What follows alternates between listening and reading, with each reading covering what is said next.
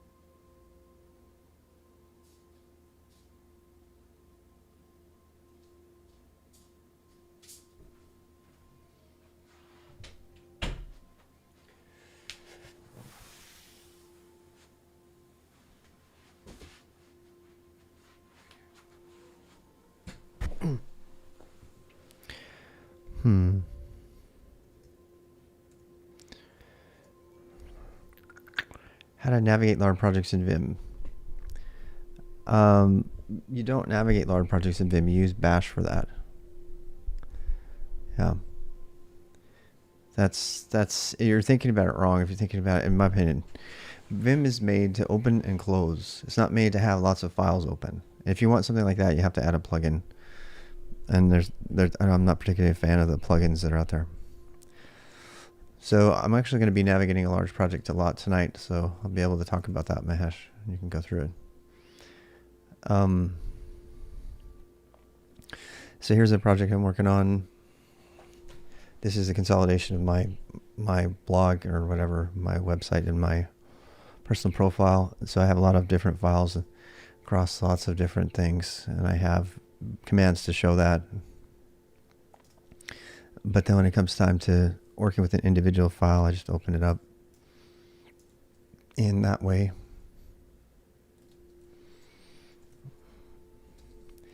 So that's how I do that.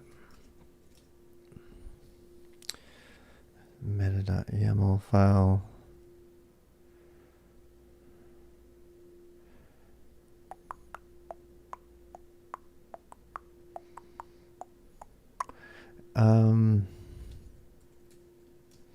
Fur.yaml.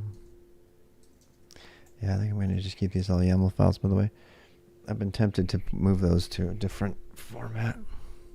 How's it going, Doppelgangster?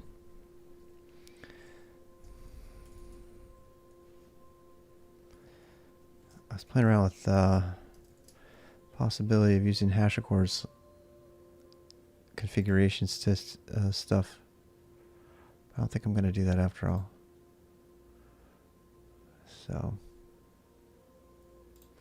So yeah.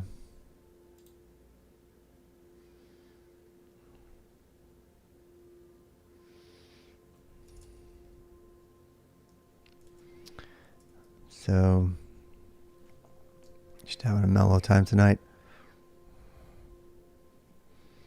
Cleaning up stuff. Refactoring the first application. Oh wow, fantastic.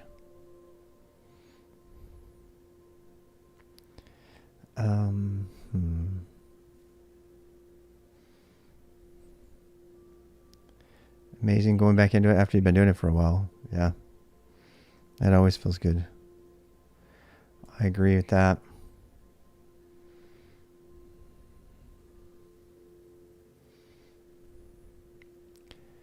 I'm metal.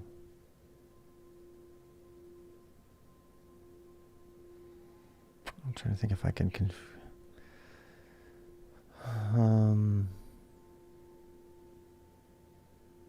articles, notes.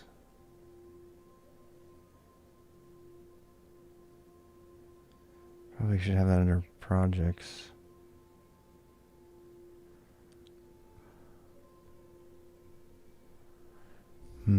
I have a problem because I always sometimes I want to take notes about a particular thing. And so I'm about to figure out a better way to organize those notes. And I want to write the thing here. Wow. No try except. Wow. Yeah, if else cascades. I love those. Because they don't nest.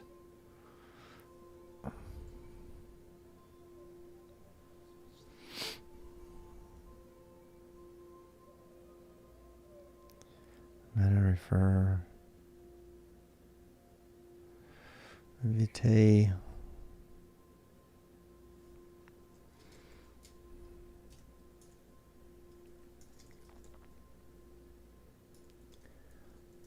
I guess that's the best way to do that. I'm going to type into assets, IMG. How's it going, Sanjal?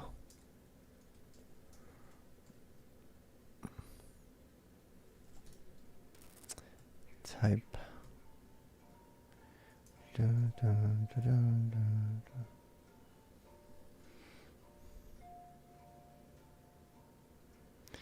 Guess I make a thing here.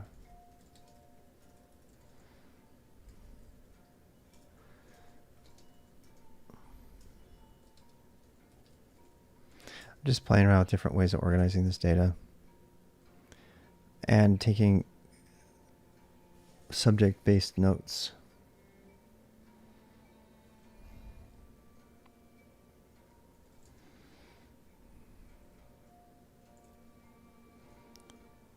ENFP.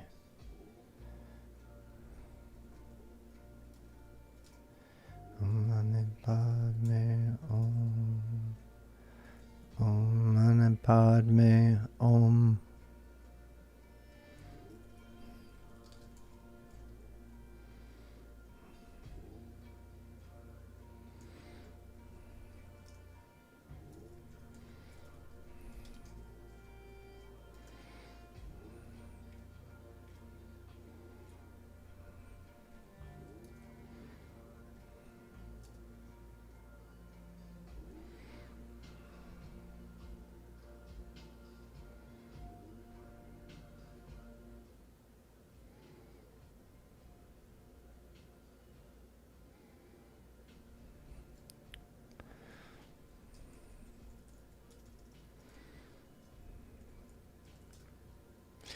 All right, make a markdown file.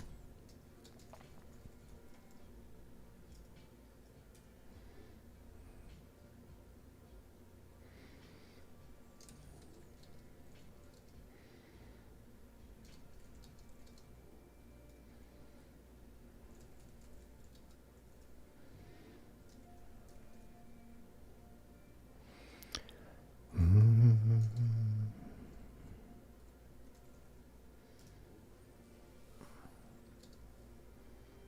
16personalities.com.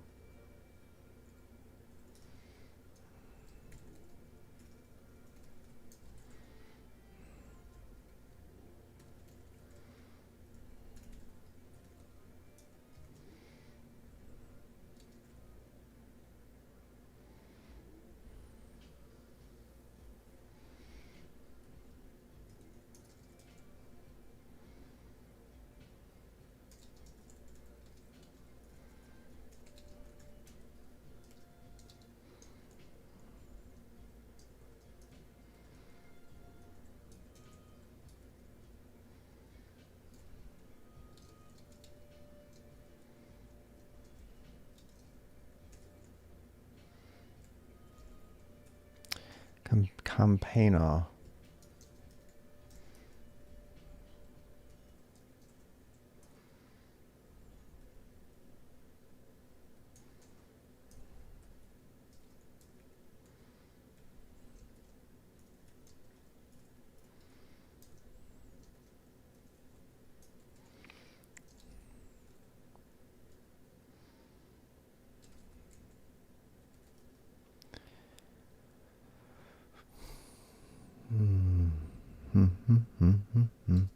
I'm just cleaning stuff up.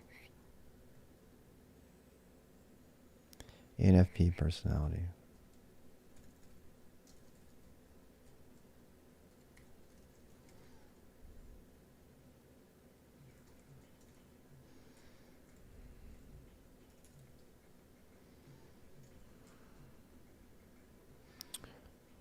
Personalities.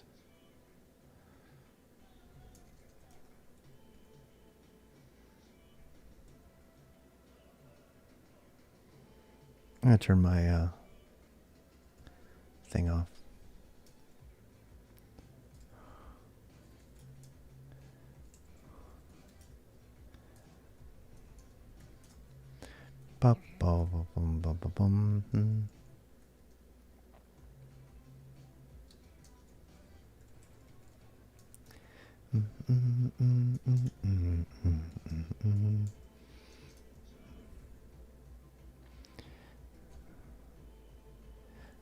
Oh, mostly hero.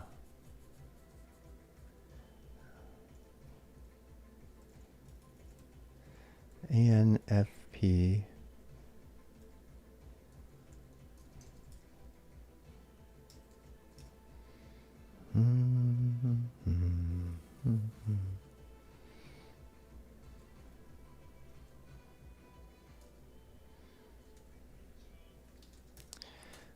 Oh, I need to turn that one off. All right, so got that one done out of the way.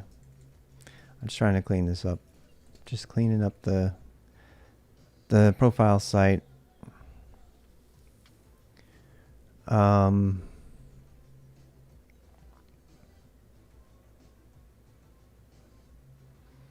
Yeah.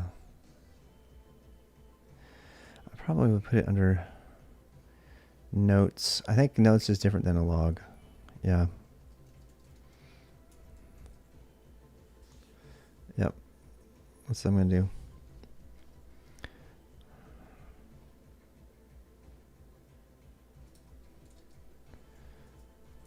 And then I'll do subdirectories for stuff in here.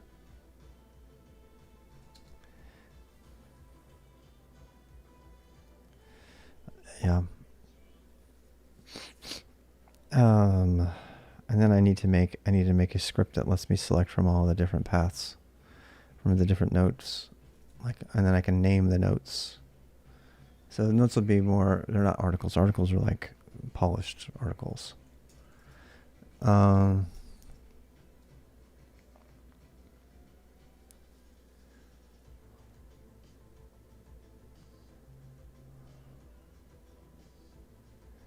Yeah. Yep, yep, yep. I think we're about ready to build this.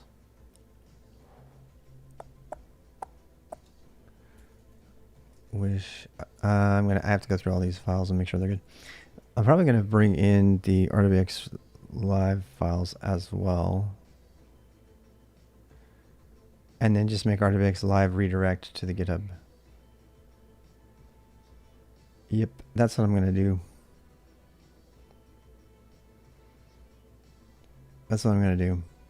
That's what I'm gonna do. I want to lock people into my GitHub, so they keep coming. Because if they know where the GitHub is, then they can figure out the rest of it on their own usually. So this is such a good song. I'm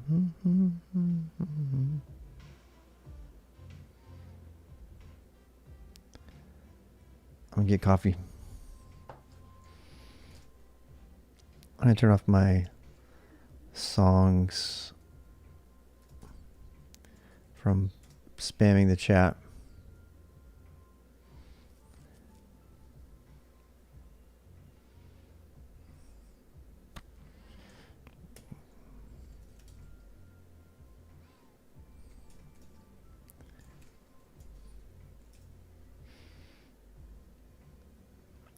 What is happening? I don't even want to talk about it.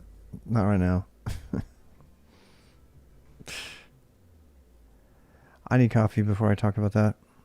By the way, I don't know. I kind of want to get stuff done.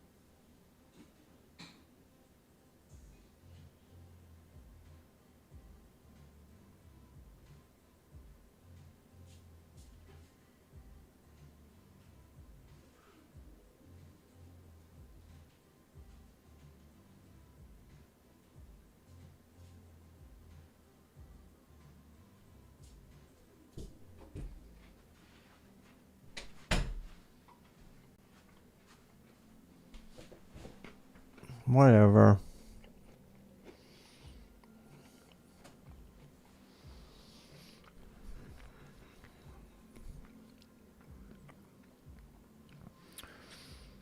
Yeah. No. You can't use single quote for double. I don't do that.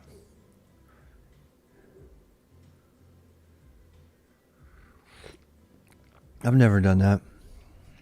I mean, it works, but it doesn't help.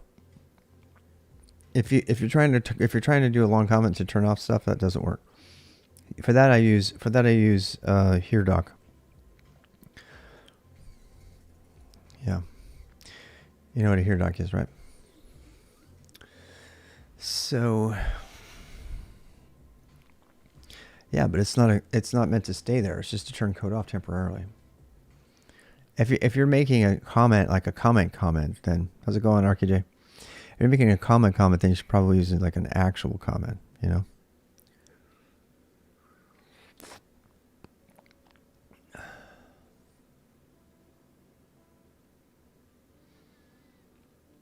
Anyway. I haven't changed the music here.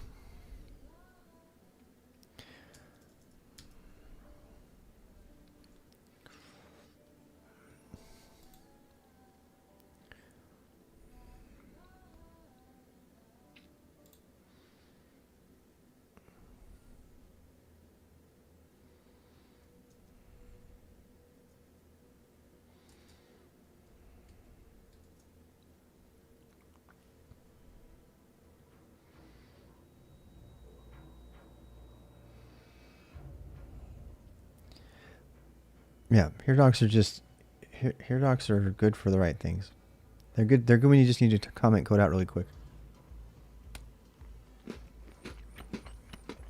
Single quotes don't work because you have single quotes in there all the time that mess it up.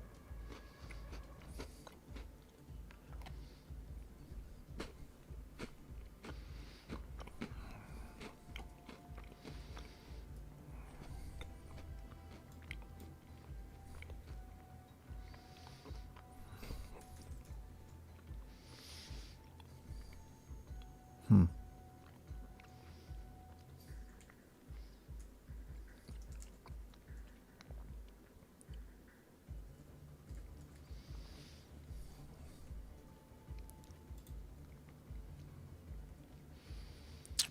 Red Hot Chili Peppers radio.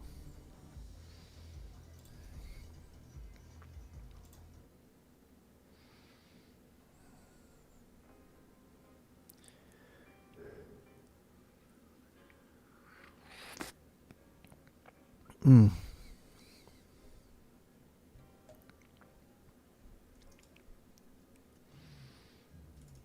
Moin moin.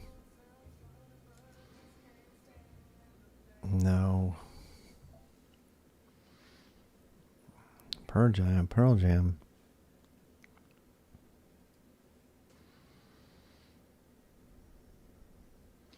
I don't want Pearl Jam. I want.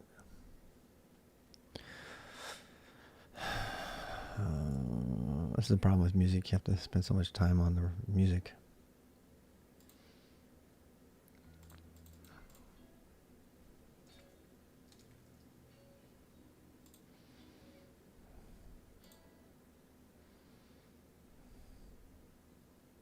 Merch.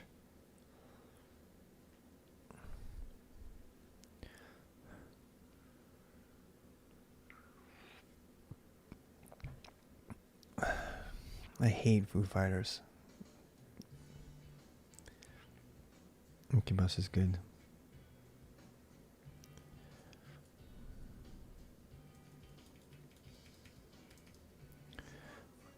Boo boo.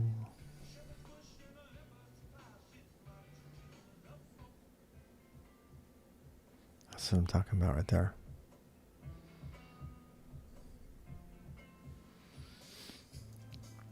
Mm-hmm. Mm-hmm. Such a sound snob.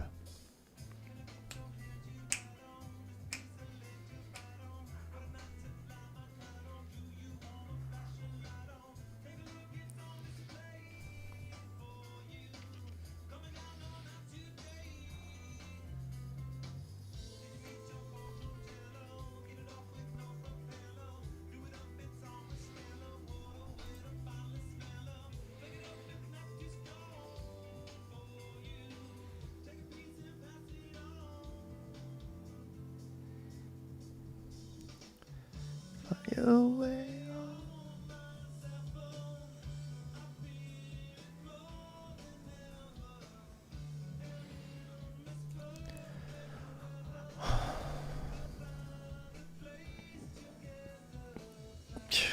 I don't like them. I've never liked them. They were the beginning of the end of grunge. They were the first band to start selling out like really bad. Plus they're kind of assholes. I mean, like,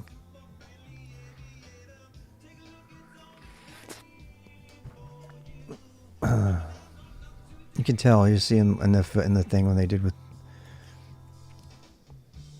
what's his face.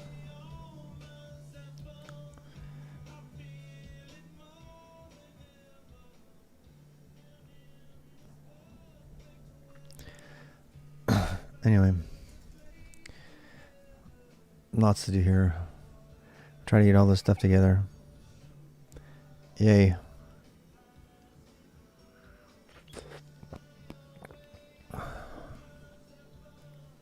Wow. It's pretty amazing.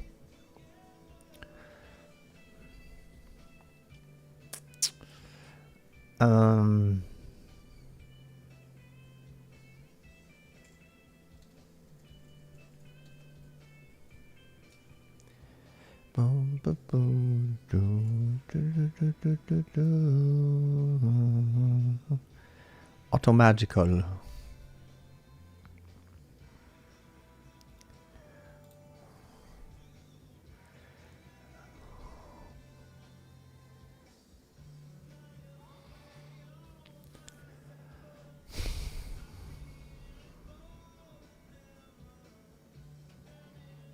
Excellent.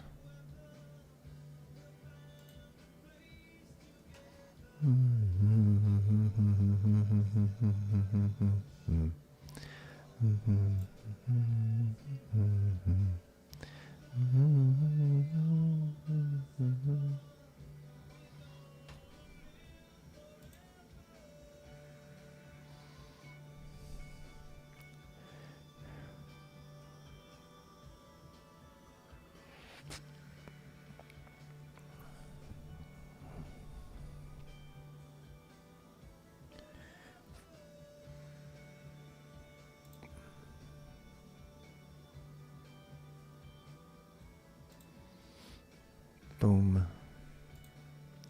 Crash, bang, boom.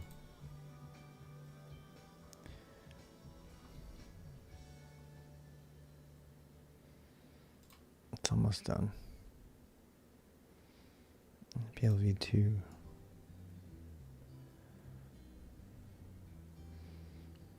Road tripping.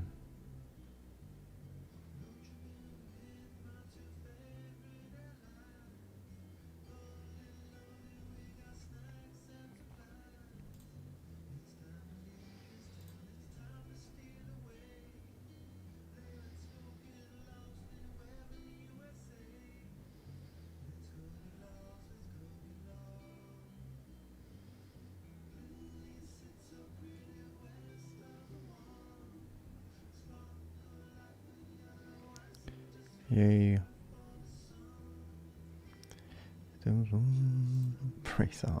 Raytheon Technologies can bite me.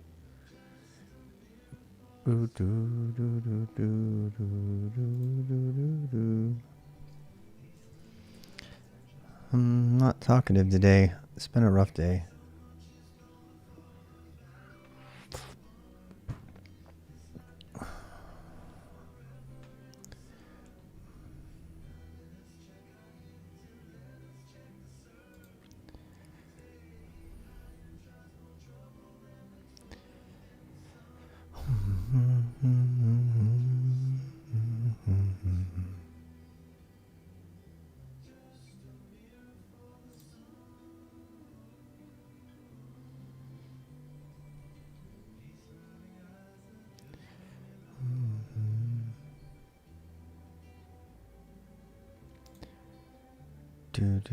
I'm just checking how links work here.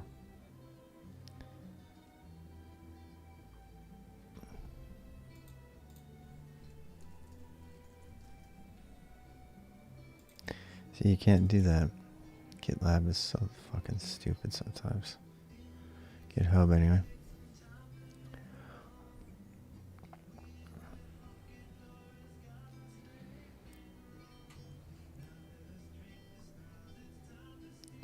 Yeah, I think I'm gonna make. I don't even think I'm gonna make a fancy profile site at all.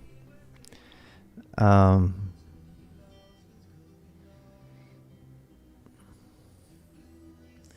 make ROMs that'll go to my blog, but I'm not gonna do anything besides that.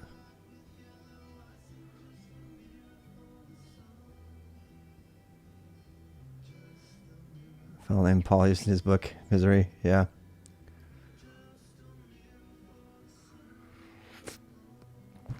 Kind of is.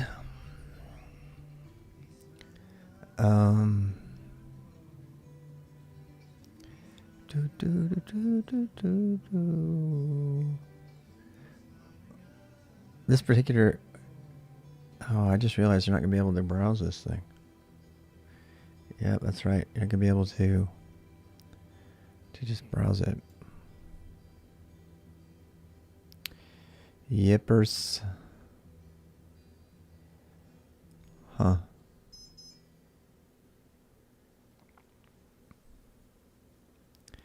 Interesting.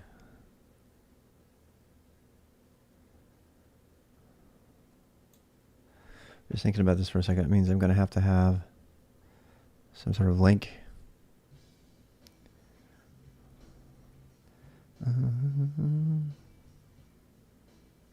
Should probably put the links at the top.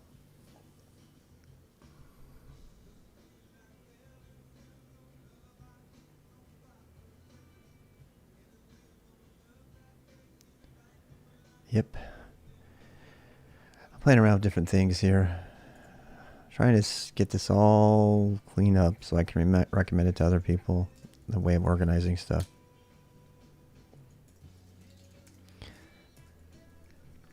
I do need to make a menu up here for sure.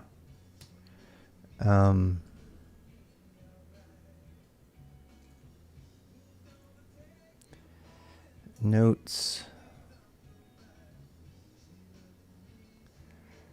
Notes and what? How's it going? Notes.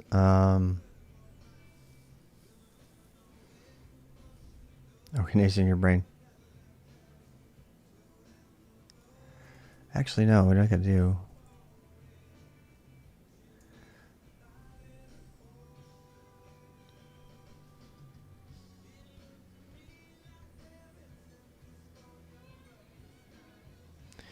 I think that's already a thing. I don't think. Yeah.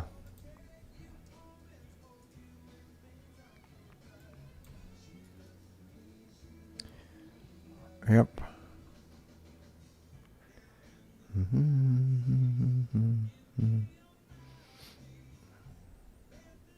Yeah, I don't even think I'm gonna do that. I'm gonna start putting out.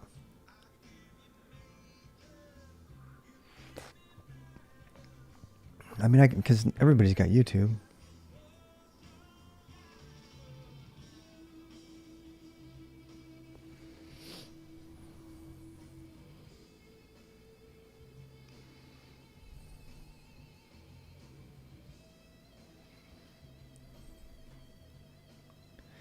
Yeah, I think I'm gonna just put everything on GitHub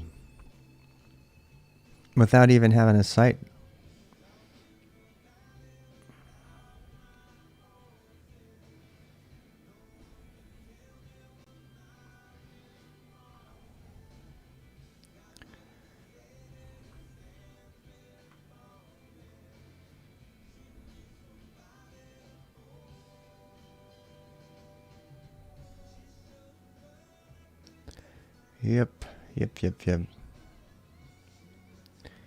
Yep. I mean, no, what I could do is I could make this whole site into Artifacts Rob Live, because that's pretty much it. And then Rob's will just like redirect into that.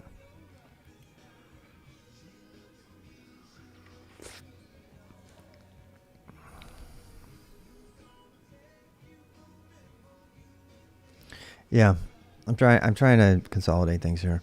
Artifacts.gg is still going to remain a separate knowledge base. So, yeah. Yes, but you have informative YouTube, not just reposting their favorite content. Thank you. God knows I'm trying to do that.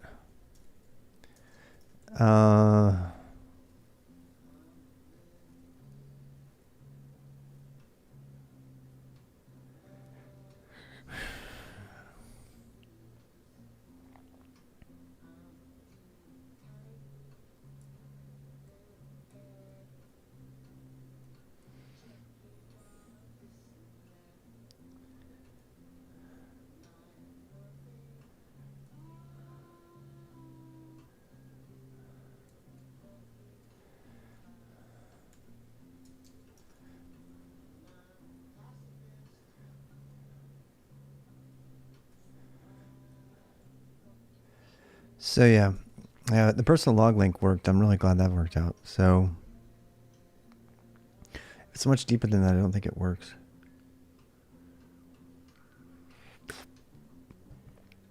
Including a personal log.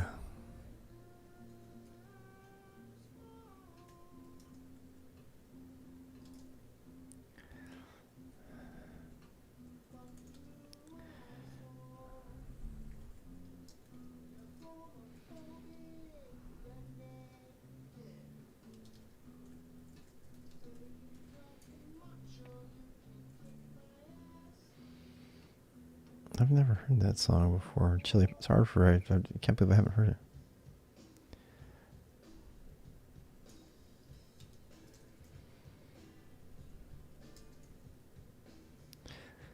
Come on, my book, life of Indiana.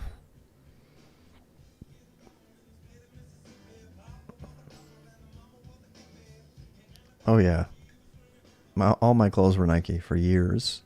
Even after I quit, I had Nike clothes for like 3 years. That's all I had. Yeah, we would come out once a year. We could take other people there, and our friends would like try to smooze us all year to try to get their Nike pass. Yeah, they could go. We could take two friends into the Nikes. Everything in the Nike store was 50% off. Everything, and we're talking about like, and it was brand new stuff. Some of it was secondhand, but most of it was brand new. It's insane.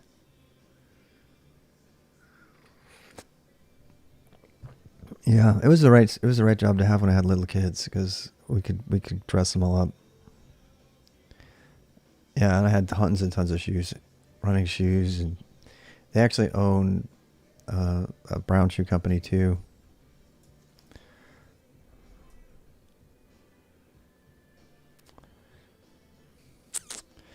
Um,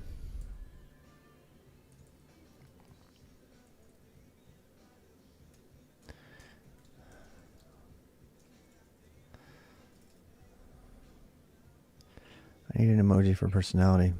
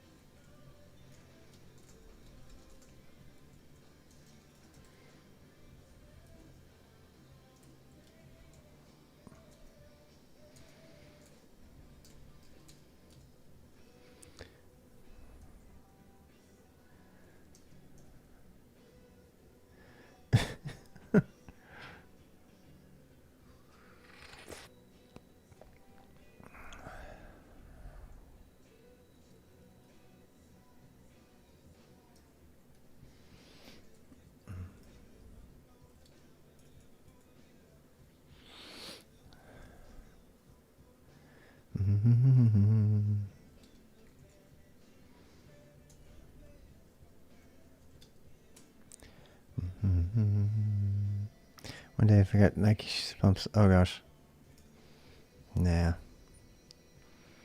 they're not even good shoes. They're designed to go bad really fast so they can buy more. It's Nike's a shitty company. They're one of the worst companies on the planet. Top 10 easily. You know what though? I was just like all the people that work at Facebook. I didn't care because I was having fun. I was athletic. I got a lot of free stuff. I found ways to justify working there. That's what you do when you're young. When you're young, you don't. At least I was when I was young. I didn't think about what I was doing, how it was going to affect the world, and what impact it was having on the world. It was a good job, and I was happy to have it, and I was excited by all of it. Looking back now, I would never take a Nike job. I'd never take one. I actually even made software for Phil Knight and the gang to have huge conferences with everybody that worked at Nike at the same time, so they could talk about labor relations and stuff like that, and deal with it and get everybody happy and stuff. I was in the room with Phil Knight and the group. I was helping director of information, internal communications, handle all these major issues for everything that was going on in the company. Some of the athletes that I got to meet and help out and blog with, everything they were doing. We didn't blog with this one, but they caught her doing drugs, and then there's the whole fucking Lance Armstrong shit. They made a building after him, and then he comes out. Turns out he's a major fraud for 7 fucking years. He's been blood doping and lying and shaming everybody else who did it. It's such a horrible company. Nike is the epitome of like really, really bad crony capitalism gone wrong. And I worked there for 3 years, and not looking back now, I'm like, people would just say, "Oh, it was a good company. It was fun to do this and that."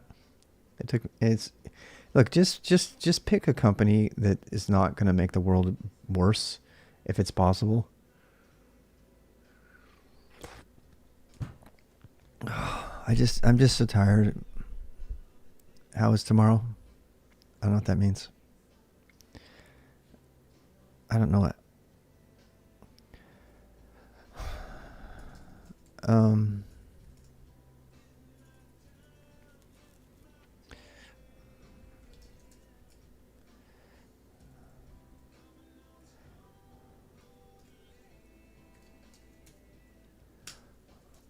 I have no license here. I'm gonna add one. I'll add a Creative Commons one.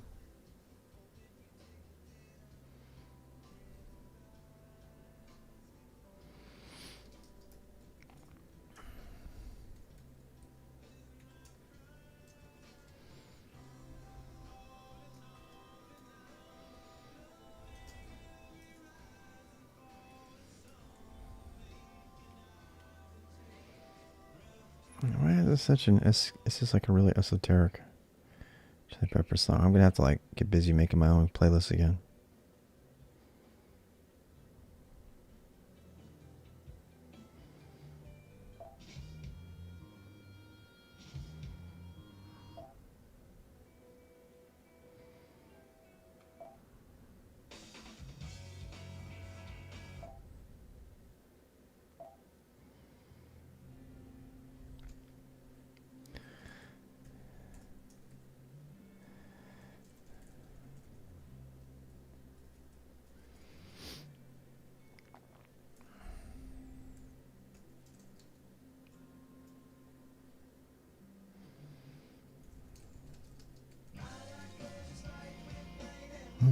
It's my aeroplane.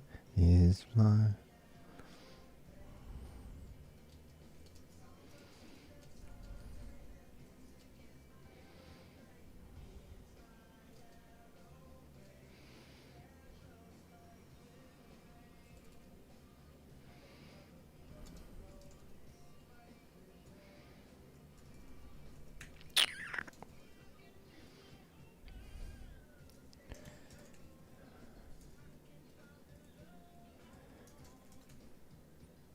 Are you really?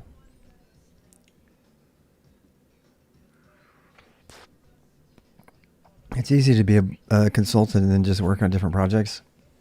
Yeah. I mean, you're still helping them out, right? I've thought about being a consultant for that reason. I have. Um,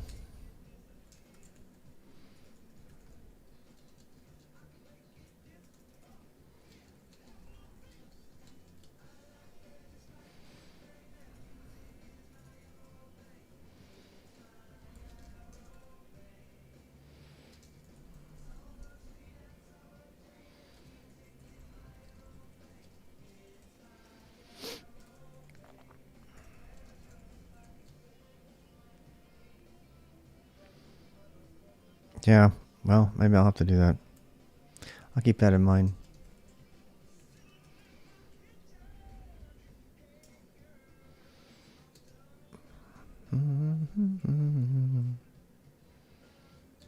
Creative Commons by SA.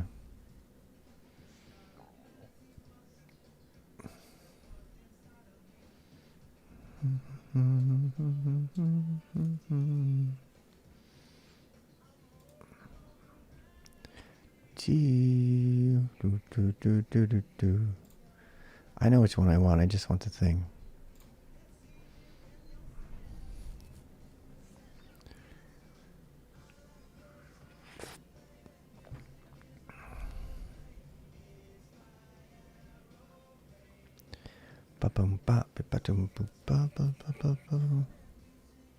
Have a web page.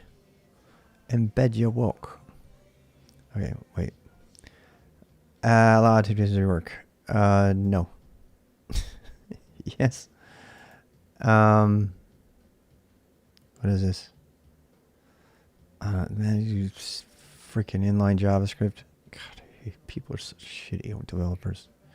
Allow commercial uses to work. No. This is not a free culture license, people. Oh, I'm so sorry. Um,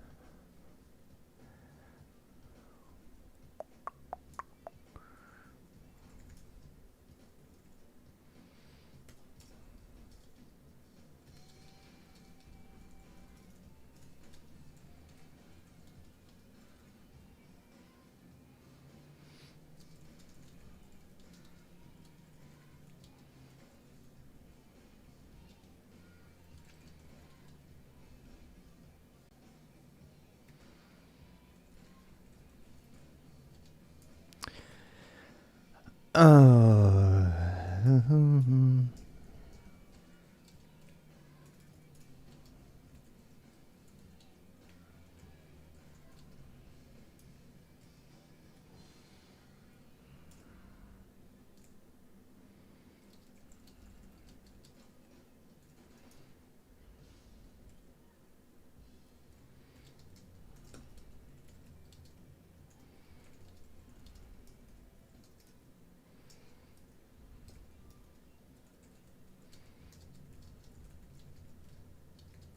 I'm not in a good mood. It's probably a bad time to write.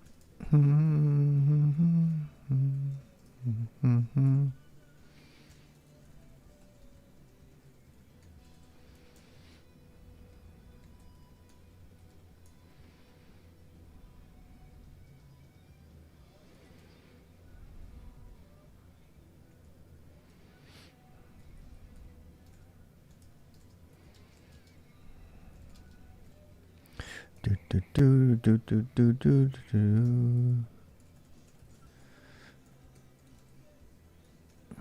I don't know this song. There's like so many songs I don't know from them right now.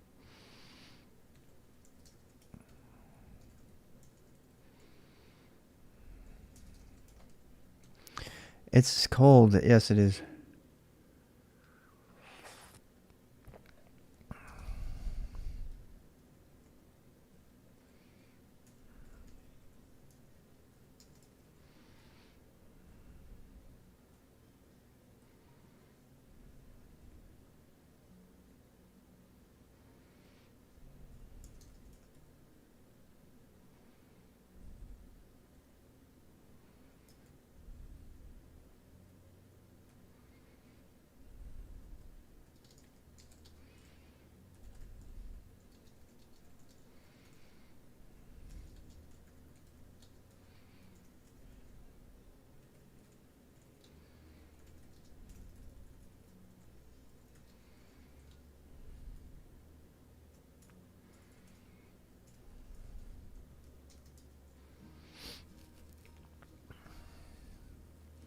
You know what I'm going to make? I'm going to make a stories repo.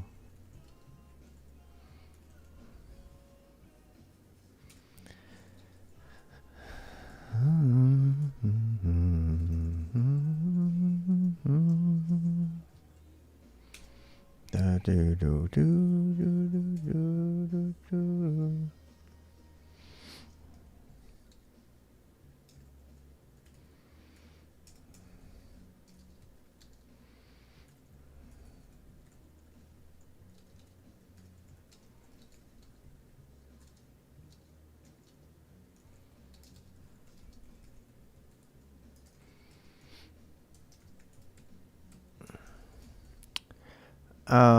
Like that one time that I got completely and totally plagiarized.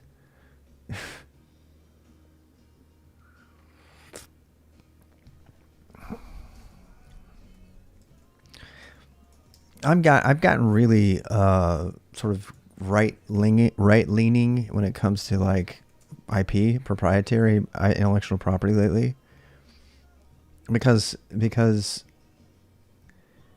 I've been totally raped by the system for giving away my shit for free, and I'm kind of in a bummer mood right now because of it. I go back and forth through these kind of things. Sometimes I'll like give everything away, and then I'm like, no, nobody can have anything. Hey, Dark Moon. So yeah. Anyway, I'm just writing and cleaning up my profiles and moving my sites together so I can start submitting it with resumes.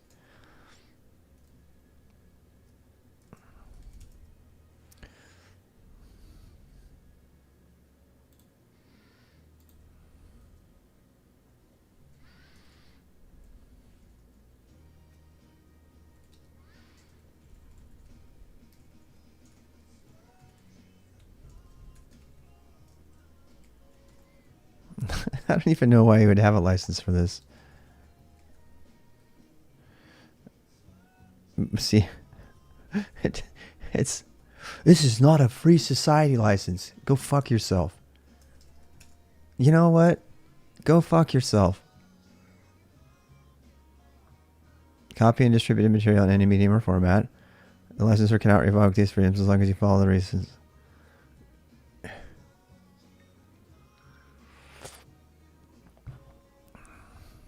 I'm tired of being shamed into giving away my life's work and everything I create for free. I'm sick of it. You don't do that to doctors. You don't do that to other people.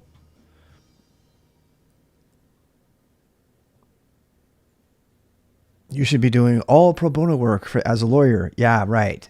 Let's see them do that. Somehow software engineers and developers are expected to roll over and like be good people for the sake of humanity. You know who else does this? Teachers. This is why I'm so pissed right now. Teachers get shit on all the time. Oh, you should have the parents pay for all the equipment for your stuff in your classroom. You know how many teachers spend over $10,000 on equipment for their own classrooms because they know it's never going to get it from the system? Because they're good people and they've been shamed by everybody else who's doing that? I've had so many people use my writing. There's the two main ones are this guy who was bucking to become some senior manager at Nike. He lifted my idea. I wrote a proposal. He wrote my exact same proposal. Every single fucking word, put it out, sent it out, spammed a whole bunch of executive managers at the company, took my name off of it, and my manager saw it and she goes, "You need to come look at this." And I looked at him and Barb, I just was flabbergasted. She just laughed. We were both laughing and shaking our heads. And they caught him on it. They called him out on it. They had to like personally bring him aside, but he had already sent it out and they didn't embarrass him. They didn't force him to tell the whole world that it was my ideas. It didn't. Everybody knew he was a shit though. Yeah, we have online. If you can organize things, right? So anyway, I'm a little bit upset. I'm just in a bad mood right now. I'm sick and tired of dumbasses destroying our world. I am so tired of it. I am so tired of it. I came this close to becoming an analyst today. Forget about my doctor. I'm sorry.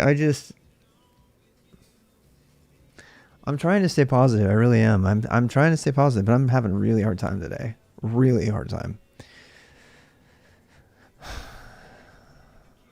Because on one side you have woke lords shaming everybody into doing everything for free and kumbaya, and on the other side you have people locking their Glocks and taking them into Congress. You know what I mean? It's like there's no rational middle ground anymore. There's no room for the foundational principles that have made us great in America and elsewhere. It's like all one or the other. You can't be in the middle, and if you get shamed for everything. So you know what my answer is? Fuck them. I don't care. I'm sorry, this is a really rated M stream, but given the circumstances today,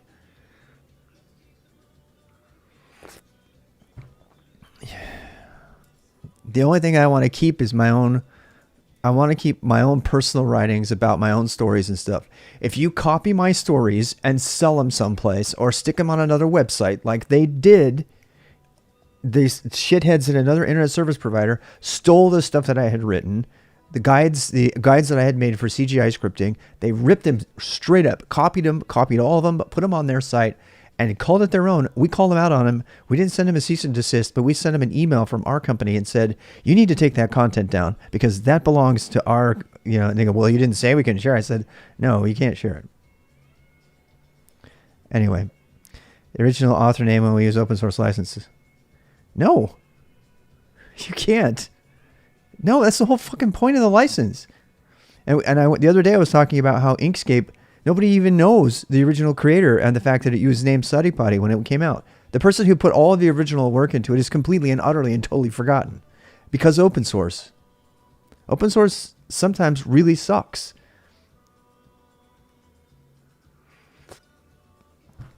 So I'm done giving away the farm. I mean, there's some things that I'm just going to be a lot more picky because here I am struggling because I didn't play the, it's my IP game.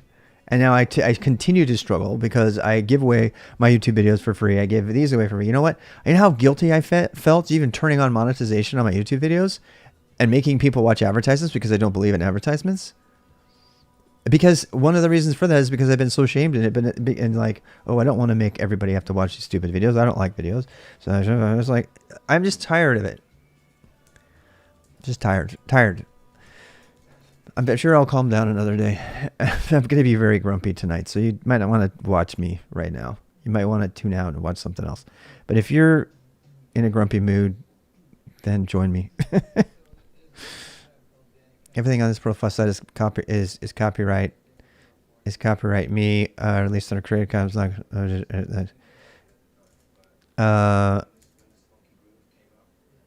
the heck is this? This is the weirdest. Spotify has really weird playlists. Now, who's going to back me? I don't have the money to sue people. It's the other thing with open source licenses. I need some Chili Peppers right now. And then I'm going to listen to fucking Green Day all day. And we can listen to Don't Wanna Be an American Idiot.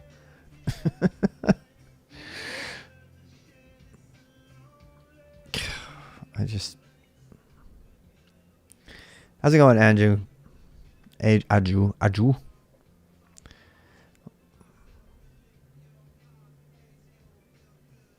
Legal terms of technology measures without legal restrictions. Notices.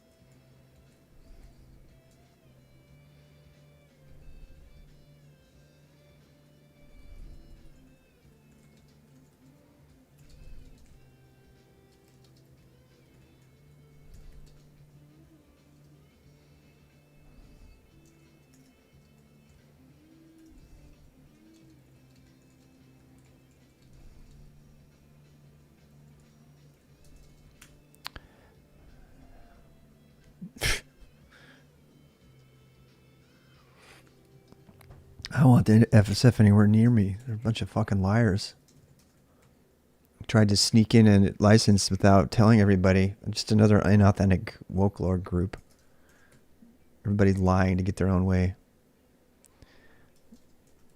I can't take it. This is old stuff. All the plagiarized stuff that's been old, but I'm sure it's already happening. Look, I want people to be able to duplicate my knowledge base and stuff. You know what I'm saying? This is the part of the problem I have here is going to be having a knowledge base that can be duplicated without anything else happening.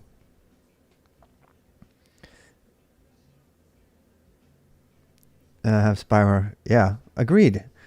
Right. Why do they have to put spyware and everything? Why can't we just if everybody could just like, first of all, pay for stuff that they value, and secondly, not try to cajole them out of other things like their identities and stuff. Like if they actually just, if we had honest commerce, plain up, straight old honest commerce, we would all be better off. Yeah. Well, that plagiarism is, I mean, it's stealing. Yeah.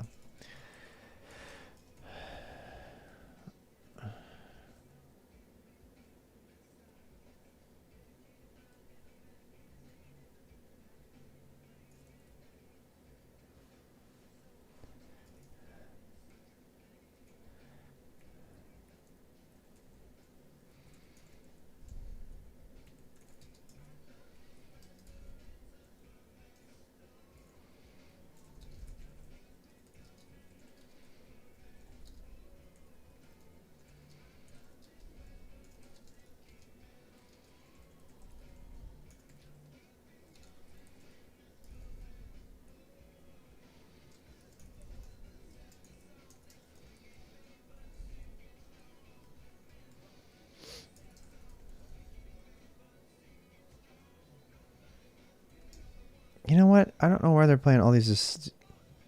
They're playing a bunch of shitty Chili Peppers songs.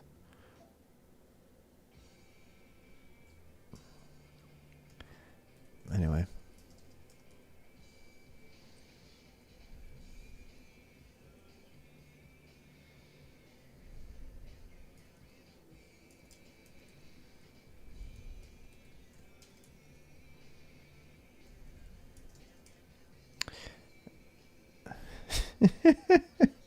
that would be cool. We do need one. Wouldn't that be great?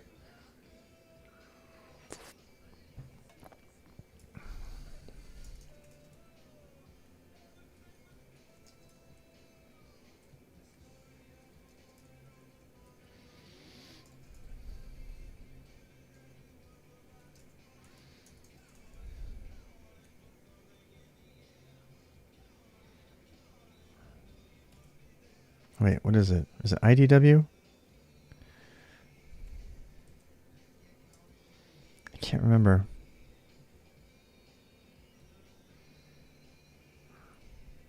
Nope, that's not it.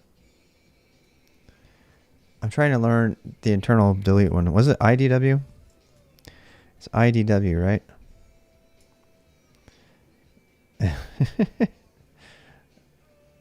What the fuck? Yeah. I forgot. It's a new Vim keystroke group I've been looking for. It's like it deletes the current word you're on from within it. It's like I think it's IDW, but I can't remember. It's not working.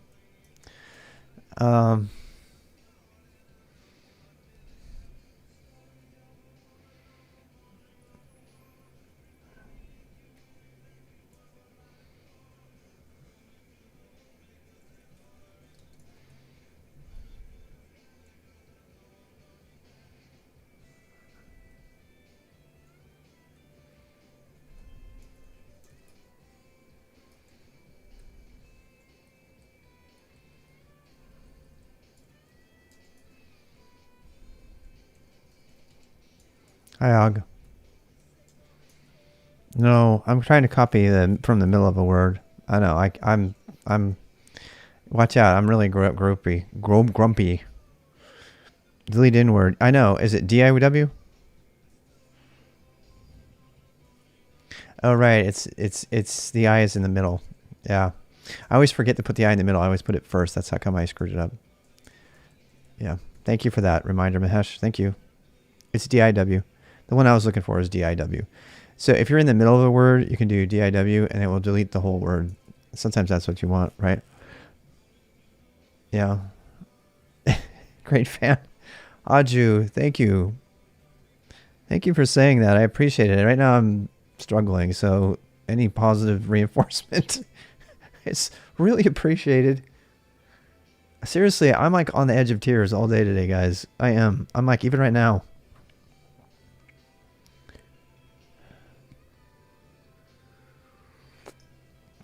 And a part of me feels like I just need to toughen up and get stronger to fight this shit.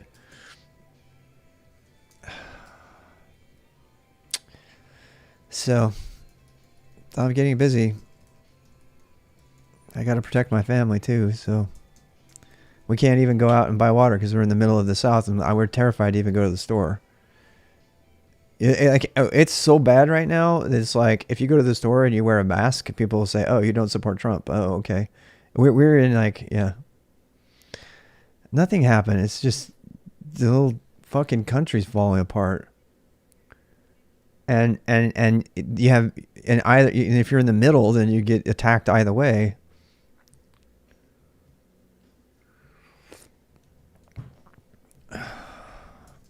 I keep having hope that it's going to get better. I do, but I'm much more hardline on a lot of things. It's going to get bad, guys.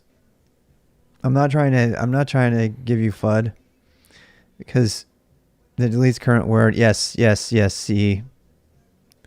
Which one is it? C, it's CIE, right?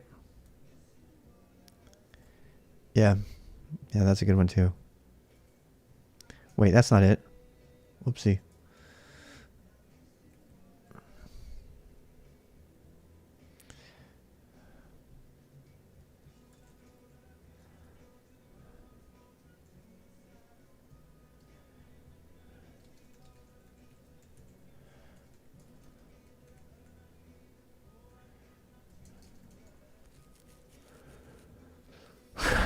I don't know what that was. Fistribution. Fistribution. It's not going away. No, you know why? The reason it's not going to go away is because what happened today in the federal building, all those really dumbass people who did that committed massive felonies en masse. That means that we're talking about these are not misdemeanor things.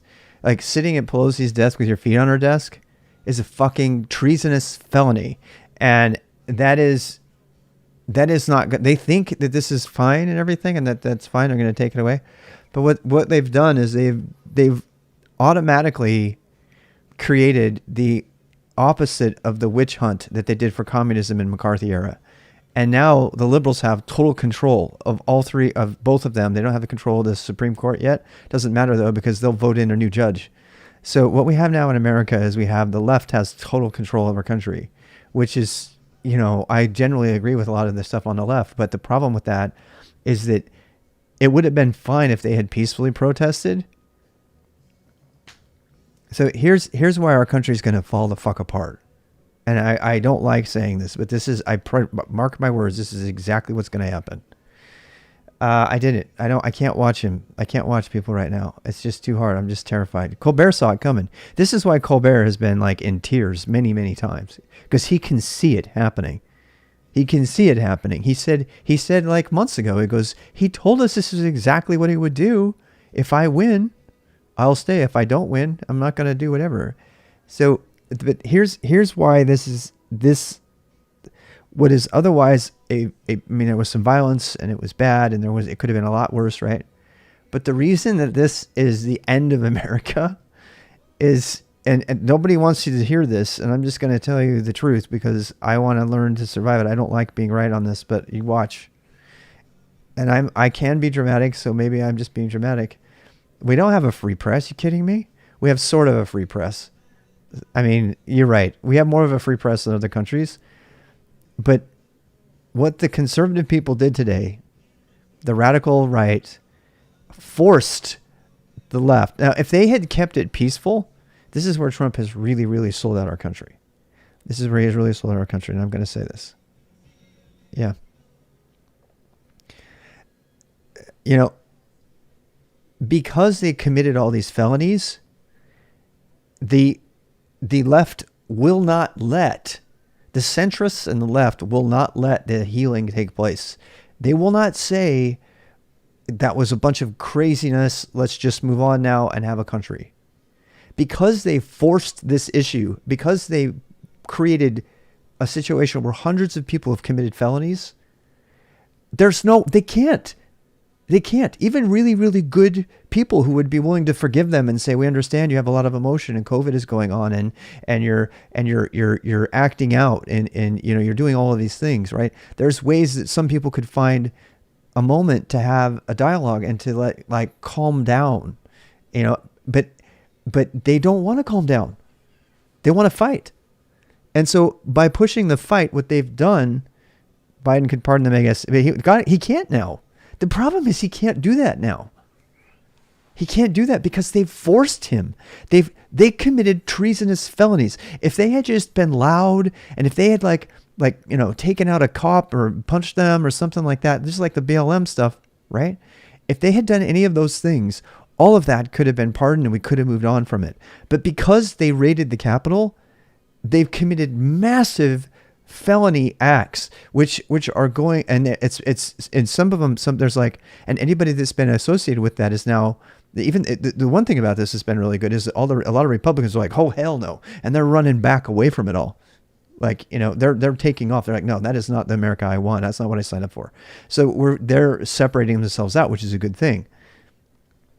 But the hard part about this is, and this is the really hard part, the hard part is that because they didn't do it sort of in a nice way, I know that's really horrible. They could have been as loud and shouty and swear wordy and all the wonderful Christian values of the right. They could have done all of those things and not committed felonies. But because they committed felonies, they've permanently forced an ongoing inquisition that's going to happen for the next fucking year or more.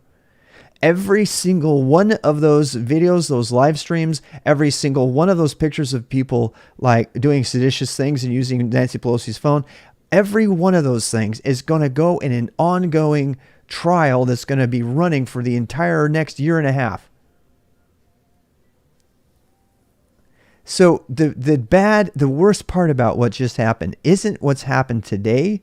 The worst part is what's going to happen for the next 2 to 4 years, because you can be sure that every one of those liberals who saw this happening, now they have all the power in the world. They can never back down. Oh, you're going to let a treasonous felon off the hook now? You're going to let a treasonous felon who pulled a gun in the Capitol building, you're going to let that person off the hook and say, well, it's time for us to heal. They're never going to let that happen, which means that there is going to, you talk about a witch hunt. You can talk about a witch hunt. Garland? You think so? I don't know, man. Garland, look, if there's anybody, I actually have a little bit of faith in Garland. I don't think Garland is going to chase them all down. I'm not saying Garland is the one who's going to do the chasing. What I'm saying is this isn't about the Attorney General. This is about the public opinion. Public opinion is never going to heal from this because they're not going to forgive this. No, they're not going to forgive it. They're going to say this is, and so it's going to be an ongoing thing, and it's going to detract from all the other press, all the other stuff that has to happen. None of it's going to get done because everybody's going to be witch hunting out all of the shitty people who did what they did today. And that's going to become the subject of our news for the next year. Because why? Because it sells more advertising. It's more interesting. How many people tuned in to watch Biden's address versus the people that were jumping around half naked with Viking hats on? Yeah, the media's got to figure out something to cover, and they're already left leaning. So what's going to happen is the media's all they're going to cover is all of the inflammatory, dramatic shit that's going down in the courts to try to take down all of these people because it sells more magazine, sells more newspaper, sells whatever, not newspaper, it sells more television ads. And so we have the worst of the things all combining. We have the media that just loves to throw out everybody. The media does not care about anything but profit. The leader of CNN, he's on record saying Trump is bad for our country, but he sure is great for ratings and profit. He's on record saying that. I saw an interesting InfoSec Twitter. Until all the equipment. Oh God, I know. Dude, I know. We were talking all about that. It's like the reason. This is what's. These dumbasses who did this thing, who broke in like this, these dumbasses don't understand what they've done. They've permanently, violated the security of the Capitol, including all of the office spaces, which means that not only is there going to be massive cost to the taxpayers to restore all of that, but it means that they're going to be like, if you're look, I still don't think a lot of foreign service agents are going to be there. Look, foreign service agents have already cracked everybody. Let's just be real, right? Foreign intelligence can read every fucking email sent in Congress. I have no doubt of it.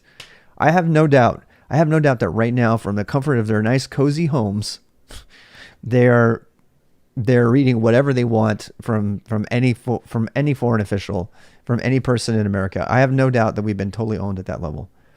So I don't think foreign intelligence would have anything to do with this. But if they did want to do this, they could just go in there and do that. But the problem with this is, even if foreign intelligence didn't do this, the real problem here is that the possibility that they did causes the people who did this thing to be at least seditious, because they literally opened the doors to highly classified congressional offices without any hope, saying we're going to take back your house. And they didn't even consider that the person sitting right next to them might not even be American.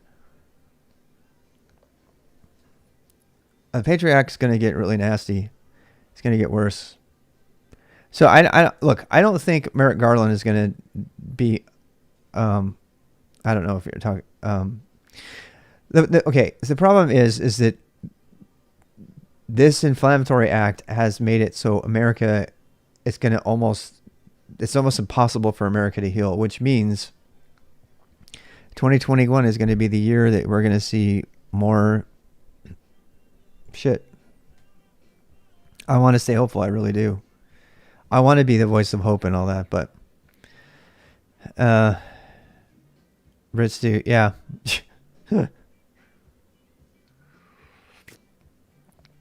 Yeah. We've been totally owned by cybersecurity. I mean, we just are a laughing stock of the cybersecurity world. I mean, we really are. We just are totally, completely owned. That last hack that we just had, that owned everybody, and China sends us all our hardware, so it's just we're done. Yeah, an eternal empire. Just saying. Yep. America can't. Oh, it's going down. Yeah, it makes me scared for my kids, because and for people that are young, and I know that there's people trying to change everything, but the way they're going about changing it, they don't realize. The biggest thing Trump did to destroy America, above all the other shit he's done, is he undermined trust in the court system. That is the single most devastating treasonous act that he has done that is going to completely. It's not just him. The Fox News and all the news media is saying, "Oh, we can't trust our courts. That's just another court." You can't have rule of law if you don't trust your court system.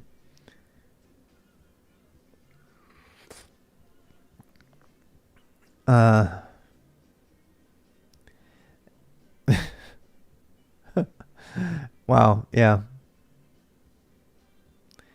A little sleep in the remaining time. Yeah. I'm telling you,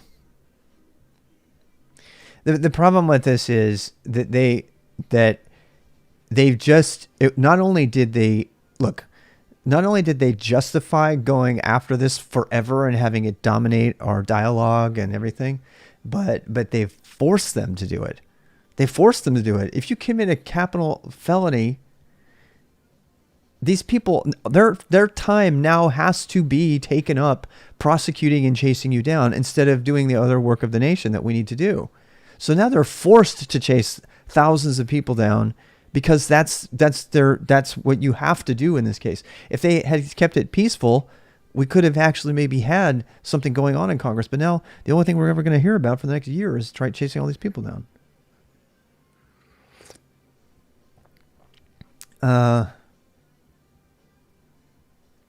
Which, you know, it's going to be, I'm just saying that that's all we're going to see. Nothing's going to get done. I mean, there's so many things that we should be focused on. Like, oh, I don't know, the 350,000 dead people in America now, right?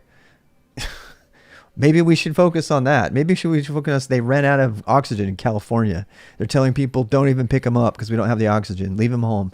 Official edict in California. Just let them die because we don't have oxygen. I mean, that's how bad it is. You know, it's like, meanwhile, New Zealand has 0 cases.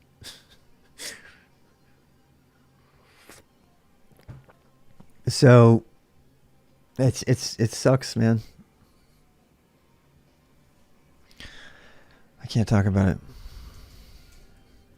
All I can do, I can't get mad and sad. We got to find people. We have to find a way to fight the good fight. And I don't know what that means. I don't know what that means. How's it going, Arizona, New Zealand? Yeah. You know, it's sad because I have people I love here. I don't want to abandon America. I have thought about going to Canada and to New Zealand and everything like that. But at the end of the day, I'm just, you know, there's a lot of really good things in America, but right now, what's so sad is I think about my family and I think about the people who actually believe this shit. And they're just victims. They're perfect. They don't even know it. They don't even know it. They are 100% a perfect match for the oppressed, as Paulo Freire describes in Pedagogy of the Oppressed. They have no idea they're being oppressed. They have no idea. They're completely clueless. They're the worst kind of the oppressed. They're shouting, "Take back our house! Take back our house!" They're spouting the rhetoric of their cult leader, and they don't even realize it. And there's no way to help them realize it. If you go in and try to tell them you're just being a cult, you're oppressed. You don't even see it. If you go in and try to tell them, they won't see it. There's 2 types of oppressed: the kinds who like quietly don't do anything and go about their business, and those who are controlled by the oppressors, who don't even know that, and they're fighting for the oppressor when they think they're not, and they're just totally puppeted out. And that's exactly what's happening. Trump is completely and totally puppeted this entire. And so actually, it's not just that these people are dumb and that I hate them. That's not it at all. It's like when I look at all of them, I'm like, they're so stupid and they're being so controlled. They're being so controlled and they don't even see it. And that includes my family. I have people in my family I can't even talk to anymore because they think they support this asshole. They're just replaced one cult with another one.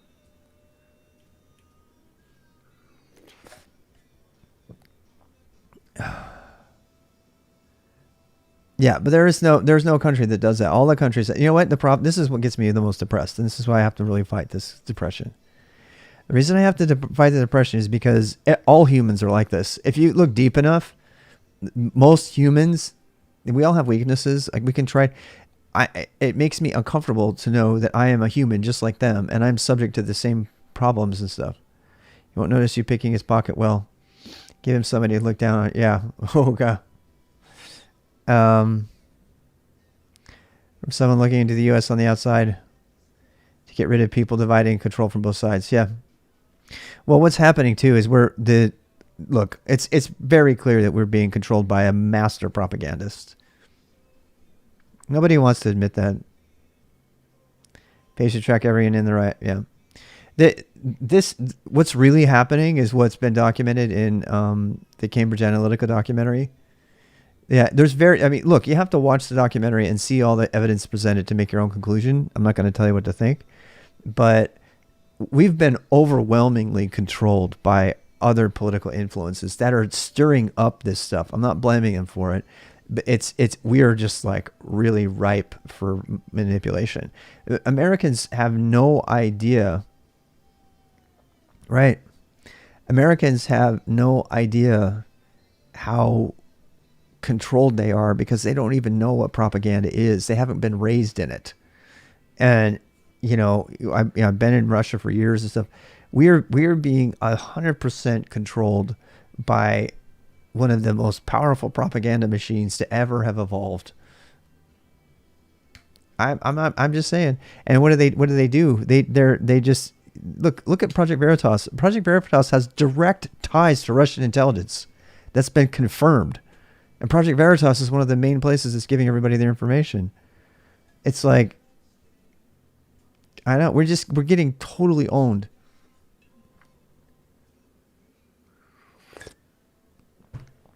So I don't know. And I mean, the goals of, I know Russia is full of propaganda. I know the difference between the difference between Russia and America is, in my opinion, having lived there and stuff, is that Russians more, let's see, look, not all, but percentage wise, more Russians realize that there's propaganda out there than Americans. Americans don't realize they're being propaganded to death. They have this like impervious cognitive dissonance that says, oh no, I'm not being manipulated. Oh my God, no. What are you talking about? That's your opinion. I absolutely know. There's evidence to suggest. Yeah. So we're so fucking naive that the entire country thinks it's immune from being manipulated through any kind of media in the press, while they're pointing fingers at the liberal media that's controlling the liberals. In the same breath, they're being totally controlled by calculated. If you think Tucker Carlson isn't on a Russian dime getting paid someplace, I swear to God, Tucker Carlson is on the payroll of Russian intelligence indirectly through many filtered ways. I swear to God, they are, and they will say that they're not, but Russians are more aware of it because they've been around it for so long. We don't dialogue anymore. We don't talk with each other. Yeah. Money printer. Yep. So they support. Yeah. Putin's a hero in Russia.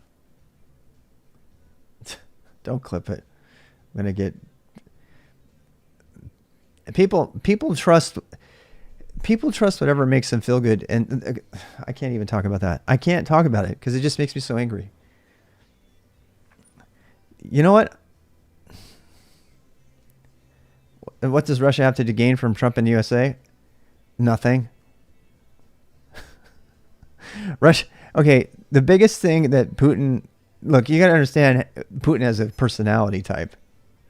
Putin was raised, first of all, I actually think Putin's doing it for spite. That's what I swear to God. I think Putin is a spiteful, I think he's a spiteful Cold War era KGB agent who is sad that America shamed the shit out of a very proud country through the end of the Cold War and all that. Putin is from that era. He's from that era. So for him to be shamed by America's capitalism winning, for him to yes, all of those things are, so that Putin cares about two things: getting a lot of money. We know that because he pretty much stole the Ukrainian oil while he was in charge of that. And two, saving face. He's very proud. That's why he walks around with his shirt on for everything. He's like, and so he came from an era of the KGB where they took away the KGB jobs. America basically gave Russia a big fucking black eye. And so now Putin is like, I think Putin would, have you ever seen how Putin treats Trump? He like, here's the ball, go fetch Trump. He treats him, look at the smiles Putin has on his face when he's looking at Trump. Trump gives him so much satisfaction. Trump makes Putin just, he just has this awesome, warm, cozy feeling every time he sees Trump. You know why? Because Trump is the epitome of failed, crony, corrupt capitalism. Everything that his generation of Russians has ever been taught to think about America is 100% personified in Trump. He doesn't care about money. He came from wealth. He is the epitome of what happens when capitalism goes crazy. And if you were, and I know enough to know about Russia from studying the generations, this is my major, to know backing Dems. Yeah, I think Putin will gain more by backing Dems, but I don't. But see, this is the thing. I think Putin is petty. He's super intelligent. Putin is a fucking brilliant dictator, and because he's KGB. But he also is very, very, very petty, and he's very powerful. And so what does he do? Oh, look at this fat fool that I can control. I can give him a ball. I can give him a basketball. He's, oh yeah, I'm going to take that basketball home. He literally throws him a ball. I mean, Putin wants to see, you're getting pissed. Yeah. So he can't take all that crap anymore. I don't want to take it anymore either. I don't either. That's why I tried not to write about it. And somebody kept asking. But I'm just going to tell you, the reason I think the Putin has to do doing all of this is because he wants to show how foolish America is. So he's like the biggest troll of all. He just wants to see America burned. Honestly, he just wants to see America burn. He has nothing to gain from it except for the shame of it. Yeah. So, it's just, and Trump is just as petty. The problem is he's a total dumbass. He's completely crazy.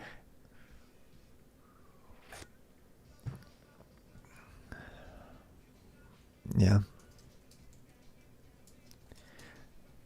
Anyway, so I'm going to write some code here. I'm actually going to write a little bit of code to have some fun with this. So this is a thing I need to chop up. Chop me up. I'm going to write a little bit of Go code to chop up this into separate things. So I have all these entries that I want to extract, and this is going to take me a while, but I need to do it. So I'm going to go ahead and do it. It'll be faster to write code to do this than to actually do it by hand. So my goal here is I have tried many different approaches to blogging and writing notes over the years, many different ones, and originally I did not like the idea of Cobra sucks. Don't use it. Use the CMD tab. Look, at least try mine, okay? If you're gonna try it,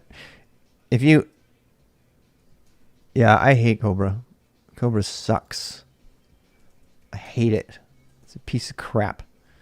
Look, make sure you look at it. Here, I'll show you. GitLab. Mine is not finished, so at least try it and see if you like it. Okay. And it's missing. The only thing it's really missing is I need to finish some of the built-in documentation with Cobra sucks. About tech companies silencing Trump.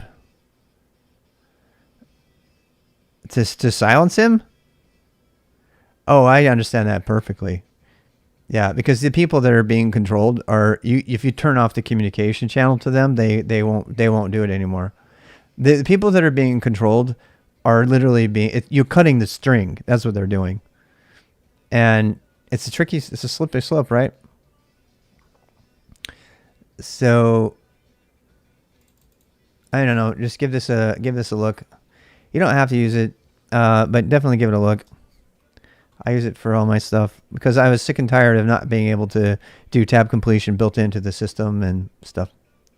Yeah.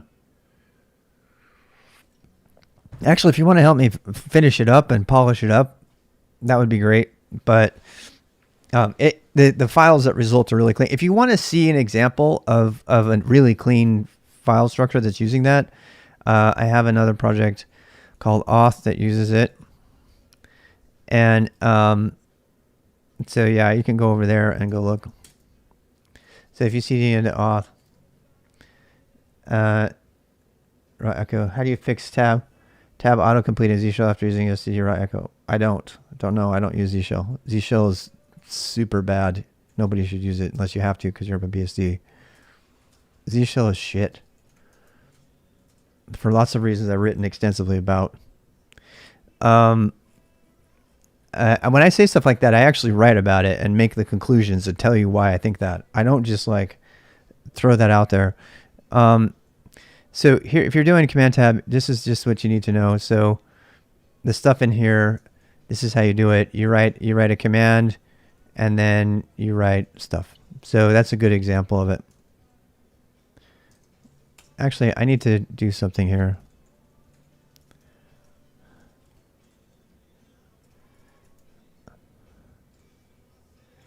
CMD tab. Z Shell sucks. Fish sucks too. All right, show me how to do tab completion in Z Shell. Oh wait, you can't. It is not. Z Shell sucks. Show me how to export functions. Can't do it. Show me how to do CD path. Can't do it. It's got so many failures. Yeah, everybody who likes Z Shell picks it for Oh My Z Shell. And if you're picking Z Shell for Oh My Z Shell, C Shell, why not? TC Shell, never bear. Yeah. I need to update some things here.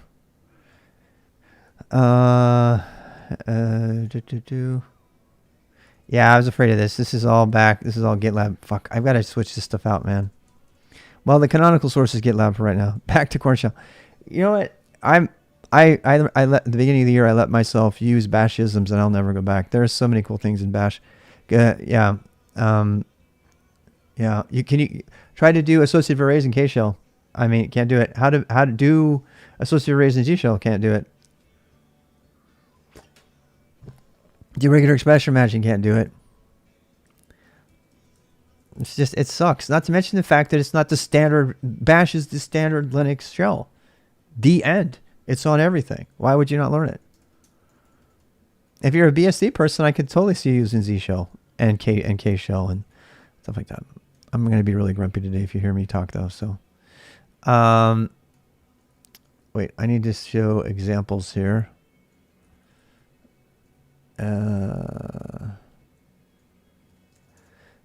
Put projects that use it.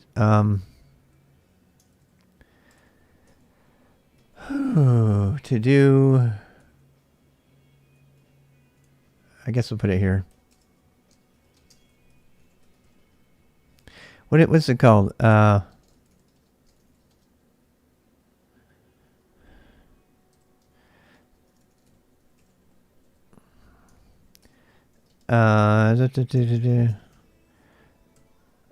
the problem is it's okay, the reason the anger comes from the same place. It comes from the same place. It comes from people not knowing. I am just tired of people not knowing things and not wanting to research it and saying, well, that's your opinion. I'm like, okay. Jesus doesn't exist. That's your opinion. Jesus says that I should shoot this person. That's your opinion. Let's Grump think of Go. Yeah, well, I love Go, of course.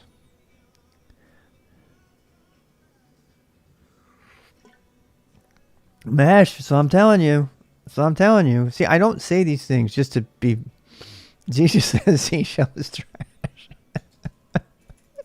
What does Allah say? Look, if I'm going to pick on one deity, I might pick on all of them. What does the spaghetti monster say? You know?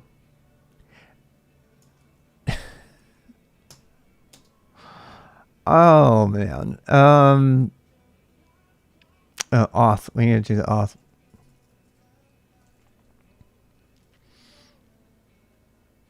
I'm going to make a link here. I need to give people ideas of projects that use them so they can look at them, see how to use it. Because there's not a lot of examples in it, so people don't know how to use it. But I always think examples are the best way to learn how to use a thing. RDBX rob /auth. What else uses it? Those other things aren't baked yet, but that's like one of them. Z-shell on the Z-shore. Ha ha ha. Oh, sigh.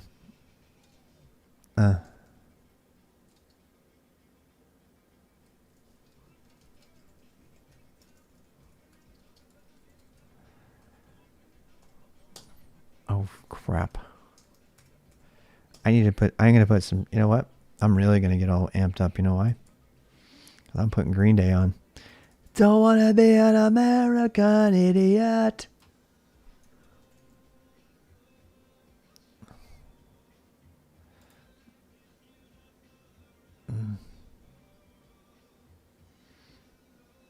Do, do, do, do. Popular basket case, American Idiot.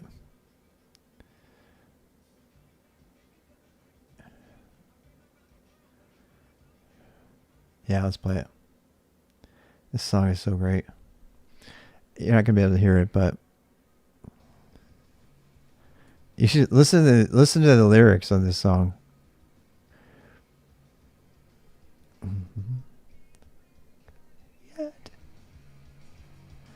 Huh.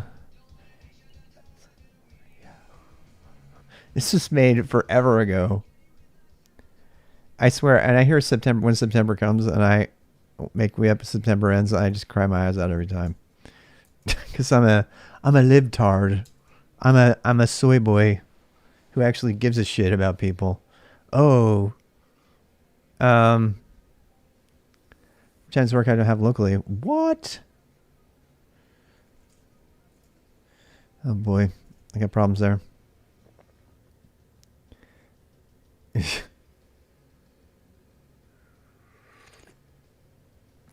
JetBrains' involvement in the SolarWinds breach? You've got to be kidding me.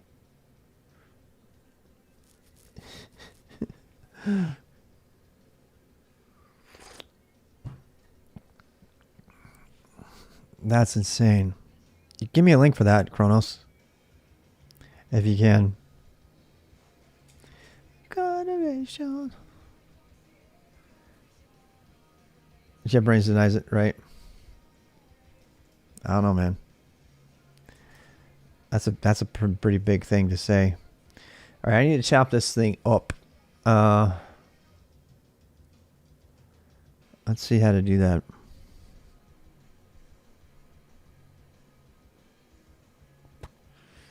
I'm trying to think of the best way to do this. I already need a library that can deal with the dates. Yeah. Mahesh is here. Hi, Anju. You think I should listen to that? America.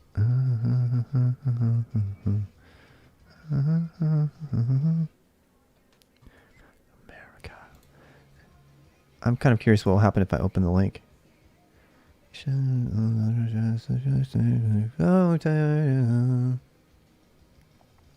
Hey, does this show up in my Twitter now? I mean my Twitch? Because I restarted. I want to see if it's working. Boom, boom, boom, boom, boom, boom, boom, boom. That's really funny. That's pretty damn funny. That's pretty cool. What the heck? It looks really funny. People are having fun, I guess. That's always good.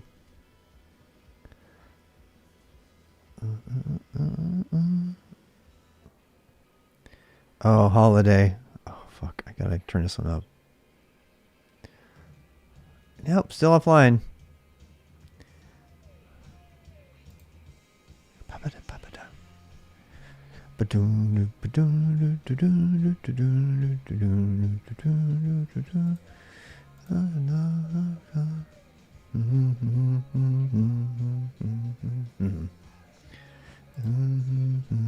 I'm not gonna play with this right now.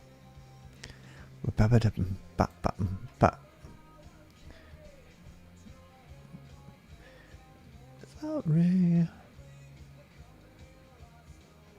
Look at these dumbasses. I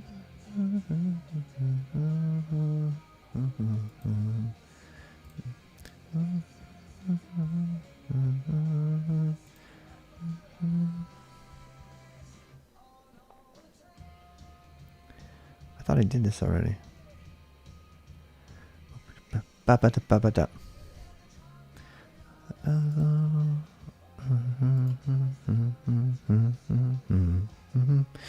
I don't know. I have no time for this. I will do that another time.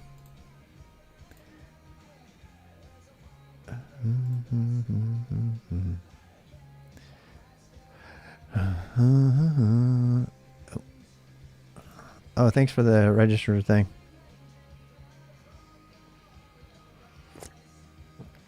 Should I listen to the whole playlist? 10,000 days. What is that about? The Saw Tool. Which one should I listen to? The Pot.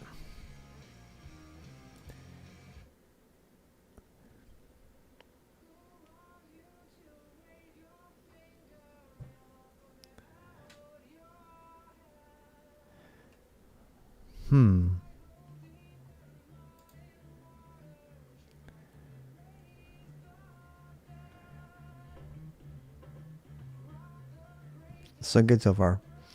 I'm just all spun up today. What am I saying? Got all this nice stuff on. I need something better in the background. You know what I'm going to do? I'm going to get rid of the fireplace.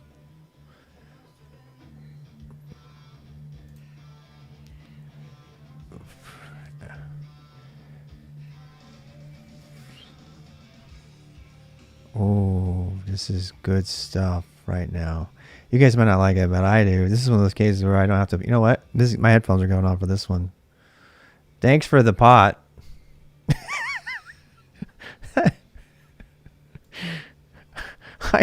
I didn't even mean that to be a joke. As soon as I said it, though. Wait. This is hoodie stuff, man.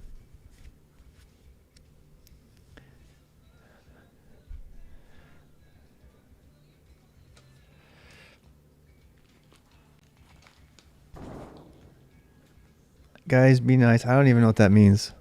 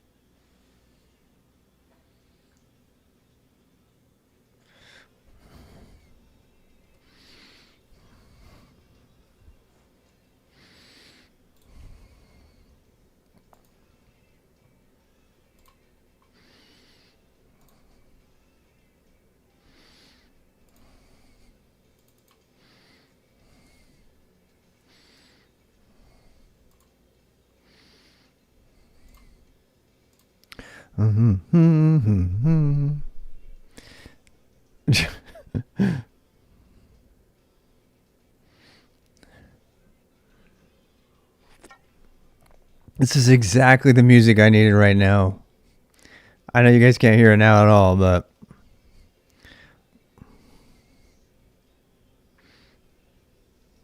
I'll show you. You know what I'll do? I'll put my thing back on.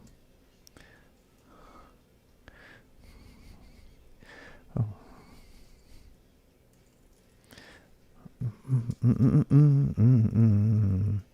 Okay, I need to chop this thing up, so I'm going to write some code to do that. But I'm trying to decide what language to do it in. I could do it quick in Bash, or I could do it. The thing is, okay, so here's the task at hand. The task at hand is I need to get this file all chopped up nice and pretty. I need to parse out these lines, so well, it's not too hard to just get the lines out.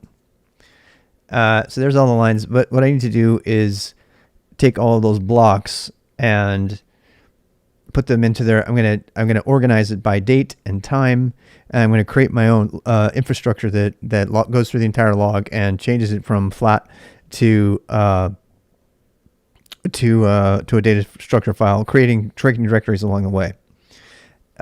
So this is the reason that this is a.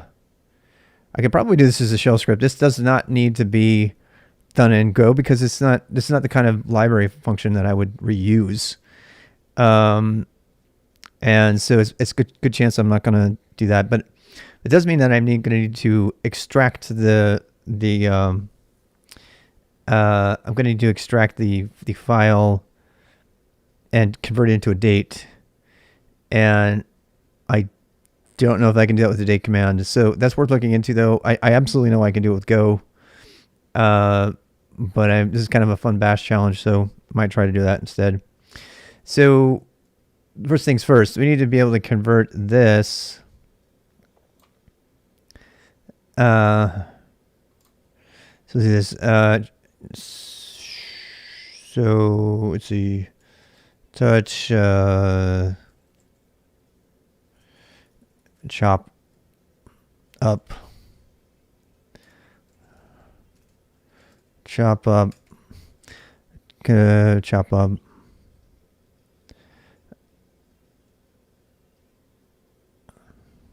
Yeah. I don't like Try Hack Me at all. I hate it.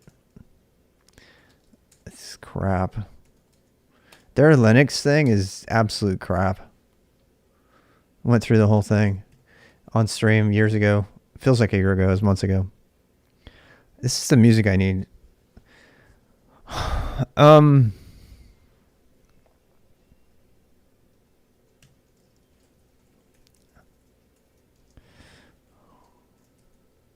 Shebang, what am I doing? What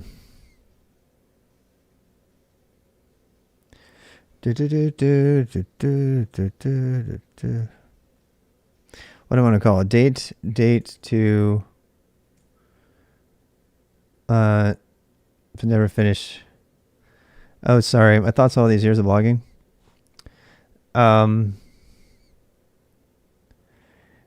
The thoughts on blogging are that you I don't care if your note is one line. Two main thoughts on blogging. All right. In fact, I'm gonna write about these while I'm doing them because it's something I really wanted. This is my notes. Well, now my notes are all. I need to chop them up. So turn this music down a little bit. All right. I like this music. Who is this again? I love it. Thank you for suggesting it. All right, so I got to write about this.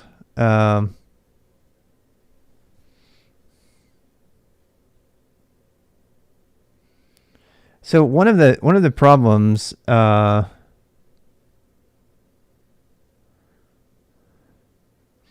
One of the problems I have always had. I'm just going to kind of put it out there, and I'm going to write about it. First of all, it's really, really important that you write notes and blogs and stuff like that for yourself. If you're not doing it, you're going to forget it. It's the way every autodidactic practitioner has ever done anything, technologist, and so it's a good idea to do it. Well, do you do these big long? So I'm actually struggling right now because I want to be able to put these notes. I want to be able to put these thoughts into something, and I'm actually struggling about how to do it right now. And I've got at this point I've got over like 2,000 knowledge nodes. Not to mention like blogs for going all the way back to like the 90s. And this is all content that I kind of want to organize. I've been wanting to organize forever because it's important as a history. Not to mention to be able to search and everything, which is the whole source of my whole knowledge base thing. And so what does that mean? So there's basically, and this is what it's come down to. For me, what it's come down to is there's different things that you want to write. You want to just jot down quick little reminder notes. You want to jot down like log entries, reminders, to-dos, and there's a bunch of like overreaching tools to do this. Emacs people are always telling me to use org mode. I think fuck that. So, you can just use files. You want to use files anyway because you want it to be searchable by other people. You want to be able to generate. Then you want to do it in Pandoc Markdown so you can make books or PDFs out of it. You can extract that data and put it someplace else. Cut and paste your knowledge source around with ease. And so based on all of that, there are different ways. And so what I've come to realize is there's these different ways of writing the knowledge, and I call it a knowledge node. And so you have just plain old notes, and notes are literally just notes, but they tend to be topical.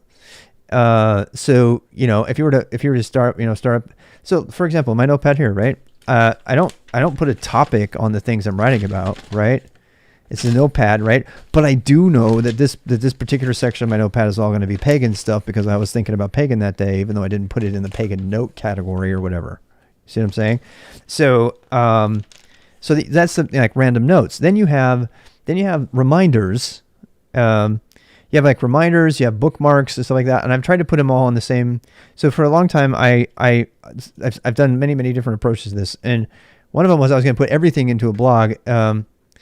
So you have reminders, you have to-do lists, you have notes that are topical, right? Sometimes that includes code. I used to call that a code book. A code book is a notebook that you can run. It has code in it that you can run. And so, I consider those notes. It's like having your little black book, but now you have it in a digital notebook that you can run. And then you have logs, and people call this. I don't use the word blog anymore because it's too confusing. Even though I probably made one of the first blogs in history for Nike to cover the Nagano Olympics. And so what a log is? A log, first of all, log implies chronology. There's like the idea of time passing. You have date stamps. You don't do some frickin'. There's no subject title.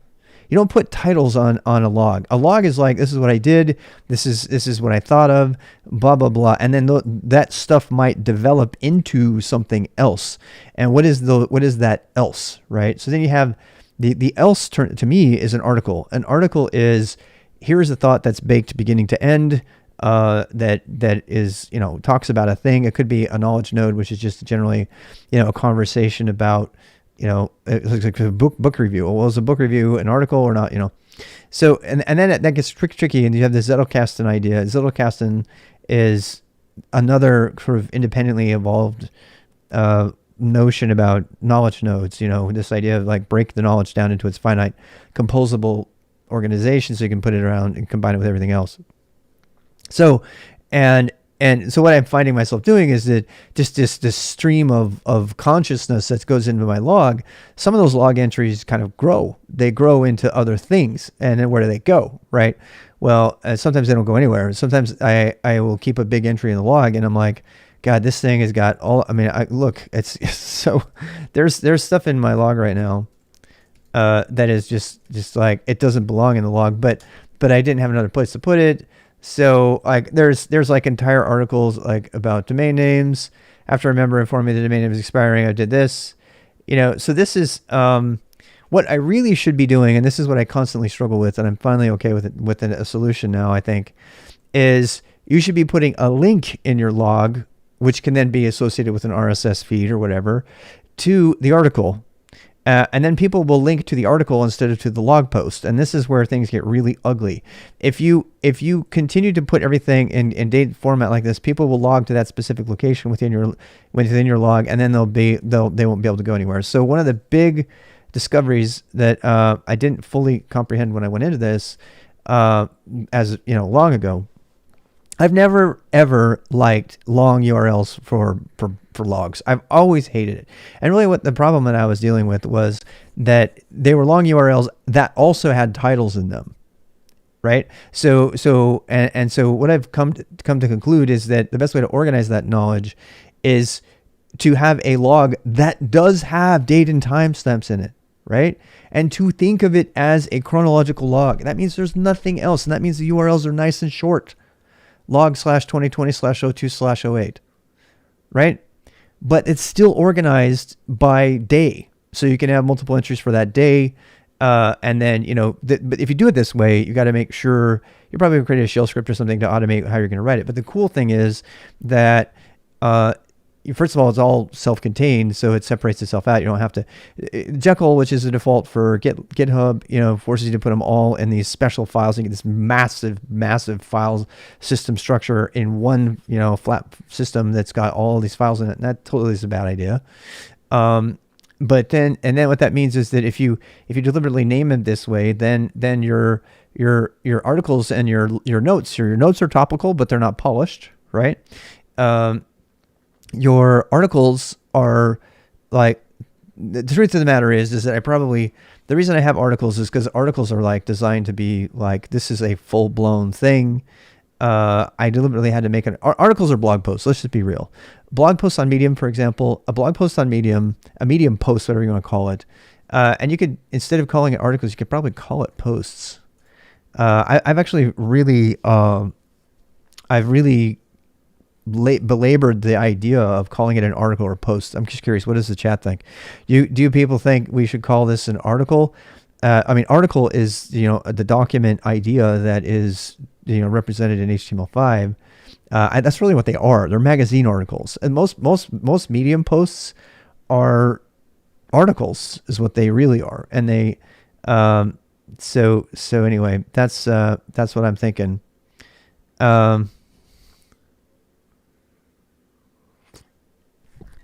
So I think I answered my own question there. I don't know though, because the more common way to call this would be posts, right? Now, it's a bad idea, I think, to put all your posts at the root level. I used to think that was the way to go because it would make your URLs nice and short. So, but it would make your source code really hard to manage. Because what? Because you'd have like everything at the bottom. You know what I'm saying? Like the URL, you could be like, robs.io or whatever / something, and then have that be the the thing that it goes to. Personally, what I think I'm going to end up doing is having two different sites, and but I don't know, we'll figure it out. So as for me, as a wrapper for an article displayed in blog medium, yeah. For me, post is a wrapper for an article displayed in a blog medium. Right. I like that. Make your source code really hard to manage. I thought it was called job security and enterprise Java circles. Yeah, I don't know for this particular thing. So I don't know. I mean, posts is I don't know. How do you take math notes? No way. I don't use Jupyter notebooks. I use Pandoc for that. Pandoc, you look, the hands down, the industry standard for math is LaTeX or LaTeX or whatever you want to call it. Everybody pronounces it differently. And you write that in Pandoc Markdown. Pandoc Markdown, we're going to do a Pandoc series after this web series I'm doing on Friday, Saturday, and Sunday, midnight to 4. Join me if you want to be in the live studio audience for that. But then when we're going to be moving on to other stuff. So yeah, that's kind of where I'm at on that. I'm inclined to not call it articles anymore just because it's kind of long to write it out. I almost want to make it say post. Or I could even do something like, I could even say like P, so that URL would be like whatever something / articles or something / P / I don't know / what / a / blog. It's not a blog, right? So I don't know. I mean, it's mostly just for the organization of it.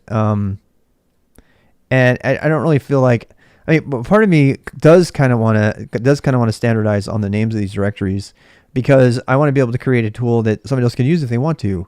If they want to, if they want to use my tool for knowledge management, they can jump in and it'll just work. Are very convenient for code. Yeah, people love Jupyter notebooks for everything, but I don't. I don't do enough math programming to do it that way. But most people I know who have taken notes who are in academia or college, they don't use Jupyter for that. They use Jupyter for projects like submitting things, but they don't do it for ongoing note taking and stuff like that, which is why Pandoc Markdown is so much better for that. Yeah, you can display the output right in the doc, right? But that's fine. If that's fine if you want to. There's nothing wrong with incorporating a Jupyter Notebook in all of the other stuff that you're doing, but it's not granular enough, I believe, to archive. It's not the kind of thing you can do with Vim extensions, Jupyter Lab, LCD and Py files. Yeah, the dependency is far too great for that kind of thing.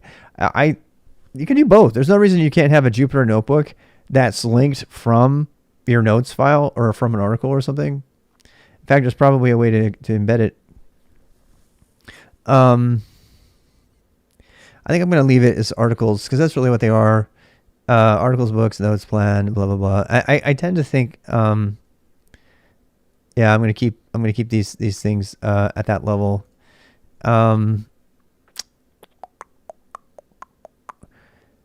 So anyway, I'm going to be chopping this up. Hey, Jay Yanth. Found a plugin I get it for Jupyter Vim workflows. Nice. There's plugins for everything, right? So I have notes that's not here. So I'm kind of organizing my stuff. I have notes. I have, I actually like plan better than to do. What do you guys think? I mean, to do is like, here's my to-dos for today. I don't like that. I like plan better. What's your plan? In fact, I had that in there at one point. I like plan better than to do. I really do. So I'm going to create my own standard here. Plan. And my MemWorks is going to be, Mem Knowledge Manager is going to be based on this. It's going to be hard coded to some of these things. You can change the names if you want and stuff, but you don't have to. In fact, that's all going to go in Meta YML. I need to do that eventually myself too. All right, so what? First things first. Oh, I forgot to grab the Creative Commons license here. I'm gonna go do that for a second. Creative Commons. Wait, can I do that just right from the site? I think I can. I can. I can go to Artifacts Rob, add a license. I should be able to add a license. Why not? It's not letting me. Can't add a license here. What's your first package? Create a new release? No. Remove view license. There is no license. Oh, this is a thing. No, I need to delete that. Wait. Get status. Did I? Oh, wait. Looks like I already got rid of it.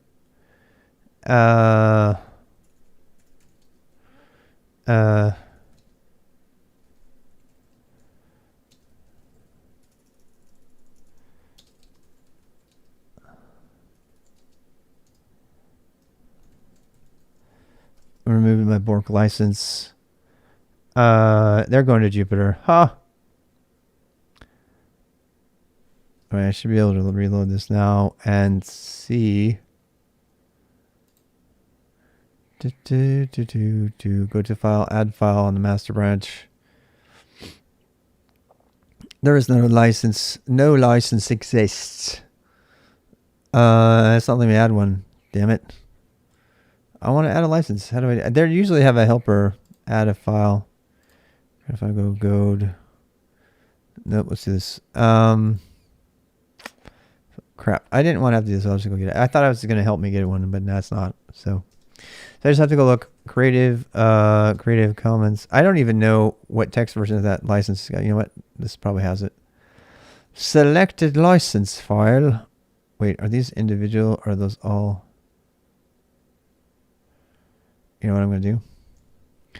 Do you know? Watch your eyes, people. Oh, God. I need that to be transparent. How do I do that? I need to make that transparent. I need to make it transparent. All right. Give me the... I want the text version of this license. It's a human readable. Okay, blah. Official translation of the language. No. Give me the actual text, God damn it.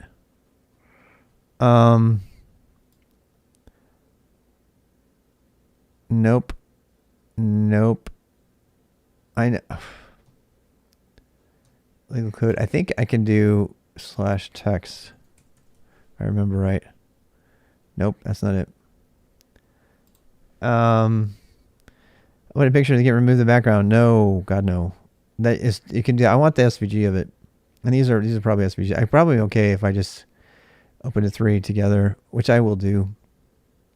I don't think you can use SVGs on GitLab. Absolutely, you absolutely cannot do that actually. So yeah, I might have to do that. Might have to do that. My music went down. I want the text version of this. So I gotta find it.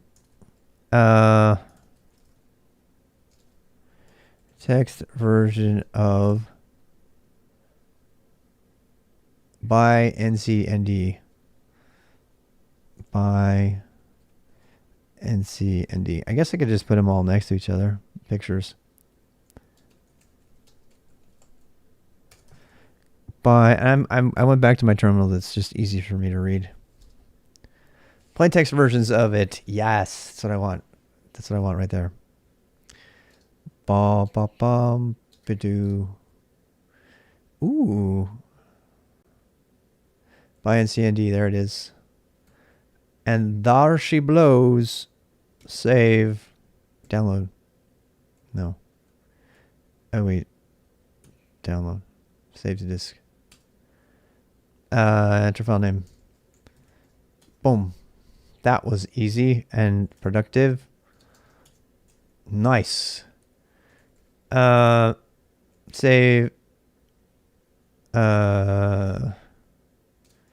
CC.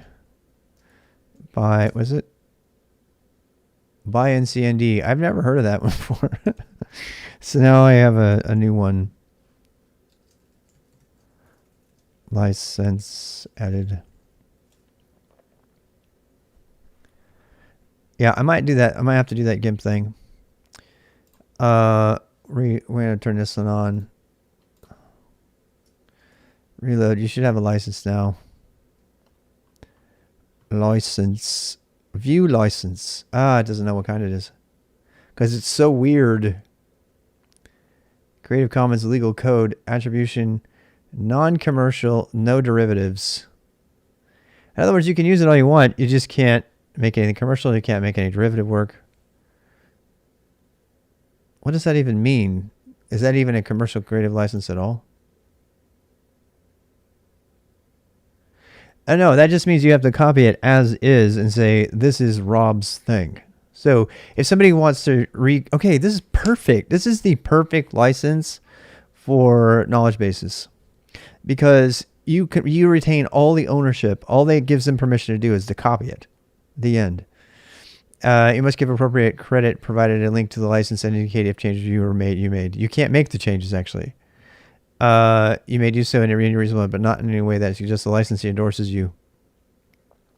You may not use the material for commercial purposes. If you remix, transform, or build upon the material, you cannot distribute the modified material. Which tool to use for searching DuckDuckGo in a terminal? Links. Yep, I have a video on that. I'm going to make another one though. Yeah, if you search through my YouTube videos for the word LYNX, it should be there. Actually, the other day I was looking for it, I couldn't find it. I think it might not. I think it might only be on YouTube.com. YouTube. Thank God they have like names now. I love that. Go to /. So yeah, you can go over here and search for LYNX. Excuse me. There you go. I don't remember how much I went in. Oh yeah. Yeah, just go search for links. I'll send you everything.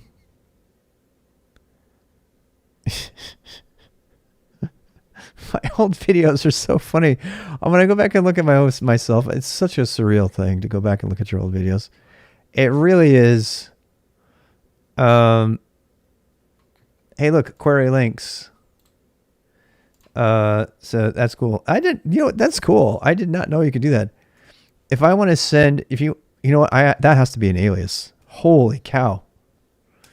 That has to be an alias right now. I have to make that. Because people ask me all the time, well, I did your thing. I say, go look for my videos for whatever, right? I need to be able to put that in the stream really fast. I need to do that. All of this stuff, by the way, ultimately is going to go into a utility that I've been working on called Live. And it just provides all of these extra little whiz-bang tools for doing live streaming in the way that I do. Dot files, scripts. We need something. What is it? What are we going to call it? Well, it's just like DuckDuckGo, actually. So copy duck to, what are we going to call it? Vids.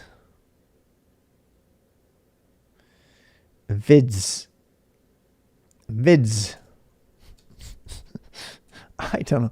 Links. No, I don't want that. So it needs to be, man, I could almost do it as an alias. No, I can't. I cannot do that because it needs to be combined together. So change to the search terms, copy, link, paste. I should do that without doing that, but I could have done that from the terminal a little bit. Query. So we do need to do a URL escape here. And I've been needing to make this one for a while. So actually, I need to put we here. We. Yup.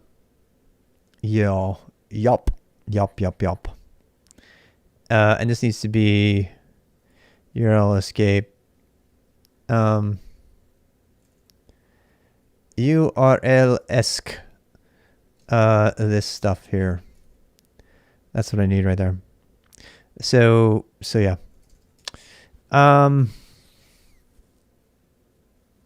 Truth is, I can do this one, actually. That's plenty good. Now let's do that. Let's make a URL escape. I think I already have one somewhere. Graph-r URL. I got some pretty close stuff. Escape. No, escape all double quotes. No. I wrote a shell version of one and I deleted it, I think, because I didn't need it. I thought I didn't need it. Turns out I did. Found out that you found my channel, Andre JS. Good to find you. Watching your stream, I can't get rid of the memory of VM, CMS, and the Rex language. Yeah, good old Rex and CMS. Yeah, I'm glad you found me. Thank you for saying hi. I really wish I could. Look, by next year, I'm going to get rid of the Restream bot completely so that you guys don't look like second-class citizens for just typing stuff. I'll still have the Restream bot on so that stuff from Twitch shows up. There's no other way that I know of relaying that. Although I believe I might be able to do the relay myself, which will be faster than the Twitch relay. We're going to find out. So that's all an application I need to write. Yeah, I'll be writing that live. But I mentioned because I don't like that YouTube people look like second-class people, because I really, frankly, I want to promote more YouTube usage than Twitch usage, because the YouTube usage actually is better for me because I'm not an affiliate and I don't get anything from Twitch. Twitch community, unless they join me on a Patreon or something, I get zip from you guys. You guys just take and can't give me anything back because I don't have subs. So if you want to actually support me, you can watch me on YouTube and watch the ads, or you can, do the Patreon thing or whatever. That's just something that's come up. Going to YouTube right now. The problem with YouTube though, and I am not going to be mad if you don't. Okay. The problem with YouTube is that when you watch it on YouTube, you have to wait for this god awful lag time. And sometimes the message don't come in time, and that's a Restream problem. And I really want to get over that because I want to be able to have both people be first-class citizens. Frankly, I want YouTubers to become first-class citizens, even though I'm not going to go down the road of like membership on that. If you want to support me, do the Patreon thing. You have to give away your content pretty much if you If you do that whole new membership thing YouTube has, it's such a scam. Anyway, so let's write a stream. Let's write a script. To do this, I'm going to touch a file called...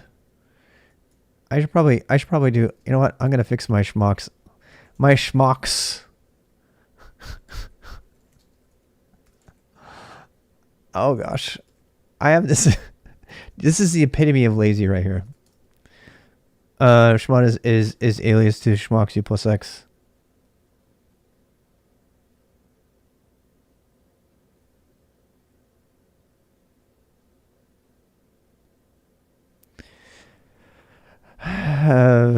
Make scripts.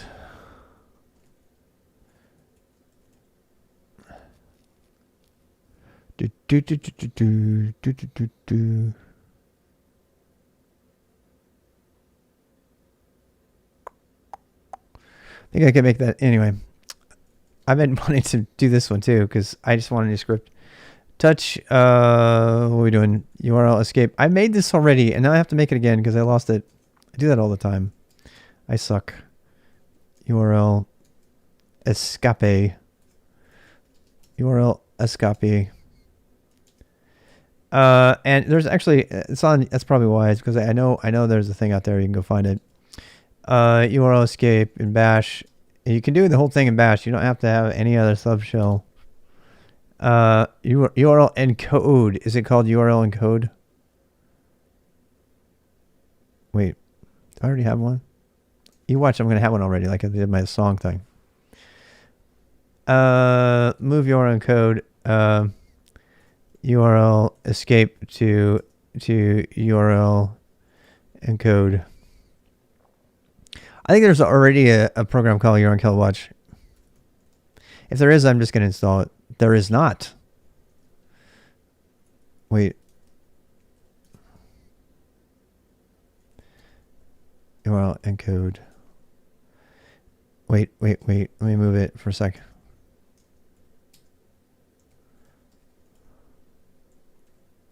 I think there's already one made. No such file or directory. Maybe not. Oh, it's hashed it. God damn it. I want to get the app thing. Yep, there it goes. God, no, I don't want that. All right, fine, I'll make it. I mean, this is one of those things where it's not that hard. I just don't have one. That's why I keep having to make this collection of scripts because there's just so many important things.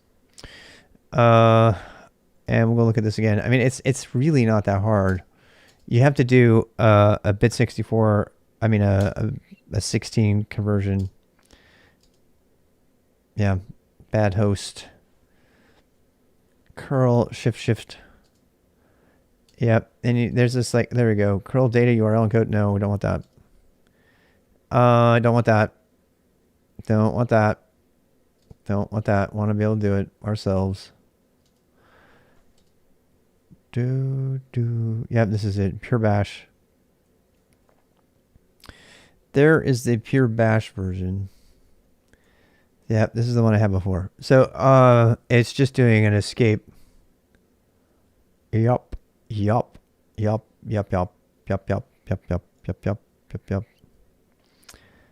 Rosetta Stone. This is the first time I've heard this band. Somebody recommended it to me. All right, let's go up and grab you. Uh-oh.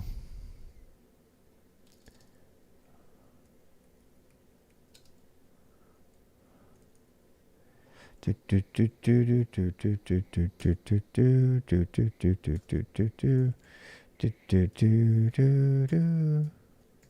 this is some hard rock. I needed this today. I gotta say, I'm not even gonna buy. This is some really hard rock. Wait. Paste. Wait, what happened here? Oh, whoopsie. Schmucks. URL encode. via URL and code. You guys have music on? I hope you have music on, because it's fun. Let's make it something me code. It really is today. I needed some good pump me up music. I don't. Why have I not known about Tool, Hitchhiker? You know, it's like you have to be in the mood for it. You know what I mean? It's like I was listening to my yoga music and all that stuff, and I love my yoga music, but it just was not getting it done. It was like, I kind of want to be pissed right now. Can I just please be angry? Can I have permission to be angry? And this music is doing it for me, because the music is like channeling all of that. It's like drawing it out of my system like poison. No, 2000. Yeah, Tool is dark. It is. I'm not listening to the words, but yeah, James Keenan is a national treasure. Yeah, this makes me want to go get. I mean, you know, like Linkin Park. I need to put some Linkin Park in. Look, I'm not gonna lie. I love jamming out every once. I have different music tastes. I love classical. I love yoga music. I love, you know, I actually, believe it or not, I do sometimes love it's Ackerman. Yeah, I mean, there's so many different styles that I have. I mean, country, even country western. Sometimes I really love country western. It just changed. I love Indigo Girls, for God's sake. It's just that, you know, that's the great thing about music. You don't have to be pigeonholed into like just liking one thing. The Dead South. I don't know about them. Yeah, it's like a fingerprint.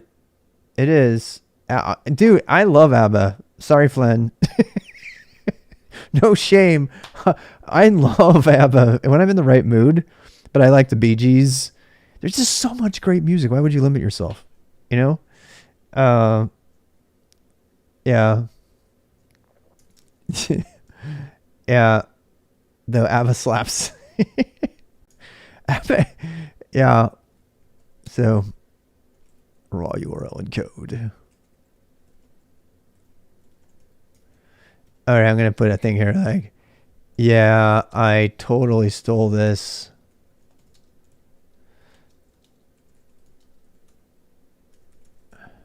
Exchange. No shame.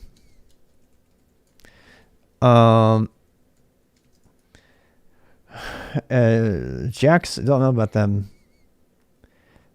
Let's see here. So we got,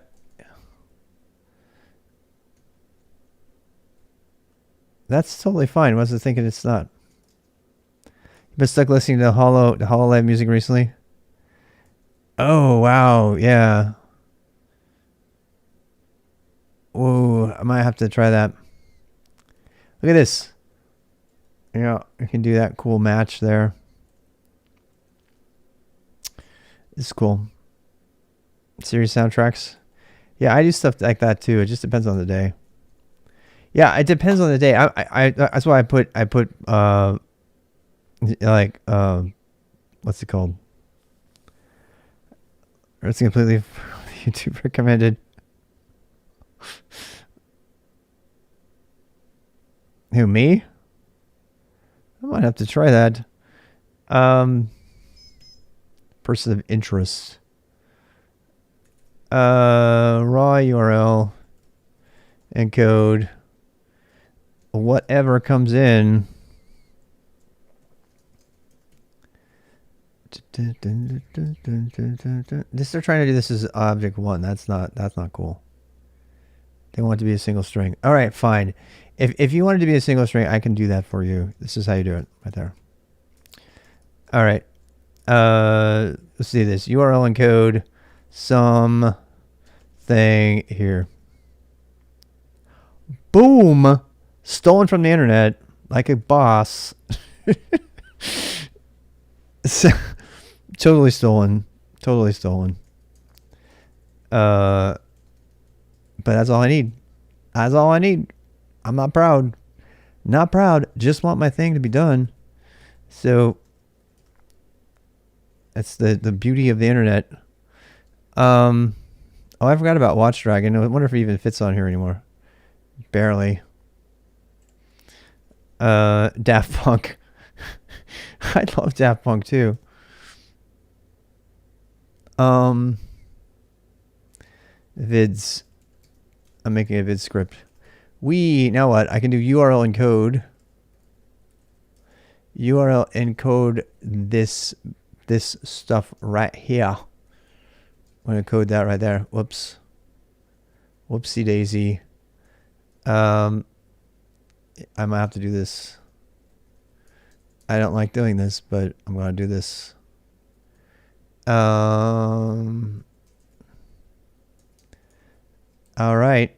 So let's see if it works. Vids. Well, I'll tell you what. We'll echo it first. Infected mushroom. I don't know them. Vids. Links. It didn't do it because it. I'm so stupid. I am really stupid. I can't believe I didn't see that. That was really dumb. I'm embarrassed. That's the problem with live streaming. You guys get to see all of my embarrassments, and they are substantial. I'm just going to say I have substantial embarrassments. All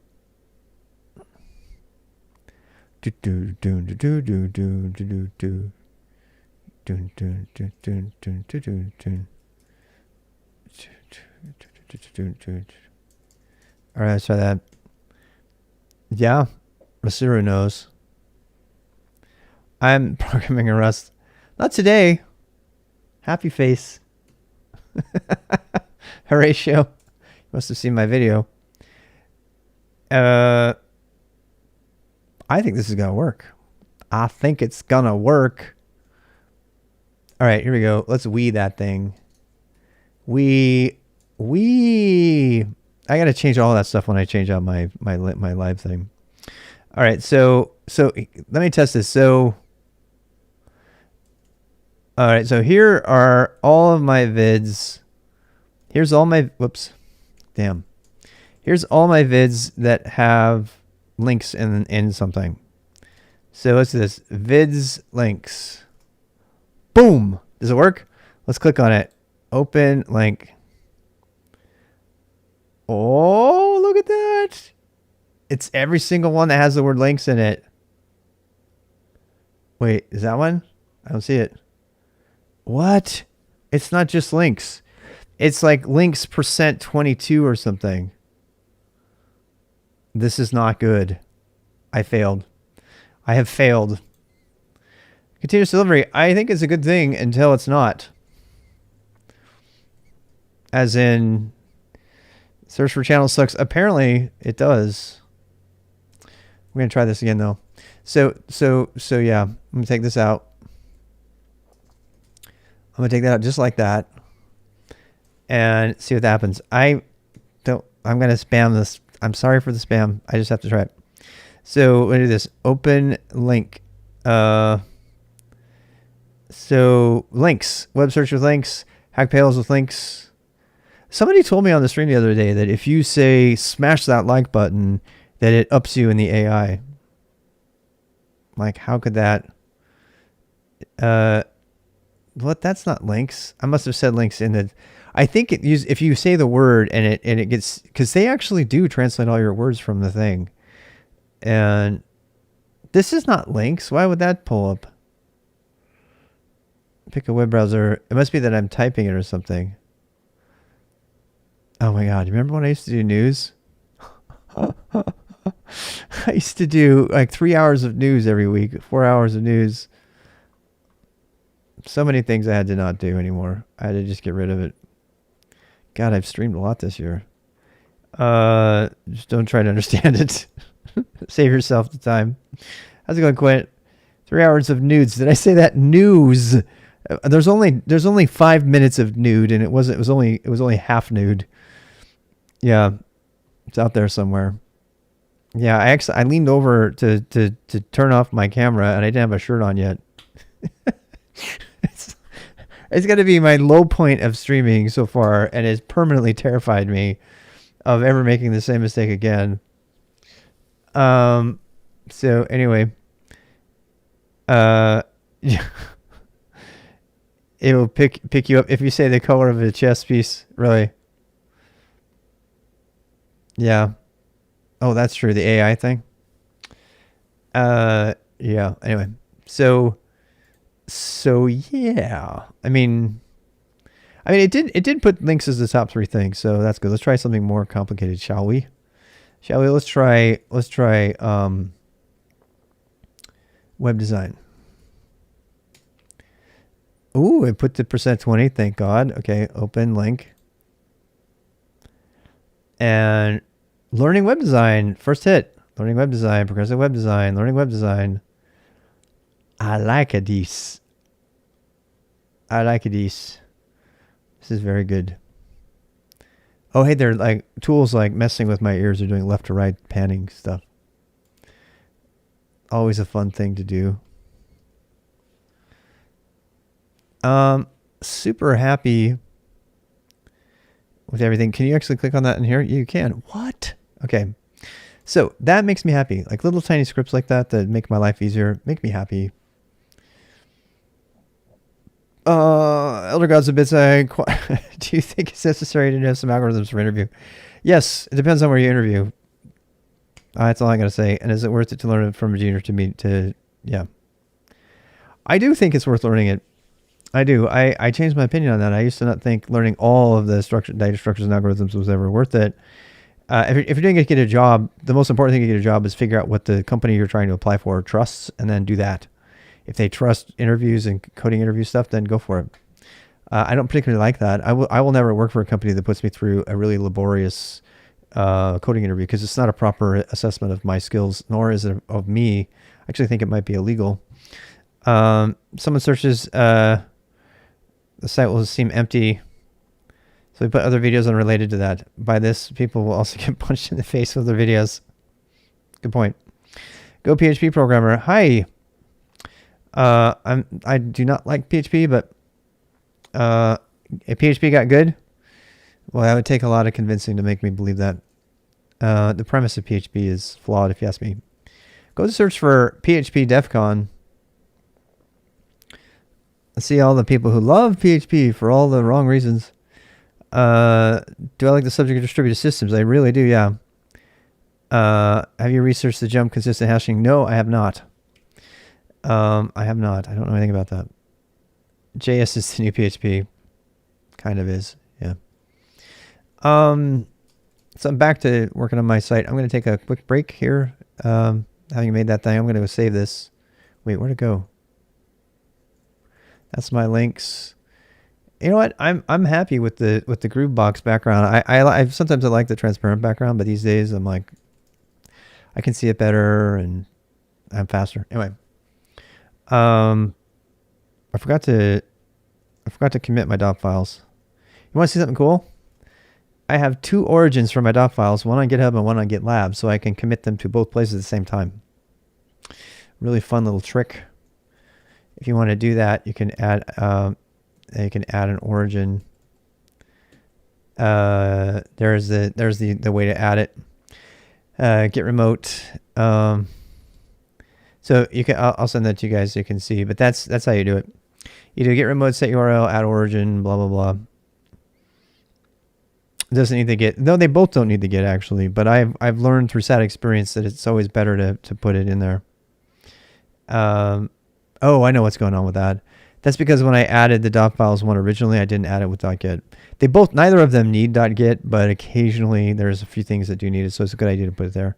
I did forget to put it on that one. Good catch. Yeah. Yeah. Variable costs you what? Costs you money. Every variable costs you money? Is that every variable can give you, oh my gosh. Can give you a don't. Oh, ha ha ha. What a lame joke that is. I'm deducting points for that bad joke. I want my point system up. I really do. Because they will say you don't know JS. Yeah. We're not going to talk about that. I wrote about that in my books. I actually put that in. That's the first book to go in my I hate this book list. Documentation website, unless you already checked it before. Yes. I'm just kidding. Read whatever you want. At this point, I don't care. Read whatever you want. But I'm going to tell you what I hate, and you can make your own decision. There. How about that? My naked knees enter the picture. All right. So what was I doing? CD dot files. I thought we already saved the dot files. No. All right. So git status. All right. Save. Added. URL encode. Bum bum bum bum. Just don't use Emacs. I'm actually softer on Emacs than I was in January of this year, of 2020. Much, much softer on Emacs. I need to have some food though. I've been doing this for how many hours? God, I've been going for 6 hours. I don't think I've eaten anything. I need to go eat. It might put me to sleep actually, but we'll find out. I'm going to come back and eat on stream though, because I don't care. I'm going to turn the sound down, and I'm going to go find something to read while I watch the chat. So I'm not going to turn the chat off. It's funny, when I first started streaming, true story, when I first started streaming, I used to watch people who shall not be named on Twitch, like do whatever on stream. They would like, would pick their nose and pick stuff out of their teeth and eat and everything. And I was like, oh, see, Elemento. And I used to be like, oh my God, don't they know they're on the stream? They're live streaming and everybody can see that. And then I totally get it after streaming for a year. For streaming for a year, it's like, nah, I don't care if you see it. It's like, if you were here, you would see me do it. So why should it be any different? So yeah, so I'm like chowing on salad now and, finding like pulling on my beard. This is what happens if you tug on your beard too much. If you tug on your beard too much, you have like a little spot that gets out of whack, and then you have to either push it back or go cut it off. I know, deciphering the doc right now. Which doc? Oh, that one.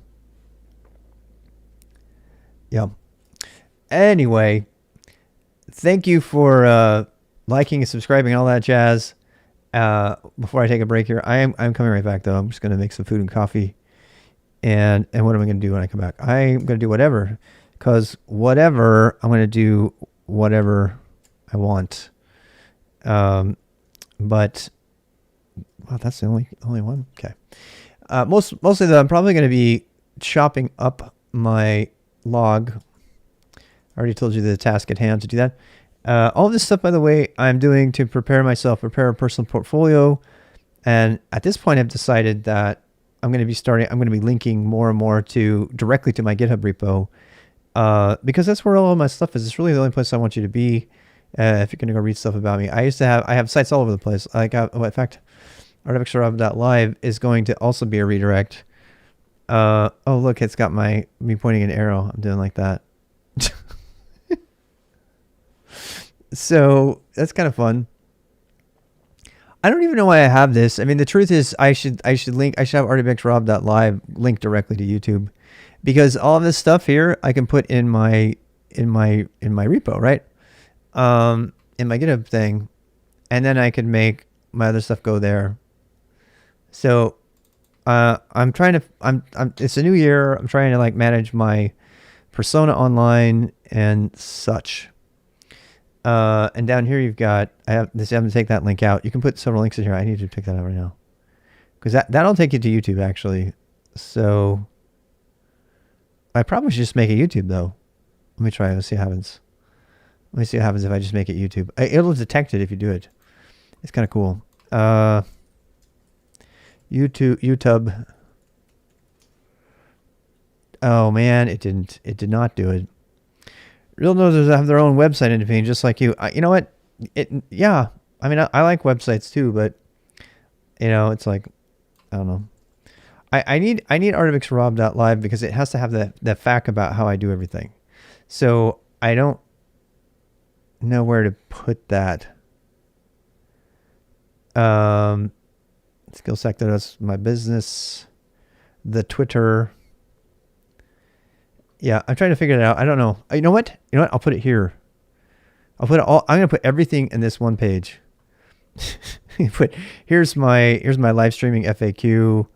Yeah, I'm gonna put like links at the top of this because then I can send people. Then I can make robs.io redirect to my online blog, which has an RSS on it, so then people can RSS that thing. And that's the way to do this. It just means that I've got to put I got to put everything in Artemix Rob Live in this new place. I told you that. What's the stream about? Whatever, right? So if you're coming here for other content, just know I'm just doing my thing. Now that I can listen to music, I literally stream like everything I do, except for full-time stuff. That stuff I can't. I'm thinking. So this link can go away. That link can go away. Twitch can go away. I mean, because it goes without saying. I guess no, it doesn't. Twitch.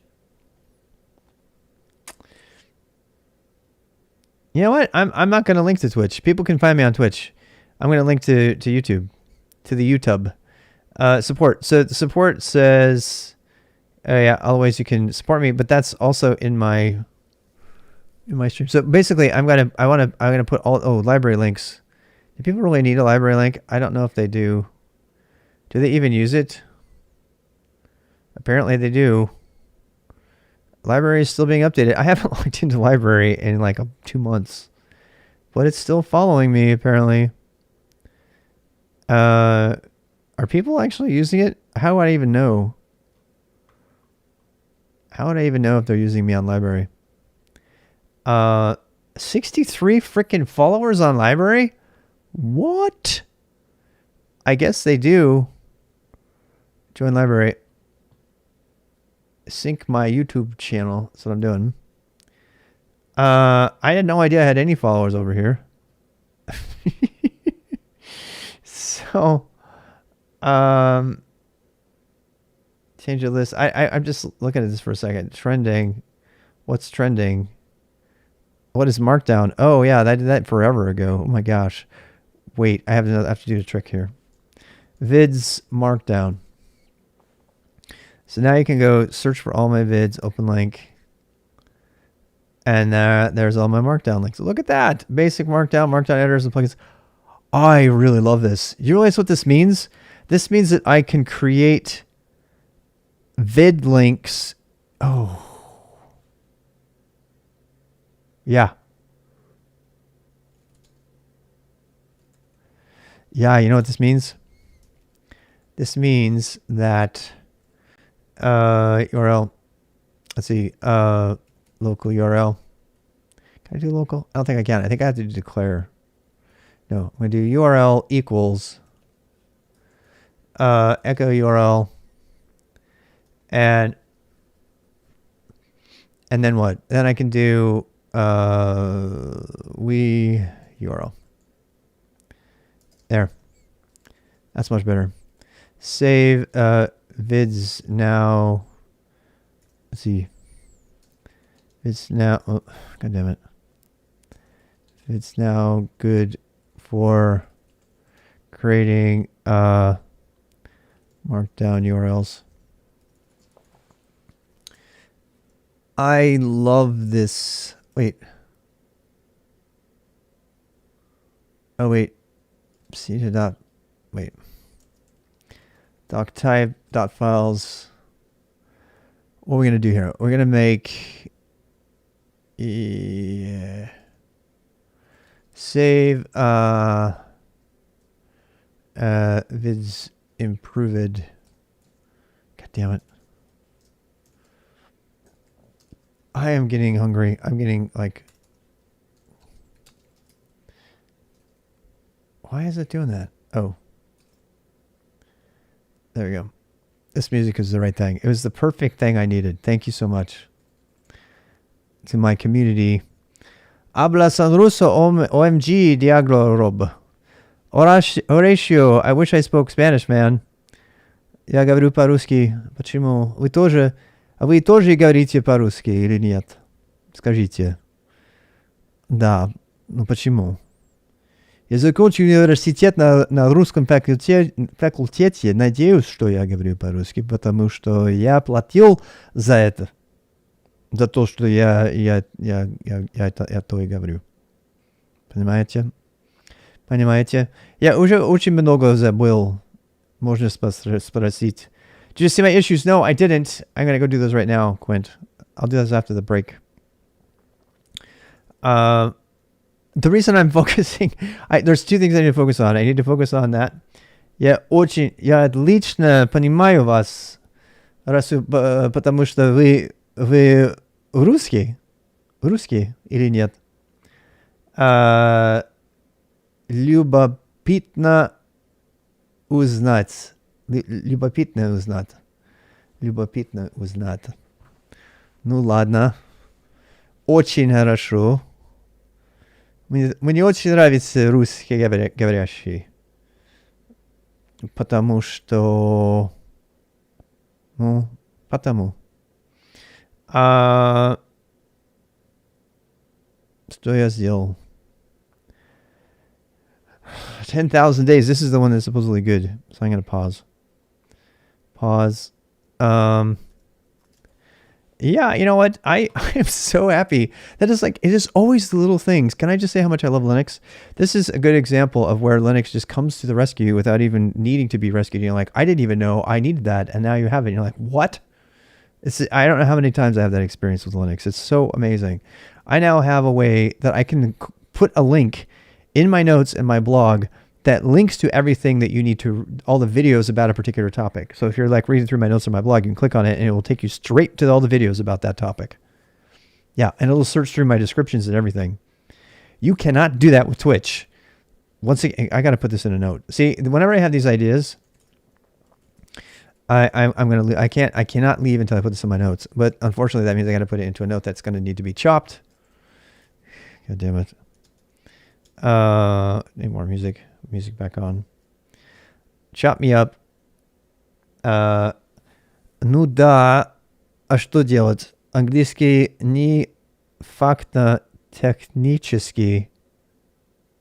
De-facto технический. Английский язык? Ну как? Я не знаю. All right. Wait, what am I doing? I got to make a VI thing for this too. You can actually run a VI script when you open it, and it will insert and put everything right where you want to be, so you don't have to do it. So I can just say new post, and it'll like open it up. De facto забавно звучит в контексте. Abha? Oh, you're talking to that person, I see. Yeah, ну ладно. The fact is забавно звучит в англ контекста. Ага, yes. Окей. Ну что же. Ну, окей. H now. H, whoopsie. H now.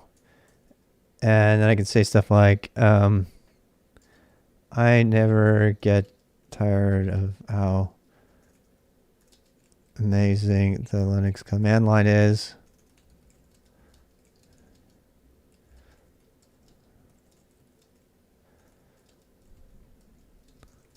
The Unix philosophy.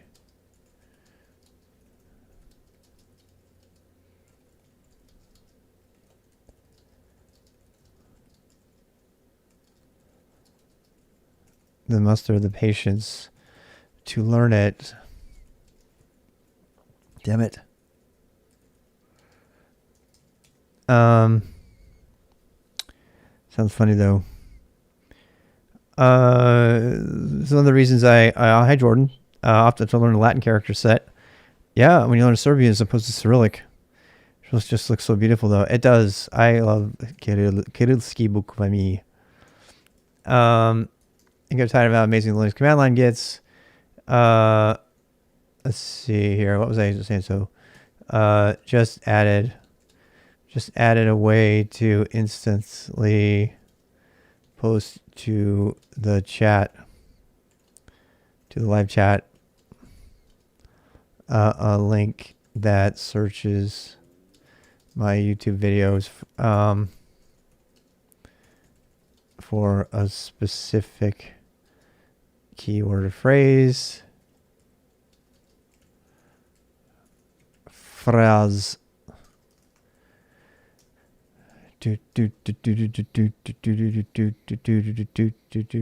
Vids, links. I can also use it in these from Vim to include links. I should probably put a command on there. Yep, because I can do this to vids, Linux, links. Oh, I tried to run it. Nope. Let me think here. So, all right. So echo.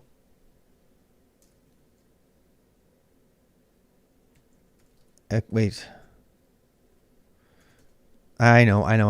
Vids, links, bash. Link's not found. I tried to run it. That's so cool. I need to be able to detect when it's running in when it's not running in a subshell. Yeah. I forgot how to do that. I gotta go look that up. I used to do it all the time. All right. I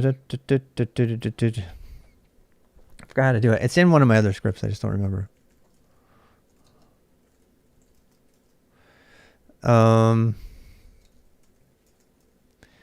Which one does it?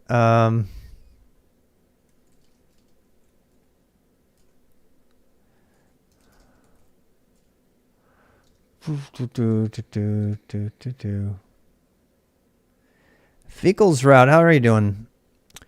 I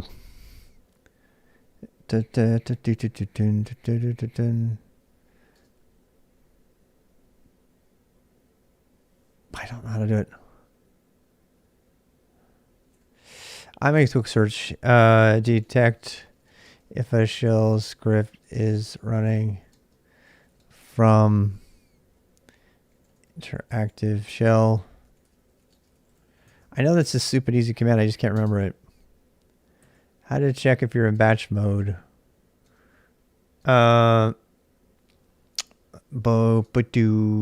If condition. There's so much lag on YouTube. I'm gonna fix that. I swear to God, I'm gonna fix that. I think it's Restream that's doing it. I think the Restream is the problem. Oh, it can't be that easy. Interactive shell. I've seen this before. If you check if you are in an interactive shell, do this. All right. Well, actually, I'm gonna start using my terminal to do my cut and paste so you guys can see how. And I can close this and put that in the vids. So yeah. Boom, boom, boom, boom, boom, boom, boom. Why is it not working?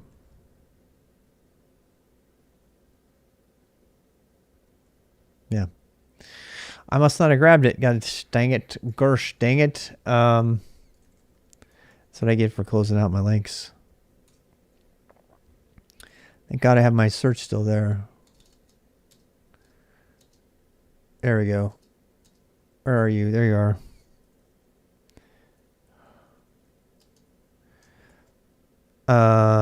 Boom. All right, I don't dare do that. So see it out. Scripts, vids.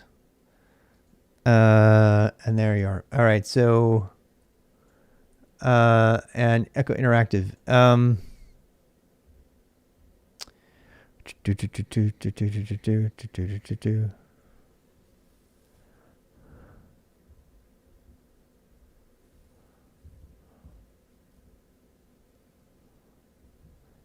If someone was born in programming, has been programming since I was born in 1989, that says Rust syntax sucks, they should listen to it. Thank you for that, Horatio, but I make your own decisions. As usual. You know what I mean? I know I'm getting pretty popular for saying that Rust sucks, but yeah. No, you can, man. Look, don't take what I said against Rust to mean that you shouldn't learn it. As at the end of the video, which nobody gets to, I actually say, yes, you should learn Rust, but don't learn it first, and don't use Rust for things that are, you know, unnecessary. It doesn't make sense to do a lot of things in Rust because it's unnecessarily complicated, but it's complicated for a good reason that you should understand at some point in your career. I should too. I just don't have time right now to do that. I have too many other important things to make. But if I start doing like, you know, IoT development or something like that, I might pick it up. All right. So let's see here. If we have, so I'm going to change this one. I'm going to yank everything to the thingies. Wait, can I even do that? Yank to, well, oh, didn't do it. I'm just going to have to delete it. And I'll put this here, put this here. It's using short circuit logic, which is fine, but just so you guys know, this is what's happening. Short circuit logic is when it's the short form of this kind of stuff. Then echo it. Otherwise, this is all I was really saying though. Boom, boom, boom, boom, boom. Yep. So if I'm running interactively, this says that I want to do something else. So once again, I'm gonna try it. Vids, links should do it. Oh boy, mistake. Mistakes were made by me.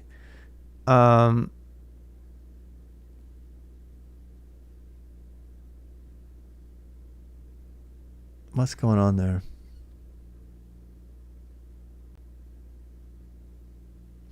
What was the error again? Query links not found.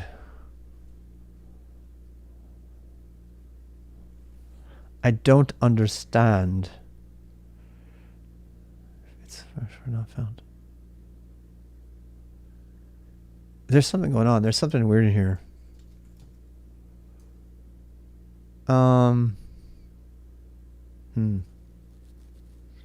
Something is odd. Something is not right. I don't know what. I don't know what, but I should definitely put quotes around that. Wait. No, that's not it. Harumph. Now playing The Pot. This is the one everybody says I should like.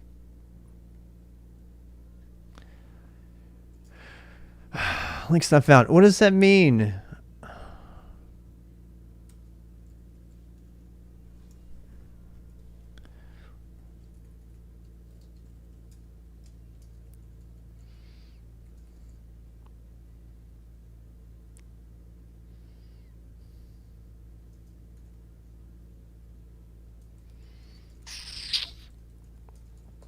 Something not working there.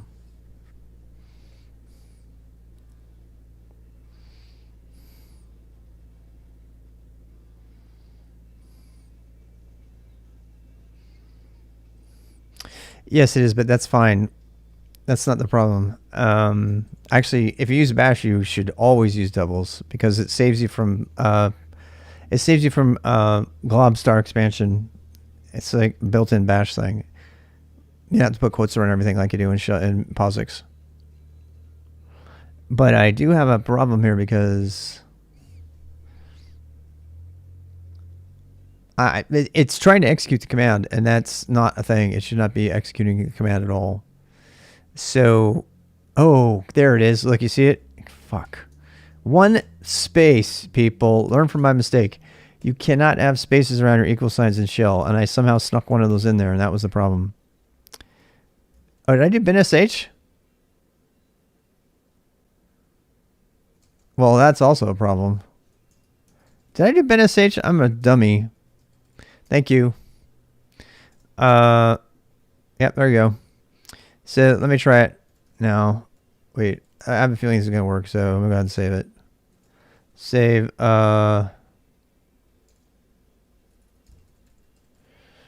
Detect.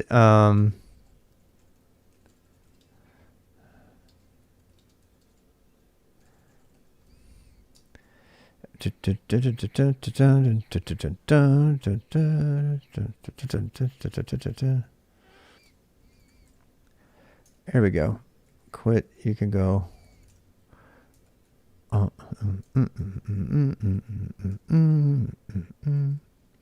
Vids links. Fail. Did not work. Gosh dang it.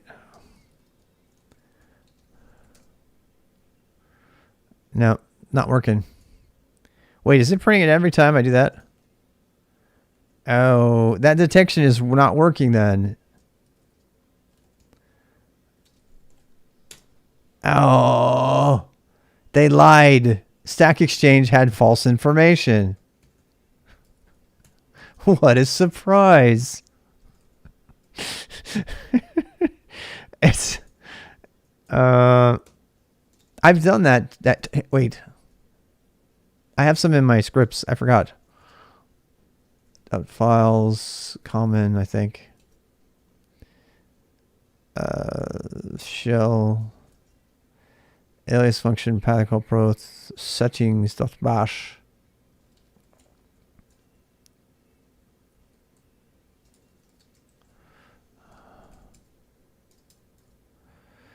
Bash RC. Sorry for the spamming there, guys. I didn't mean to do that. Oh, there is right there.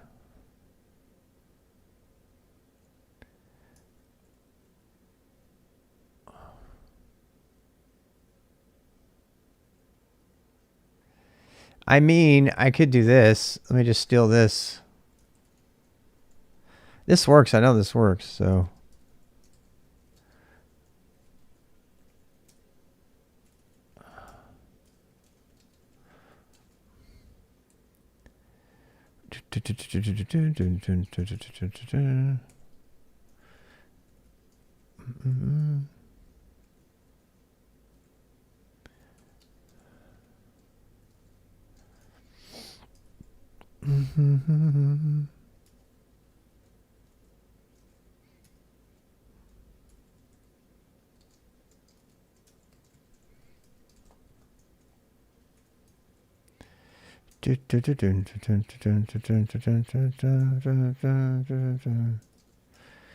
All right, one more try.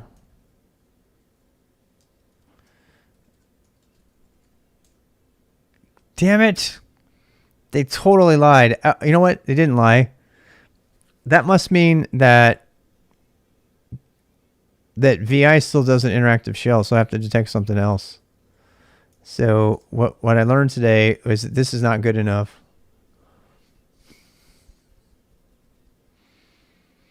What is something that when VI is running, what is it set?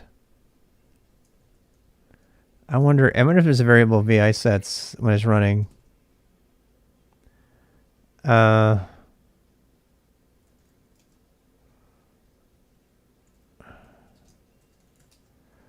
VI, surrender back.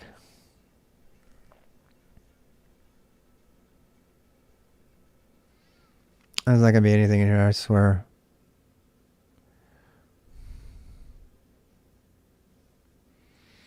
I wonder.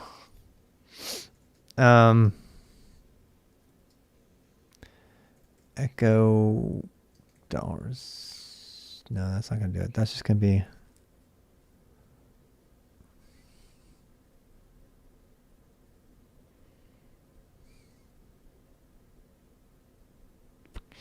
It does SE, yeah.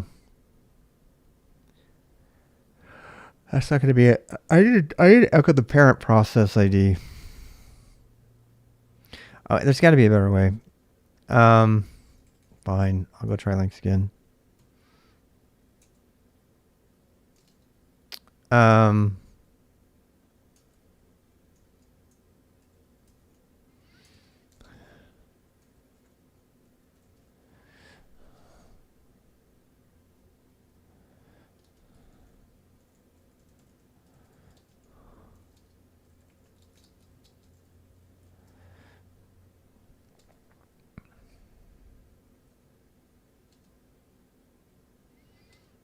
That's a great vlog right there. That was a win. Good job, Josh Tronic. And look at how he does his stuff, except for he puts a stupid title over it. I don't like that.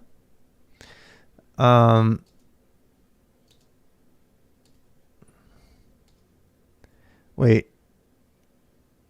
My vimrc is only present if you have a vimrc file. Vim runtime seems like they could be the ticket. I was just looking for that. Could be set in your environment and is always present. With that, for me, Vim runtime made the most sense since I've never set that value directly. My vimrc would have been sufficient as well, as I always have a vimrc file. Yeah, I mean, everybody always has a vimrc file. That's a good way. Now that I know that I needed to check, I could do Z shell. I mean, the rest is easy. Not files. Was it my vimrc? Let's try this. I'm gonna try his idea. All right, so let's do this. Grep. No. Echo my vimrc. Boom. Did not know that. Okay, so that will definitely work. That's much easier. So I could say case my vimrc. If it has anything in it. Now we just have to say if it's true. So if there is a, you don't need quotes if you use double brackets in bash. And normally I would always do that, right? It's cool. I love that you don't have to do that.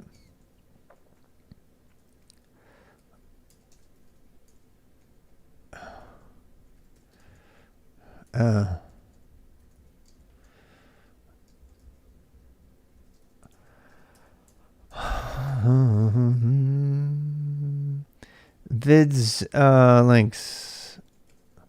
It works. All right.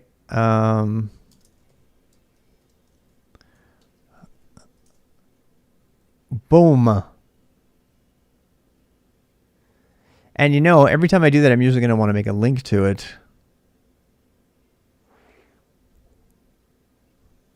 I got it.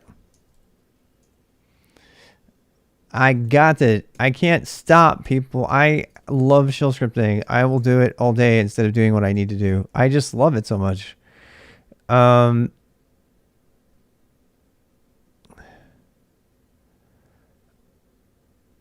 Wait.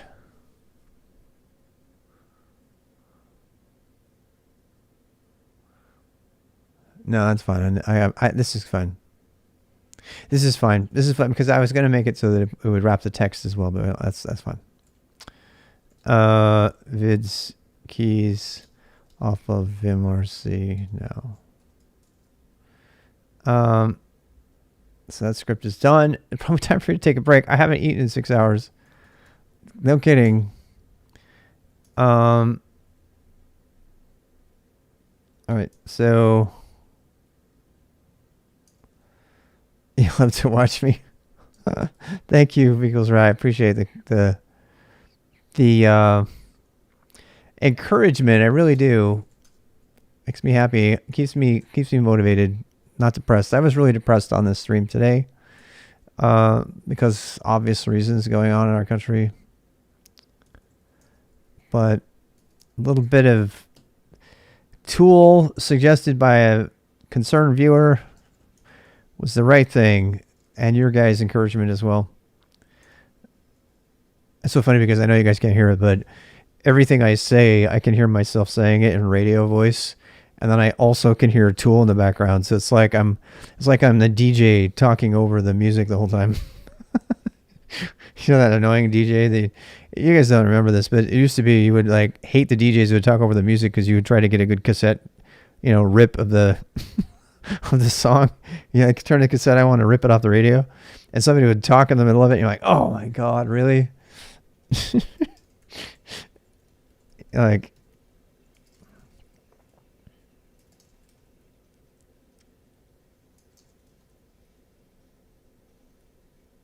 really old school analog pirating for my own sake. Anyway, so that is that. I'm gonna come back and chop that up, and we'll do that. I'm gonna go ahead and pause this one and turn you guys down for a bit. So I will be back. I don't know how soon, but we'll be back. Twitch Toop. That's not a thing, Rob. Twitch Top. Look at all those wonderful Twitch people. Hey, Togglebit's there. Togglebit's really great. You should watch him too. I haven't caught up on all these other Twitch streamers, but I appreciate the people who are coming on YouTube are being counted there, which is fine. I tell everybody I am moving towards. I'm going to create a thing like that for YouTube as well. I'm coming right back. I'm just going to go eat. I'll be like 5-10 minutes. Yeah, I'll talk to you in a bit. So listen to some good music or something. I guess I could put the fish on. People always say they like the fish. All right. Do do do do do do do do do do do do.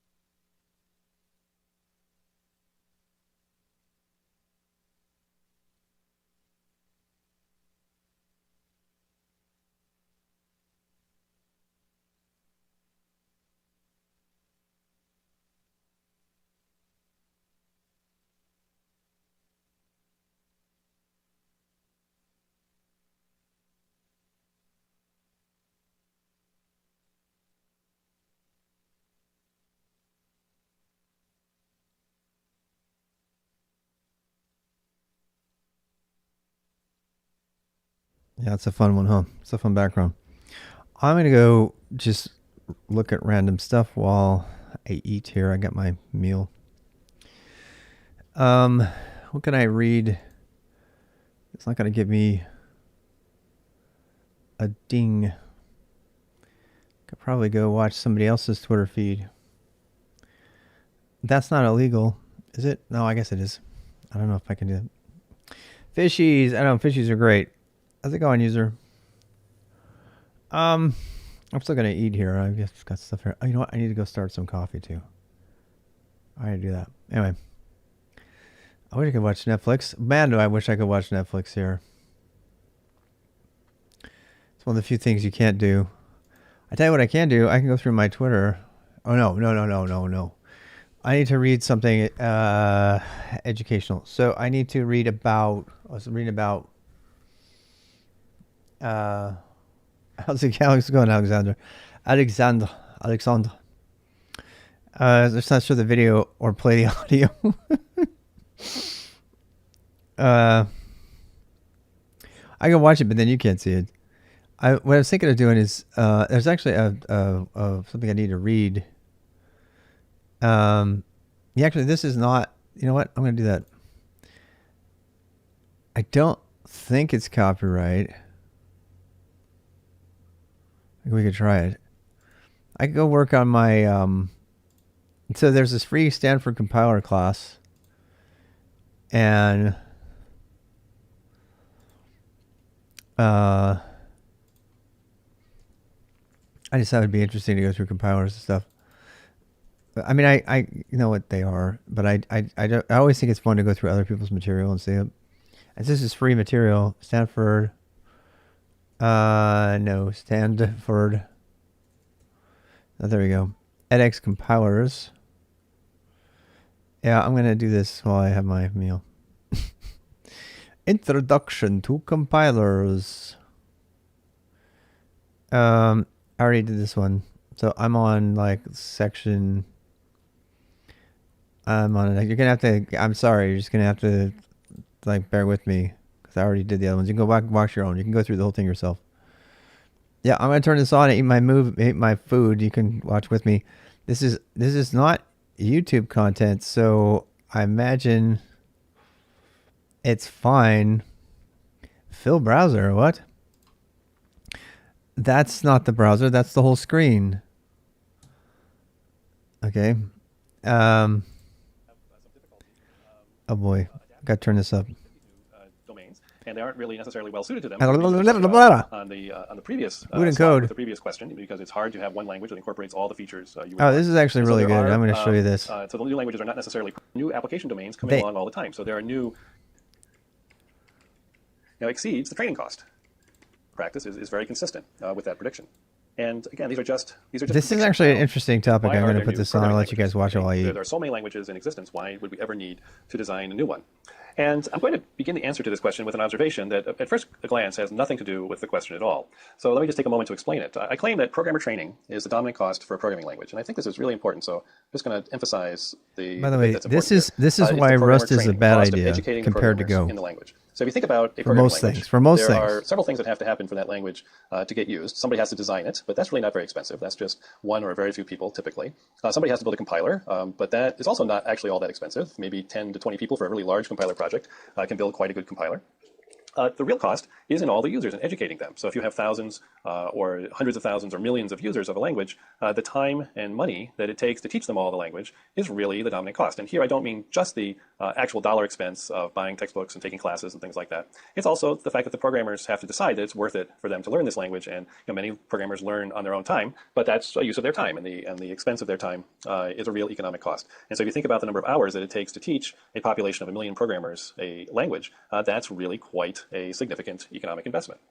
All right. Now, from this observation, we can make a couple of predictions pretty easily. And again, these are just predictions now that follow from this claim, if you believe that it's true. So let me erase that and fix it. So first prediction is that widely used languages will be slow to change. Java comes to mind. Well, Java. If I make a change to a language that lots of people use, I have to educate everybody in that community about the change. And so even relatively minor language extensions, small changes to syntax, small new features, even just simple changes in the interface of I the wish compiler. JavaScript If you have had a lot of this. users, it takes a very long time and is quite expensive to teach them all about that. So as languages become widely used, the rate of change, their rate of change will slow down.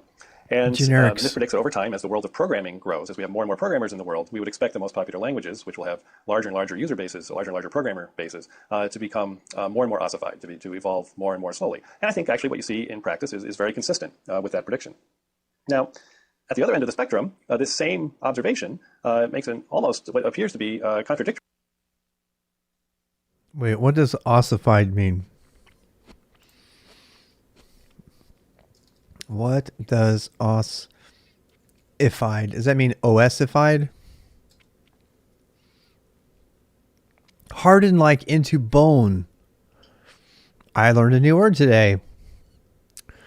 Ossified, ossifying, to convert into or cause to harden like bone. I'm gonna use that word. So as your beliefs and your ideologies ossify into dogmas, there you go. That was worth looking at it just for that new fancy word. Thank you, Scott. I'm pretty sure his name is Scott. I can't remember. I'm turn back on. Prediction, which is that it's easy to start a new language. That in fact the cost of starting up a new language is very low. And why is that? Well, because you start with 0 users. And so there's essentially 0 training cost at the beginning. And then even when you have just a few users, the cost of teaching them the changes in the language is not very high. And so new languages can evolve much more quickly. They can adapt much more quickly to changing situations. And it's just not very costly to experiment with a new language at all. And there's a tension between these two things. Okay. When is a programmer going to choose, between a widely used existing language that perhaps doesn't change very quickly and a brand new language? Well, they're going to choose it if their productivity exceeds the training cost. So if they perceive that by spending a little bit of time and money to learn this new language, they're going to be much more productive over a relatively short period of time, then they're going to make the switch. Okay, and so when is this likely to happen? Well, putting this all together, languages are most likely to be adopted. This is why Python is destroying the world right now. Okay, and again, this is a prediction that follows from. I mean, not destroying it, but everybody's picking it up. What do I mean by this? Compare Go to Rust. What I mean is that programming languages exist for a purpose. I mean, people use them to get work done. And because we're still in the middle of the information revolution, there are new application domains coming along all the time. So there are new kinds of programming that emerge, every few years, or even more often than that. So just in terms of recent history, mobile applications are now something that's relatively new, and there's a lot of new technology being built up to support mobile computing. A few years ago, it was the internet itself was a new programming platform, and a bunch of new programming languages like Java in particular got started during that time. So new programming niches open up because the technology changes, what people want to do with software changes, and this creates new opportunities for languages. The old languages are slow to change, and so they have some difficulty adapting, to fit these new domains, and they aren't really necessarily well suited to them for the reasons we talked about on the previous slide with the previous question, because it's hard to have one language that incorporates all the features you would want. And so so the new languages are not necessarily perfect for these application domains. They're slow to adapt to the new situation, and this tends to call forth new languages. So when there's a new opportunity in some application domain, if there are enough programmers to support the language, often a new language will arise. I just want to point out another prediction that can be made from this one observation, that programmer training, again, I'll underline that, is the dominant cost for a programming language. And that is that new languages tend to look like old languages.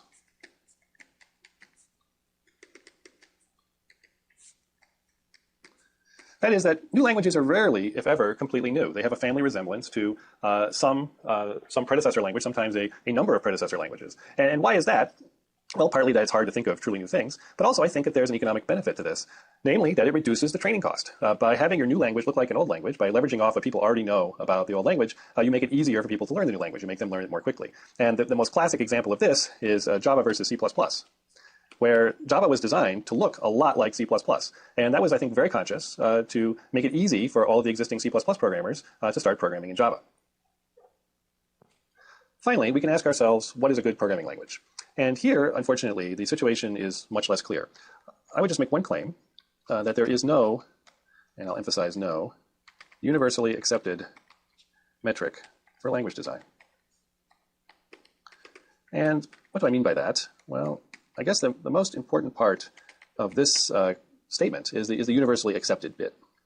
So I mean that people don't agree on what makes a good language. There are lots of metrics out there, and people have proposed lots of ways of measuring programming languages. But most people don't believe that these are very good measures, and there is certainly no consensus. If you just look at the world of programmers, they can't agree on what the best language is. And to convince yourselves of this, just go and take a look at any of the many newsgroup posts where people get into semi-religious arguments about why one group of languages or a particular language is better than Did you just say another news language. post? But even in the research community, in the scientific community, and among the people who design languages, I would say that there is no universally accepted consensus on what makes a good language. And to just kind of illustrate the difficulties in trying to come up with such a metric, let me discuss one that I've heard people propose in all seriousness, and that is that a good language is one people use. And let me put a question mark on that, because I don't believe this statement, and I think a moment's reflection, with a moment's reflection, I can convince you that this isn't a great measure. On the positive side, I guess, the argument for this is that it's a very clear measure. It measures the popularity of the language, so how many people are actually using it, and presumably languages that are more widely used for a good reason. In some sense, perhaps they are better languages. But this would imply, if you believe this and follow it to its logical conclusion, that Visual Basic is the best language, above all other programming languages. And I have nothing against Visual Basic. It's Throwing shade at Visual Basic. System, but I don't even think the designers of Visual Basic would claim that it is, in fact, the world's best programming language. And as we saw in the discussion that we just had, there are many, many other factors besides technical excellence that go into whether a programming language is widely used or not. And in fact, technical excellence is probably not even the most important reason that a language might be used. It has much more to do with whether it addresses a niche or an application domain for which there isn't a better tool. And then once it's established and has lots of users, of course, there's inertia in history that aided in surviving. And that's why we still have Fortran and COBOL and lots of other languages from long, long ago that we could, if we were starting over today, design much better. So to conclude this video on the economy of programming languages, I think the two most important things to remember are that application domains have conflicting needs. And therefore, it's difficult to design one system that incorporates everything that you would like to have. So you can't get all the features that you would like into a single system in a coherent design. At least it's very hard to do that, and so it takes a lot of time to add new features to existing systems. And the second point is that programmer training is the dominant cost for a programming language. And together, these two things, these two observations, these really explain why we get new programming languages. Because the old languages are difficult to change, and when we have new opportunities, it's often easier and more direct to just design a new language for those rather than trying to move the entire community Python's so popular. of programmers and existing systems it's easy to learn. Accommodate those new applications. Even if it has problems you don't run into until later. JavaScript's relatively easy to learn as well. And again, this is why Rust has got a lot of good things going for it, but one of the things it really has against it is it's not easy to pick up. It's not a good beginner language, and it's a little bit volatile, and so the training cost for Rust, and then so the question is, well, what is Rust going to bring to the table that I don't already have in a language I already know?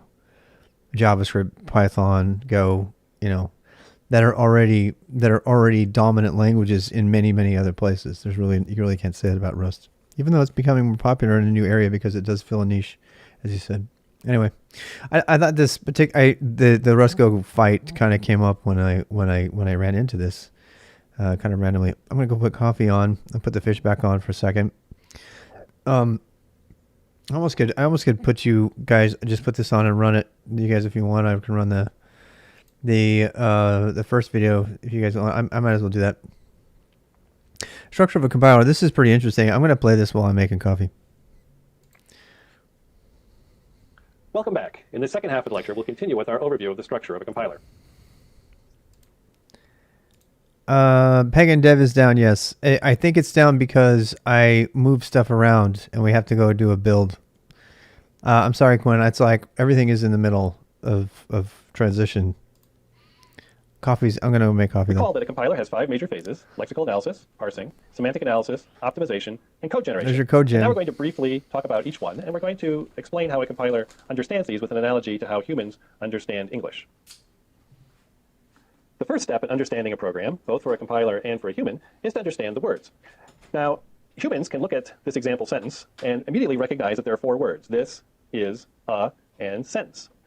And this is so automatic that you don't even think about it, but there is real computation going on here. You have to recognize the separators, namely the blanks, and the punctuation, things like the periods, and also clues like capital letters. And these help you to divide up this group of letters into a bunch of words that you can understand. And just to emphasize that this is not completely trivial, let's take a look at this sentence. And you can read this, but it takes a little bit of time because I've put the separators in odd places. So you can see the word is, the word this, the word and the word sentence. But again, this isn't something that comes to you immediately. You actually have to do some work to see where the divisions lie because they're not given to you in the way that you're used to. The goal of lexical analysis, then, is to divide the program text into its words, or what we call in compiler speak, the tokens.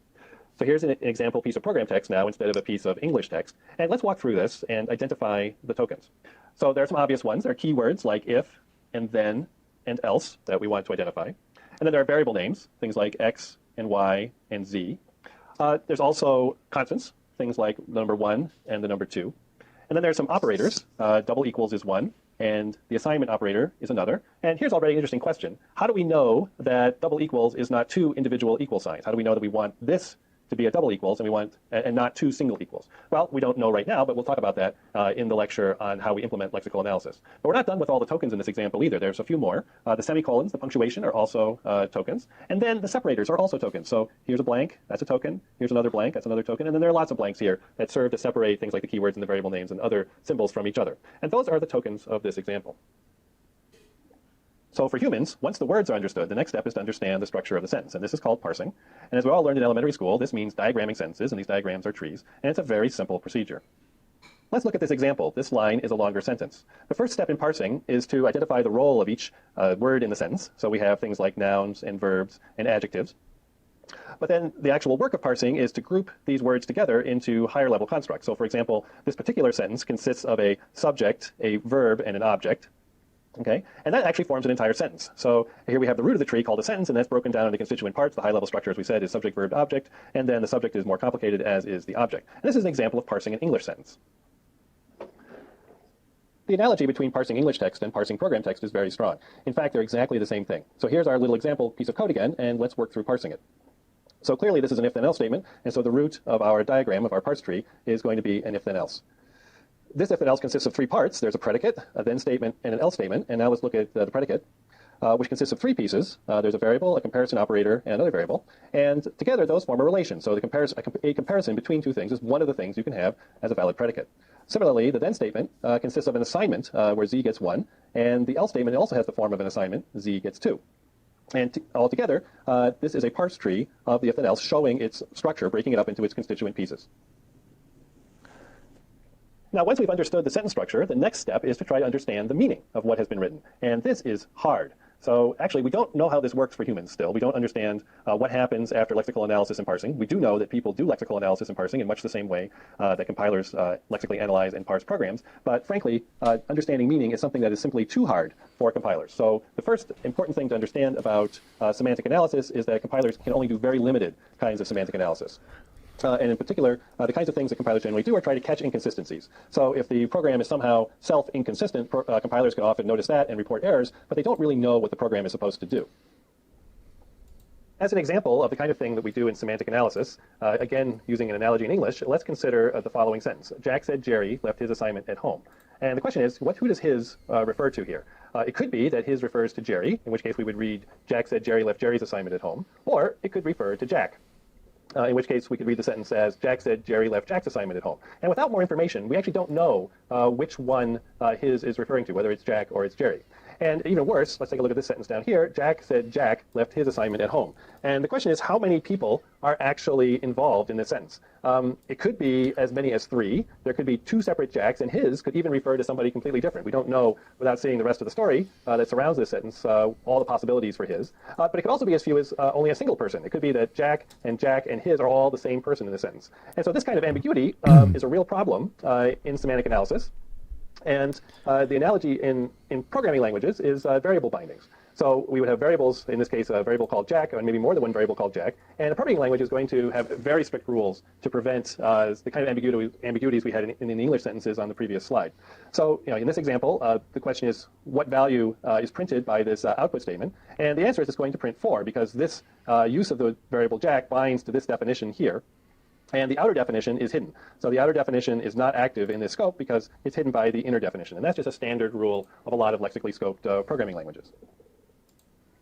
Now, compilers perform many semantic checks besides analyzing the variable bindings. And so here's another example in English. So Jack left her homework at home. And under the usual naming conventions, assuming that Jack is male, I don't know, we know man. there's a type mismatch That's between a tough Jack one, and her. Flynn. So we know that whoever her is, it is not Jack. And it's up to therefore, you, we know that really. this sentence is talking about two different people. And so this is analogous to type checking.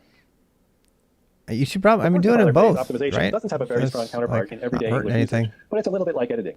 And in fact, it's a lot like what professional editors do when they have to reduce the length of an article to get it down to some word budget. So for example, I have this phrase right here, do both and see a which little one. bit like editing. And if I didn't like it, if I thought it was too long, I could replace the middle four words with two words, akin to. So now it says, but akin to editing. And that means exactly the same thing as the original phrase, but uses fewer words. And the goal in program optimization is to modify the program so that it uses less of some resource. Maybe we want to use less time. We want the program to run faster. Maybe we want it to use less space so that we can fit more data in memory. For a handheld device, we might be interested in reducing the amount of power that it uses. If we have external communication, we might be interested in reducing the number of network messages or the number of database accesses. And there's any number of resources that we might want to improve the program's use of. So here's a simple example of the kinds of optimizations a program might do. We can have a rule in our compiler that says x equals y times 0 is the same as x equals 0. And this seems like a real improvement because instead of doing the multiply, we can just do an assignment. So we save some computation by doing that. Now, unfortunately, this is not a correct rule. And this is one of the important things to know about compiler optimization is that it's not always obvious when it's legal to do certain optimizations or not. Now, it turns out that this particular rule is valid for integers. Okay, so if x and y are integers, then multiplying by 0 is always the same thing as just assigning 0. But it's invalid for a floating point. And why is that? Well, because you have to know some details of the IEEE floating point standard, but there is a special number in the IEEE standard called not a number. And it turns out that not a number, called a nan, times 0 is equal to not a number. And in particular, not a number times 0 is not equal to 0. So if x and y are floating point numbers, you can't do this optimization. And in fact, if you did this optimization, it would break certain very important algorithms that rely on the proper propagation of not a numbers. Finally, the last compiler phase is code generation, often referred to as code gen. And code gen can produce assembly code. That's the most common thing that a compiler would produce. But in general, it's a translation into some other language. And this is entirely analogous to human translation. So just as a human translator might translate English into French, a compiler will translate a high-level program into assembly code. To wrap up, almost every compiler has the 5 phases that we outlined. However, the proportions have changed a lot over the years. And if we were to go back to Fortran 1 and look inside of that compiler, we would probably see a size and complexity that looks something like this. We have a fairly complex lexical analysis phase, an equally complicated parsing phase, a very small semantic analysis phase, a fairly involved optimization phase, and another fairly involved code generation phase. And so we'd see a compiler where the complexity was spread fairly evenly throughout, except for semantic analysis, which was very weak in the early days. And today, if we look at a modern compiler, you'll see almost nothing in lexing, very little in parsing, because we have extremely good tools to help us write those two phases. Why would they have deployment keys in their configuration? Now I have to delete that. We would see a very large optimization phase, and this is in fact the dominant component of all Sorry, I have to compilers. pause this. And then a very small this is the pauses because they put phase. a private key in here. That phase very, very well. Nothing. It's I didn't dox anything dangerous. I just want to make sure I don't have it out there. Super annoying. Why would they put a deployment key in there? Does not make any sense at all.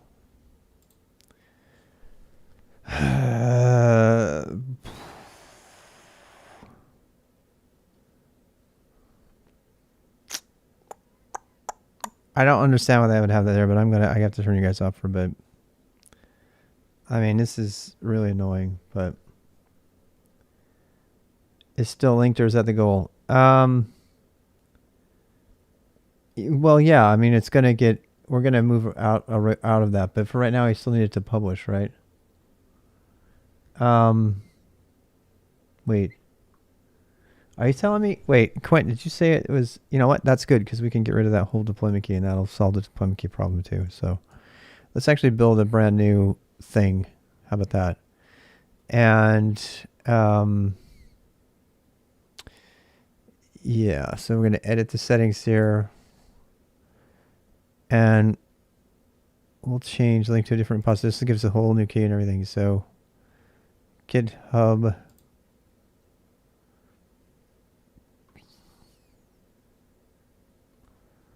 Do do do do do do do do do do do do do. For pagan. It should be like pagan. What? Oh wait. You know what? I don't even think I have the organization here.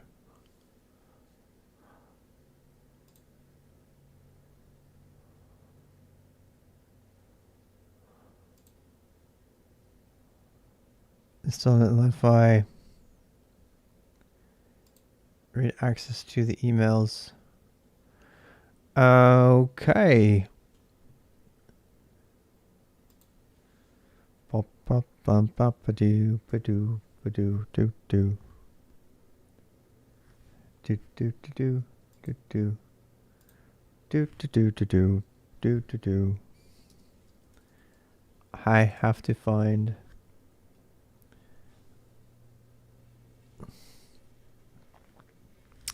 All right, where are you? Where are you?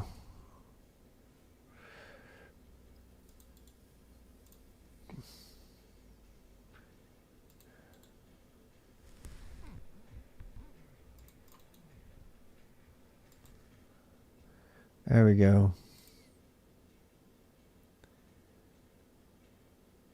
Pagan-Rust and spec.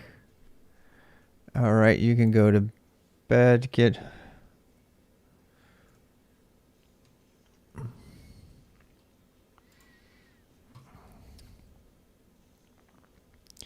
Build command doc, deploy site. Come on, baby. Come on, published already. There you go. We're back. We're back. And now it's pulling off GitHub, so we're good. Now, obviously, this stuff has to change. A lot of this stuff still has to change. But at least the site's back up. So, yeah. Let me see while I'm at it if I can fix that error. Let me go get my coffee real quick. I'm gonna go work on Quinn. Since you're here, I'll work on those 2 bugs with you when I come back.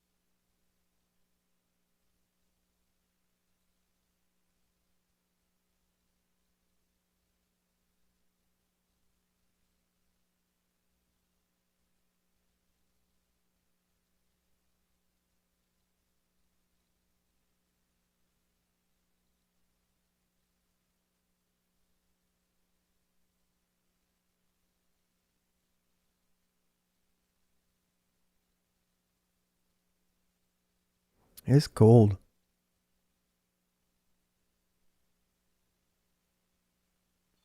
Hello. In this and the next few videos, I'm going to be giving an overview of Cool, the programming language for which you'll be totally writing. Scared me. Cool is the classroom object-oriented language, and the acronym, of course, is Cool. And the unique design requirement for Cool is that the compiler has to be wait. Okay, so you know what this is, right? You have 1 quarter, or in some cases a semester, for students to write. You have to write. This is Stanford we're talking about. and you have to write this object-oriented language in their pseudo language. They made this their own language for this rather than using existing language, which I find interesting because they could have used Java, but rather than using Java, they did this. They also didn't use C++, but apparently they do C++ later. So, yeah. The compilers. And so cool has to be implementable quickly. And actually, since it's used primarily for teaching compilers, the number of cool compilers in the world vastly exceeds the number of cool programs. So there are many, many more compilers have been written. Thousands of compilers, maybe tens of thousands of compilers have been written for cool, but probably only some dozens or hundreds This is of where cool programs. this is why So it's probably the BrainF only was language, made too. in existence for which this is true, that the number of compilers actually exceeds the number of programs. But it does tell you about the main design requirement. It's much more important in cool that the compiler be easy to write than that it be easy to write programs in. And so there are some quirks in the language, things that have been done specifically to make it easier to implement, where that wouldn't take away from the teaching value of the language, but that would make it inconvenient to use the language on a day-to-day basis as a working programmer. So what is in the language? Well, we've tried to design it so that it will give you a taste of modern notions of abstraction, static typing, reuse through inheritance, automatic memory management, and there's actually a few more things that we'll talk about when we come to them. But many things are left out. We're not going to be able to put everything in the language and have it.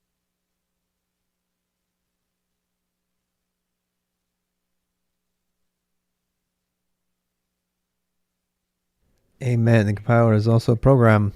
Yeah. Yep. You guys know your stuff. I don't know how big of a thing to make here. I wasn't planning on doing this.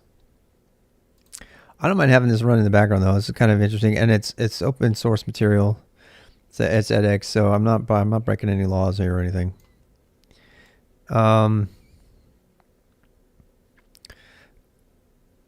Where to put it though? Guess I can put it over here. It's probably better so I can see you guys. Yeah, what's that? I can put it underneath the stuff. No, they can see it anyway. Be implementable quickly. We'll be able to cover some things in the lectures, but unfortunately, there'll even be some interesting language ideas that we won't be able to get to in this class. So the course project is to build a complete compiler, and specifically, you're going to compile cool into MIPS assembly language. So MIPS is a real instruction set. It was for a machine that was designed in the 1980s, and there is a simulator for MIPS that runs on just about any kind of hardware, and so this makes the whole project very portable. Okay, so this is another thing that I generate MIPS assembly language, and then that MIPS assembly. I'm really conflicted about how I want to go about learning and training for this.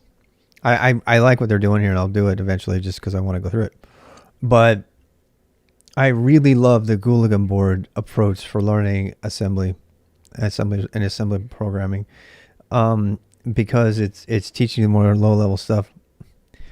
MIPS is really, I guess it really doesn't matter because I think they're just plugging MIPS in as that's the machine code you're going to pull together for that particular type of computer. You could probably do the same thing for any other thing too. So I'll show up. The project is broken up into 5 assignments. First, you're going to write a cool program.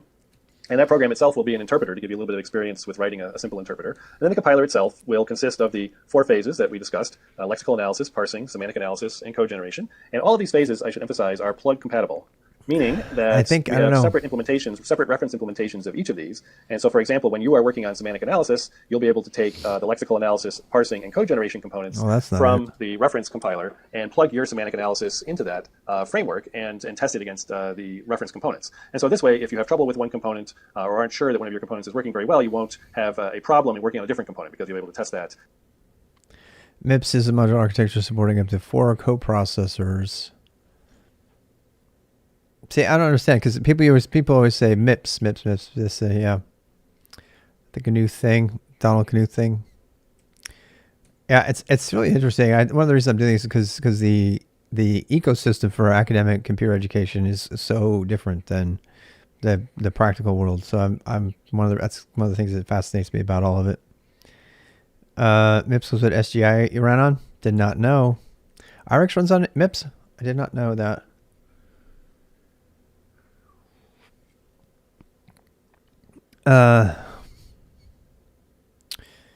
Very well and develop very good projects on GitHub. Why do they want a resume to get a job? Is that fair? I don't know, man. Good question, Halfcrest.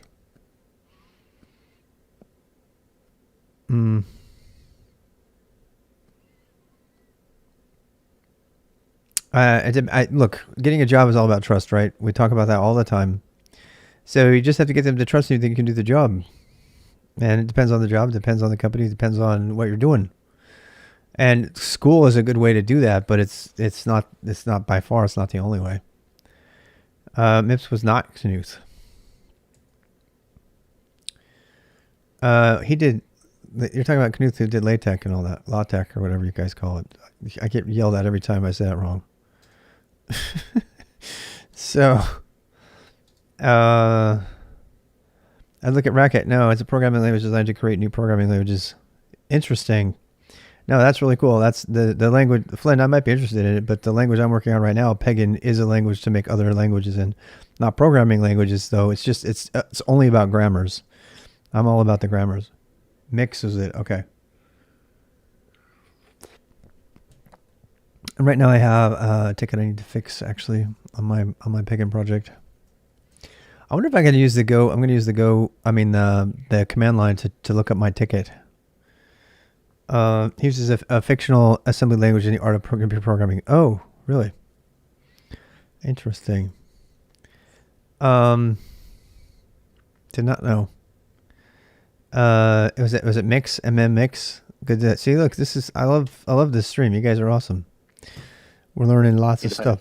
And finally, there's no required optimization assignment, but we do have some suggestions for optimizations that you can do, and many people have written optimizations for Cool. And so this is an optional assignment if you're interested in learning something about program optimization.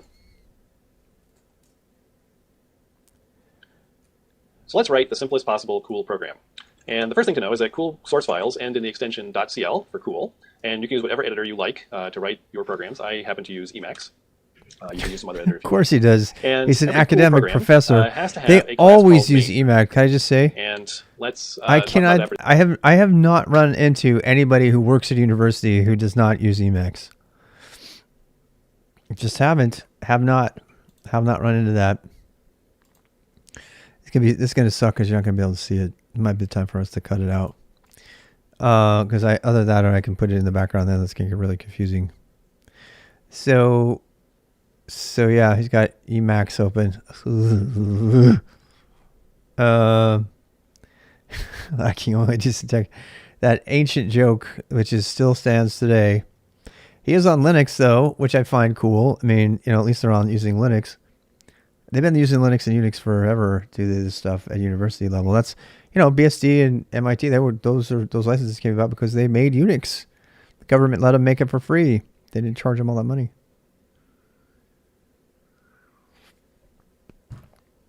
I think we're done with this though. You can go back and watch this if you want to do this. This is pretty cool. I may be just watching this at different times, but I can't while I have to do stuff because it's gonna fill the screen. So I'll run a little bit of that a little bit later. Language design on Windows. It's like a miserable experience. I know. Can you imagine? Please cover WASM and WASI at some point. We'll be interested to hear your thoughts. Yeah, I mean, I can cover it. It's basically just going to be all the problems of Flash all over again. And it'll be safer than Flash, but it's going to be all the same problems of Flash. People are going to put their blogs in WASM applications, and then you're not going to be able to search. I mark my words, it's going to happen. That's my biggest complaint against it. Other than that, I think there's many good things that it does bring to the table. For the first part being is it can use GPU acceleration to do stuff in your web browser that other stuff can't, which is normally required on Canvas. So yeah, I'm gonna close this one. I'm gonna put my music back on. You guys put your music on if you want to do something. I'm not gonna tell you what to do, but it's going to get decidedly more audibly less interesting on my stream right now because I'm doing GitHub issues.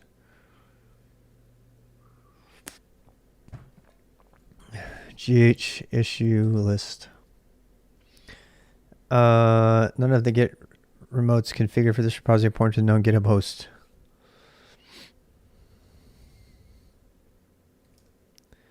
I'm already GitHub auth logged in.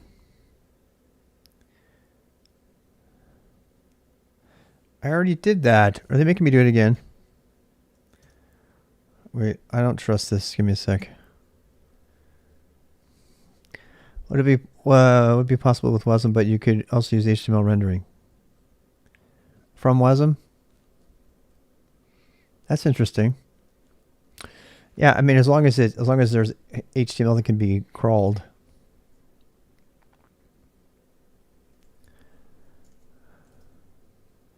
All right, give me a sec here. I gotta GH auth login.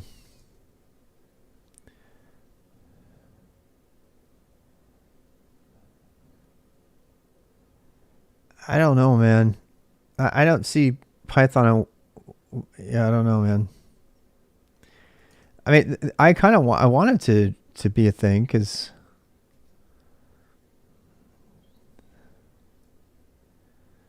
No, I don't.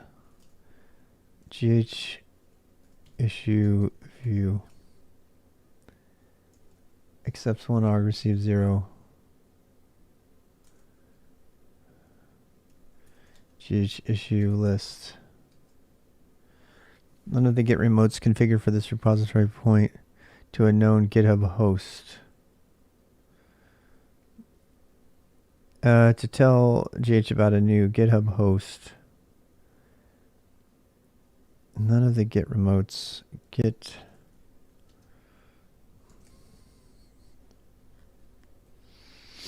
remote show origin. I don't know, man. I haven't used this command line thing very much, but I gotta tell you, so far I'm not. I don't know. It's just not intuitive.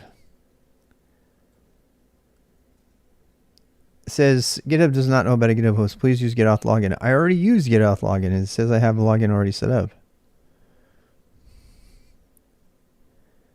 Oh, wait. I know what it is.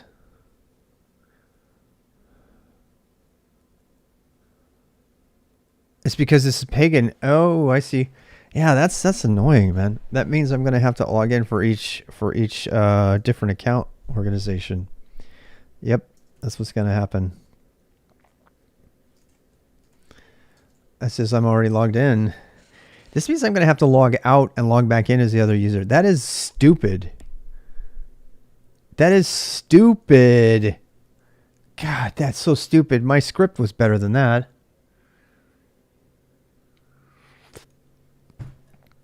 Oh, God.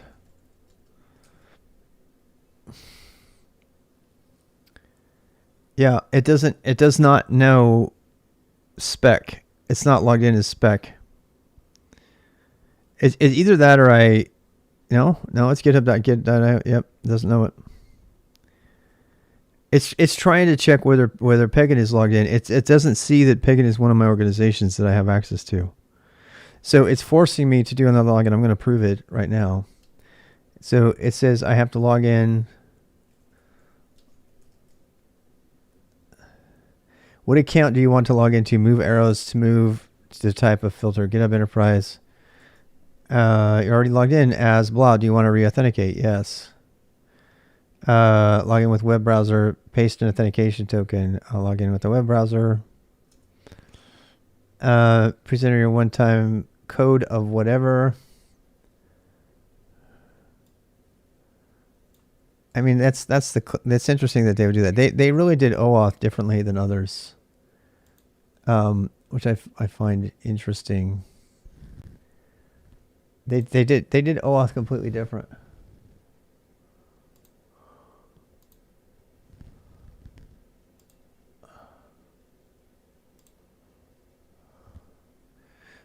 Huh. Please enter to open GitHub in your browser.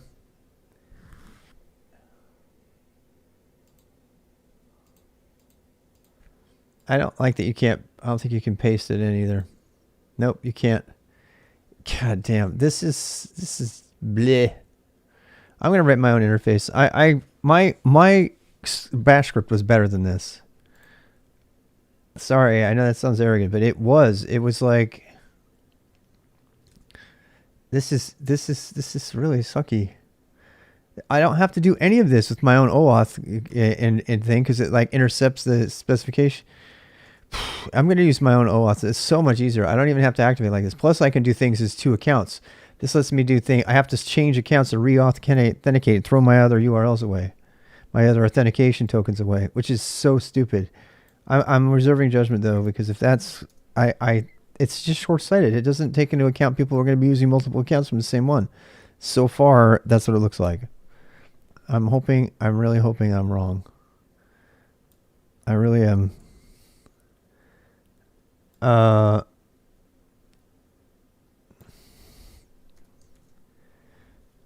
right, let me try. Seriously. Do you trust this device? Yes. Congrats, you're all set. Are you really sure about that? We're going to see.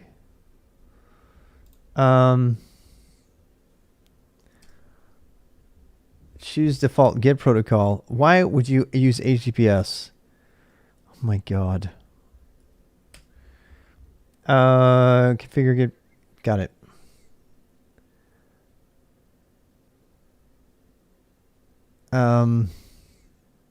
So here's the real question. I don't want to do this still on the stream. I want to check. GH issues. Watch. List. None of the GET are known to the GET. Oh my god. It still doesn't do it. I just did a get off login and it failed. This is such a piece of crap. Sorry guys, I'm telling you, unless I see something to counteract this, I'm never using this tool. This is crap. So far, I can't even list stuff for this particular repo because I have no idea why, to tell you the truth. I did the login, I re-logged in and everything. Different accounts, I get it. But this is the thing, I don't know. I think the reason that this is failing is because it's still under a new repo. It's not a repo. It's a different organization. Yeah. I think the reason for this is because there's stuff on here that doesn't belong to GitHub. That's what I think's going on. And so yeah. So I don't know, man. I bet I should try to remove remove a thing. So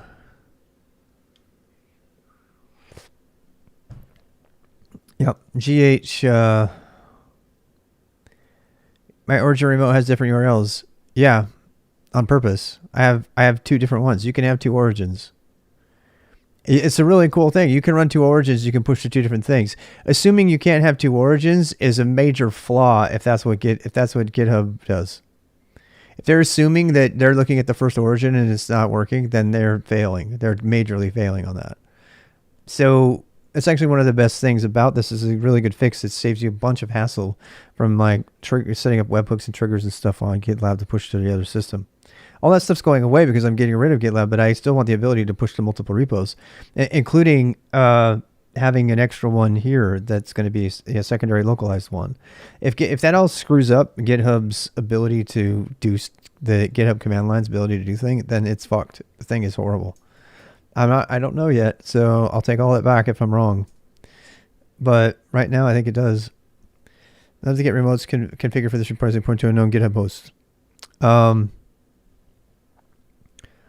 Known GitHub host.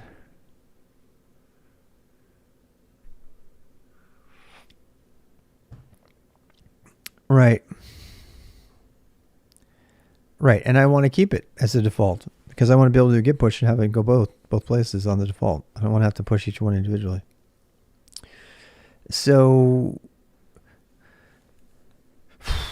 I don't know why that is. I do want to check something though. I want to see if it affected my other ability to do stuff. So random repo.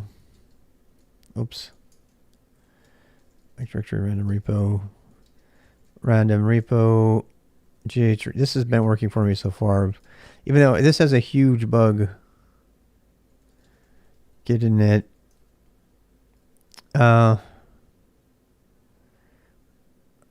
Yep. Now I know it's cool, huh? I found that out last week because it was like one of the solutions for posting to multiple places, mirroring to multitude different places. It's so much cleaner than trying to have a system that will do mirroring, and GitHub doesn't even do that. So GitLab does, and I was as part of my getting rid of GitLab thing. So this actually kind of annoys me. This is a complete lie. It says it's going to create a random repo in your current directory, and it's a lie because you're in the middle of it. It's like a tiny little thing, but it totally needs to be fixed. I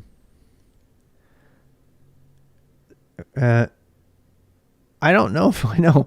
I don't know why one of them is fetch, which I find interesting. So most of the repos, that might be the problem, because most of the when I do an origins thing, I have a thing for it, by the way, called origins. When I do origins, I see only one. I don't see two or three. Usually I just see two. So I think the fetch one might be getting in the way. I don't know. We're gonna find out. So this is all well and good. You're gonna do a readme here. Something. And I can, I'll do it all on the command line. So git add -a git commit testing git push. So that's going to give me, set upstream. See, I don't understand why this is another thing. I have no idea why they do this. They could do that they could do that with the tool, but they don't. Because it's part of Git, I guess. So that's another thing about the tool. It doesn't do the stuff I need it to do because it tries to stay in its own lane. It tries to stay in GitHub's lane, and it doesn't try to integrate any Git commands along with it for ease of use, because they can't guarantee what kind of system they're going to be on, and if you even have Git on the system at all. And that doesn't help me. What I need is something that a script that just does the shit that I want it to do, and it will use Git if it finds it, and other stuff it doesn't do it. And I have that.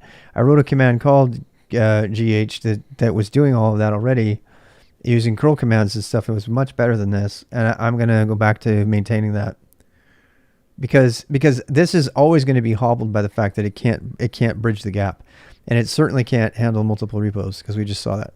So if I had another origin, let me try something. So if I add, so I should probably remember how to do this. Yeah, git remote, set URL, add origin, GitLab. I'm going to add a GitLab one. And we'll call this, is artifacts rob, and then random repo.git. And then when I do a git push, so git push, that will push them to both places. See that?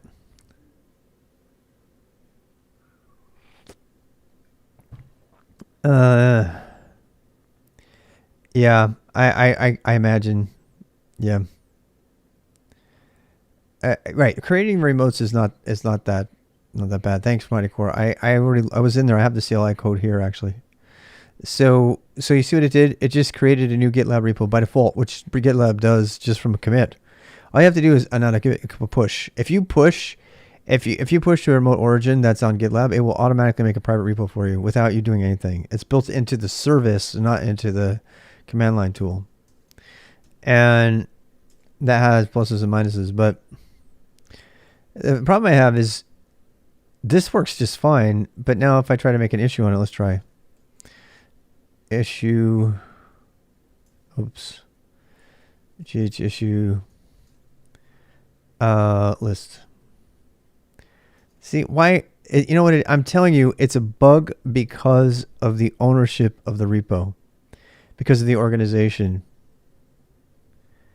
I'm guessing that the issues might require the fetch entry. Well, they don't, because this one worked better than the other one. I think the fetch entry is actually causing the problem. Either that, or whatever it is, I'm almost sure that it's because it's an organization and not a user. I think that's what's going on. It's because it's an organization and not a user. I bet you anything, because I don't have any problem when I make them like this, right?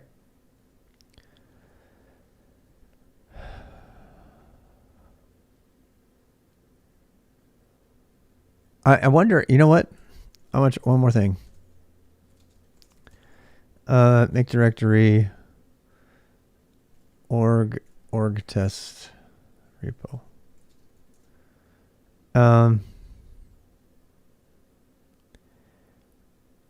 Yeah, I don't know why. I have a feeling it's because oh, I don't know. We're about to find out. So if I do gh repo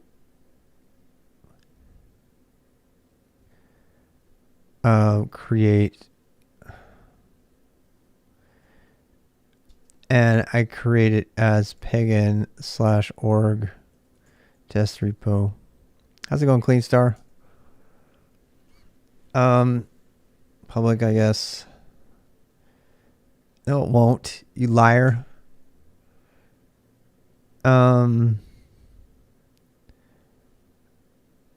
Yes, but we already have that. Are you gonna? What are you doing? Initialize repo in org test repo. What? This is something else I noticed. If you're in a repo and you do it without providing the name, it doesn't do a git init, and it says you better have a git init. If you pass a name to it, then it does a git init for that directory and creates the directory. No, it's kidding. Look. So this is not what I wanted, but watch. It's got a .git in it. So it's like it's just brain dead. It's brain dead, man. It's a couple times it's like really, really brain dead. I don't know why. Yeah.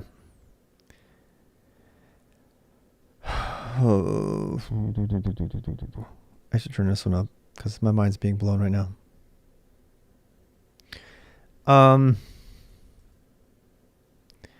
Yeah, it's going. This is upsetting. I'm going to test this. Watch. If I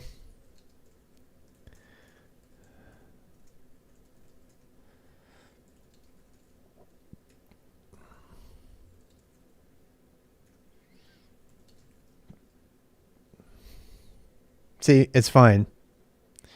For some reason, this one's fine because why? Because there's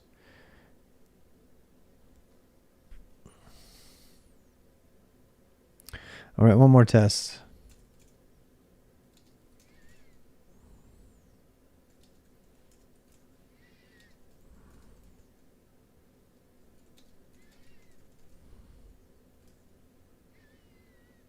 All right, so let me try something.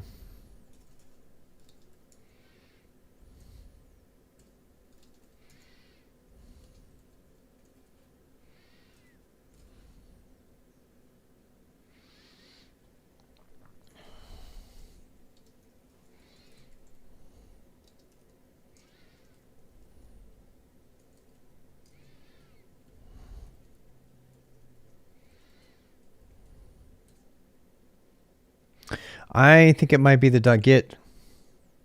I do. I think it might be the .git at the end.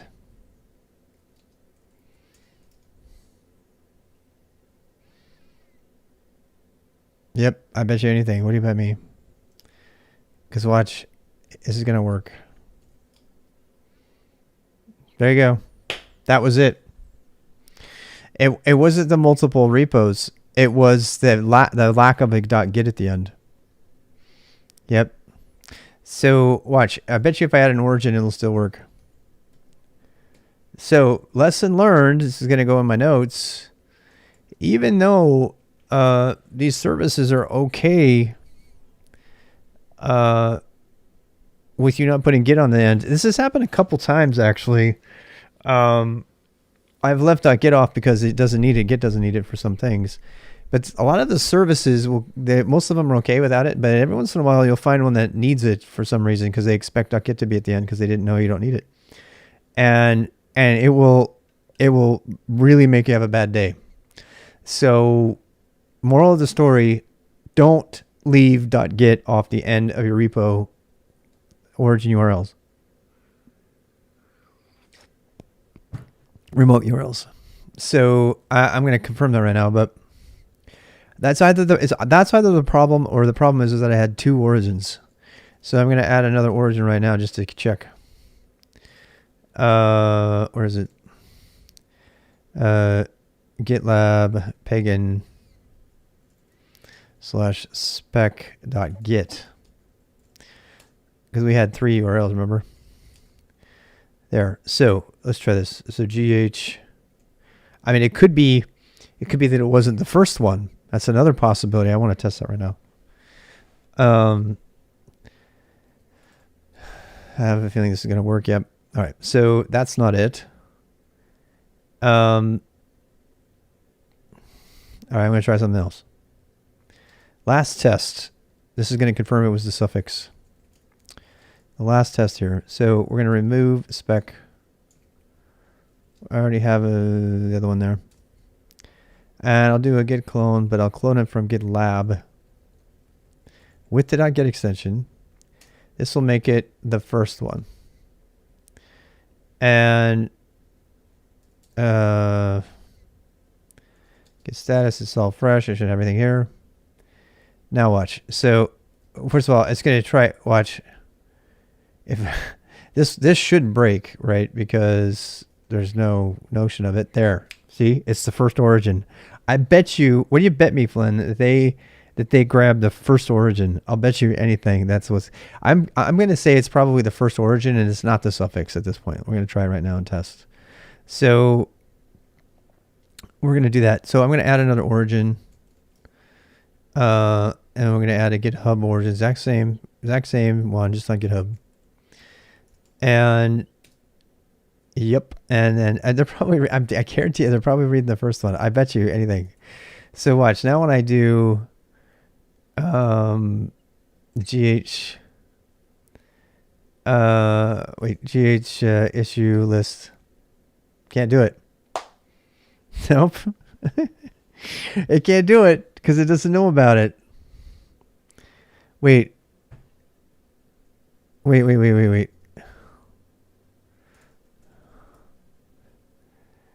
Nope, it can't do it. It can't do it. So the moral, we've proven something here. The GitHub tool is brain dead. It is not smart enough to use 2 origins. It will grab the first one every time because it assumes to be the first one because almost nobody uses 2 origins. But there's really good reason to use 2 origins.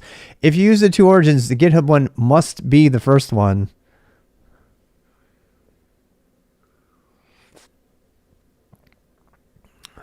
So that just needs to go into a script or something of mine. This is another reason I'm gonna have to write a script, an encapsulation script for the GH thing. That's just the way it's gonna go. I could probably save myself doing a lot of curl code by using the GH tool because it does do some of the other stuff that the other stuff doesn't do. Plus, I really, really don't like their whole interactive interface that doesn't show the cursor anymore. I hate that. Remember, none of the Git remotes configured should say the first URA of the remotes configured. Yeah, and that's something we should probably put in as a change ticket, right? So add that to the list of changes to make. I mean, there's some verbiage commits that you guys could do to that project. I might end up doing it myself if I don't have to, because they're little tiny wording things like that will really mess people up when we're trying to learn it. So, you know what I find interesting is that, yeah, because GitLab's the first one. So watch this. Can you rearrange the origins? I wonder. I've never done that. Let's see if that's a possibility. That would be interesting. Yeah, I bet you can. Look at this. Watch. That's going to work. I swear to God, watch this work. Wait, you can't even have two origins.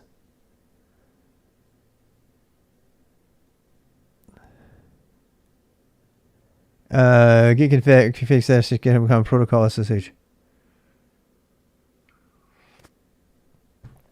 I don't think you need that. I think I just fixed it though. Watch.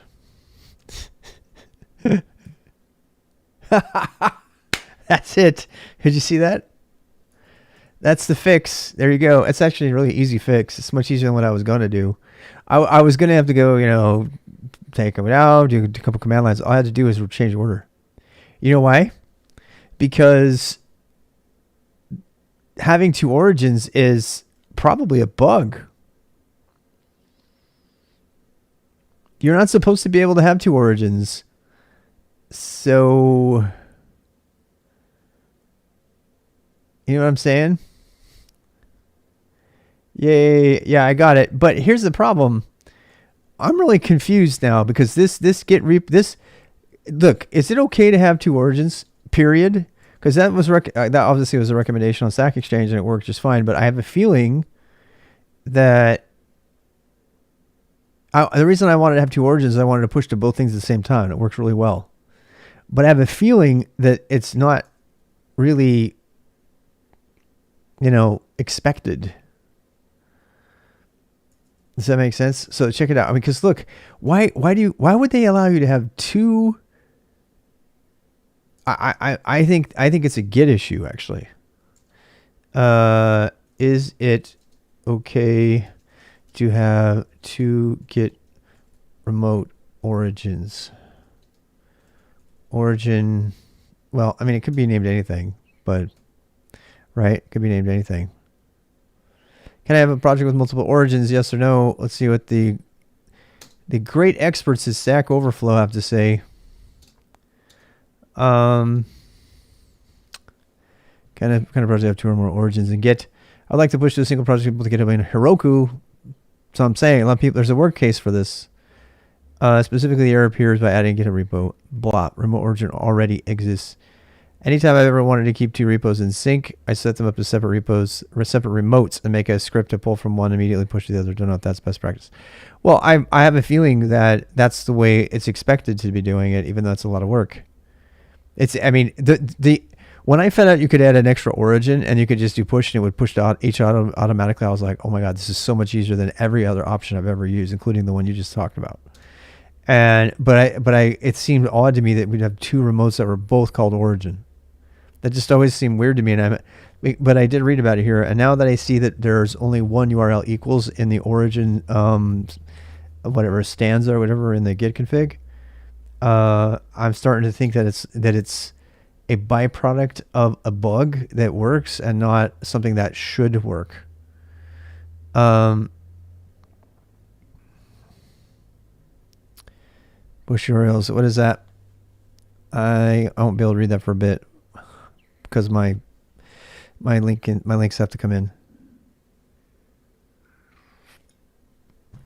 Yeah, I was going to ask a question because one of the reasons I don't want to do the URLs like that is because when I switch to the new thing that I'm making, I'm going to be pushing, I don't know, I guess YouTube. If I can get YouTube to be faster, would you guys be okay using it? Because I'm thinking it might, I don't know. One of them is a pain in the butt with URLs, and I don't know if that's going to be. Anyway, I'm getting distracted. Git remote. GitHub has said git remote add GitHub. There. See that? Push master to GitHub. Git a push GitHub master. I mean, yeah, you could make a script that says git push GitHub master, git push blah blah master, but I want to do both at the same time. What I want to know is if you can have two. You can have as many remotes as you want, but you can only have one remote named origin. Bullshit! I just did it. I just did it. Wait. It's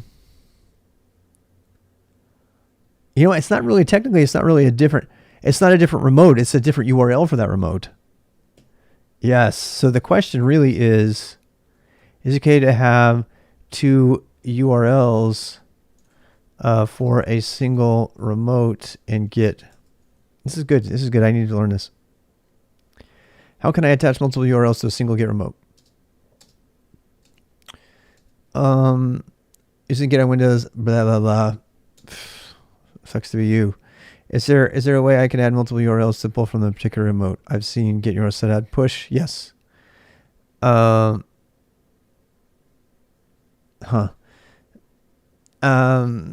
a way to add multiple URLs to a remote, I can see the updates in the Git config, but Git only tries to use the first one. I tried both Git fetch and Git remote, but either wrote. I tried this on Linux. Linux does it. I don't think Git supports multiple URLs for remote yet. It just did it. What time is this? What day is this? 2010? Oh my god. I think the best option is set URI. Put your computer name. That is shown in just via the CLI. So yes, it should be okay when it's supported by the CLI. Then you can, you're talking about the CLI supports multiple targets. You can keep multiple entries for the different IP addresses and comment, uncomment, no. Dumb. The thing I don't understand is the configuration file should not join both of those URL lines together. That seems like a bug to me.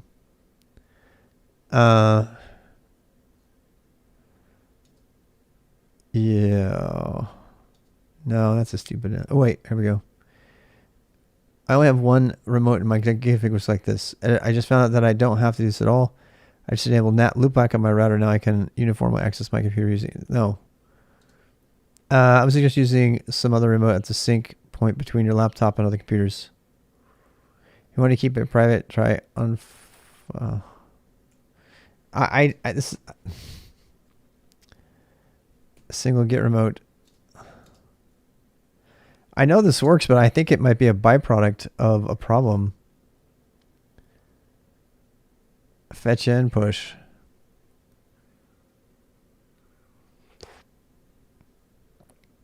Wait, we didn't do a -v. That might be it. I think that's it. Let's try that. Yep. What'd I call it? Pagan something.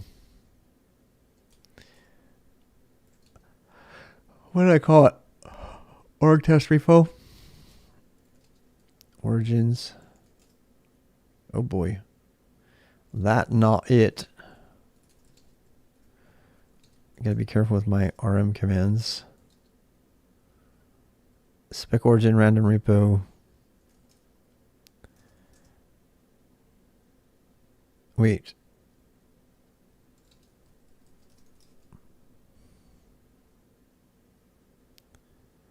I was testing it. What was I testing it with? Oh, was this my dot files? I can't remember. God damn it. I don't remember. Oh, that's not it. Nope, not. Damn it. What was I working on? I lost it. It's in here, so I have to go here.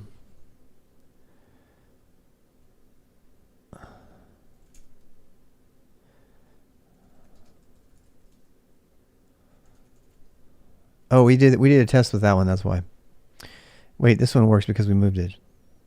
So yeah. What is it? Git remote list -v.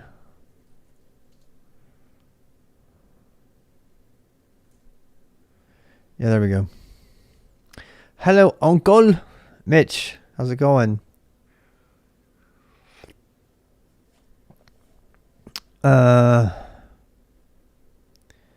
Please write the answer in chat.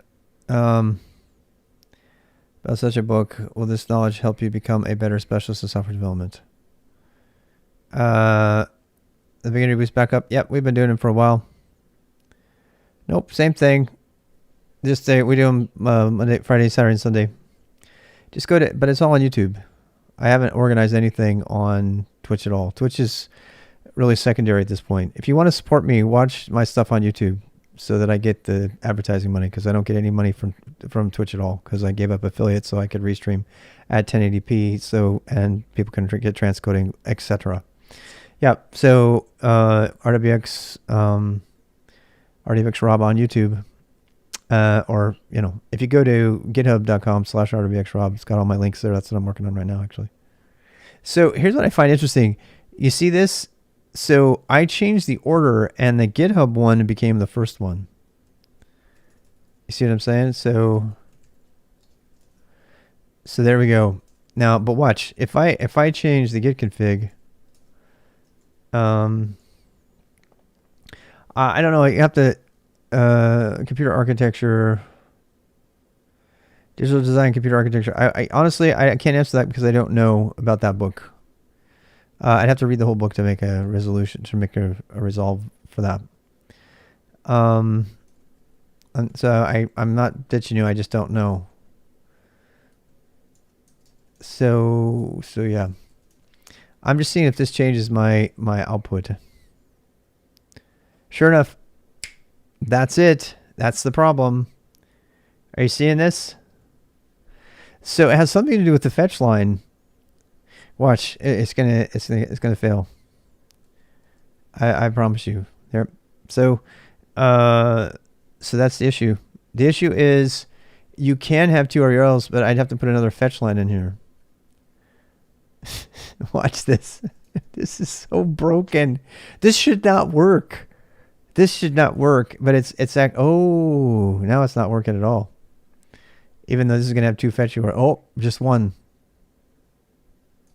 Why does it only have one fetch URL still? Because it's the first one? Yeah, I think that's what it is. That is so broken. That's a bug in Git.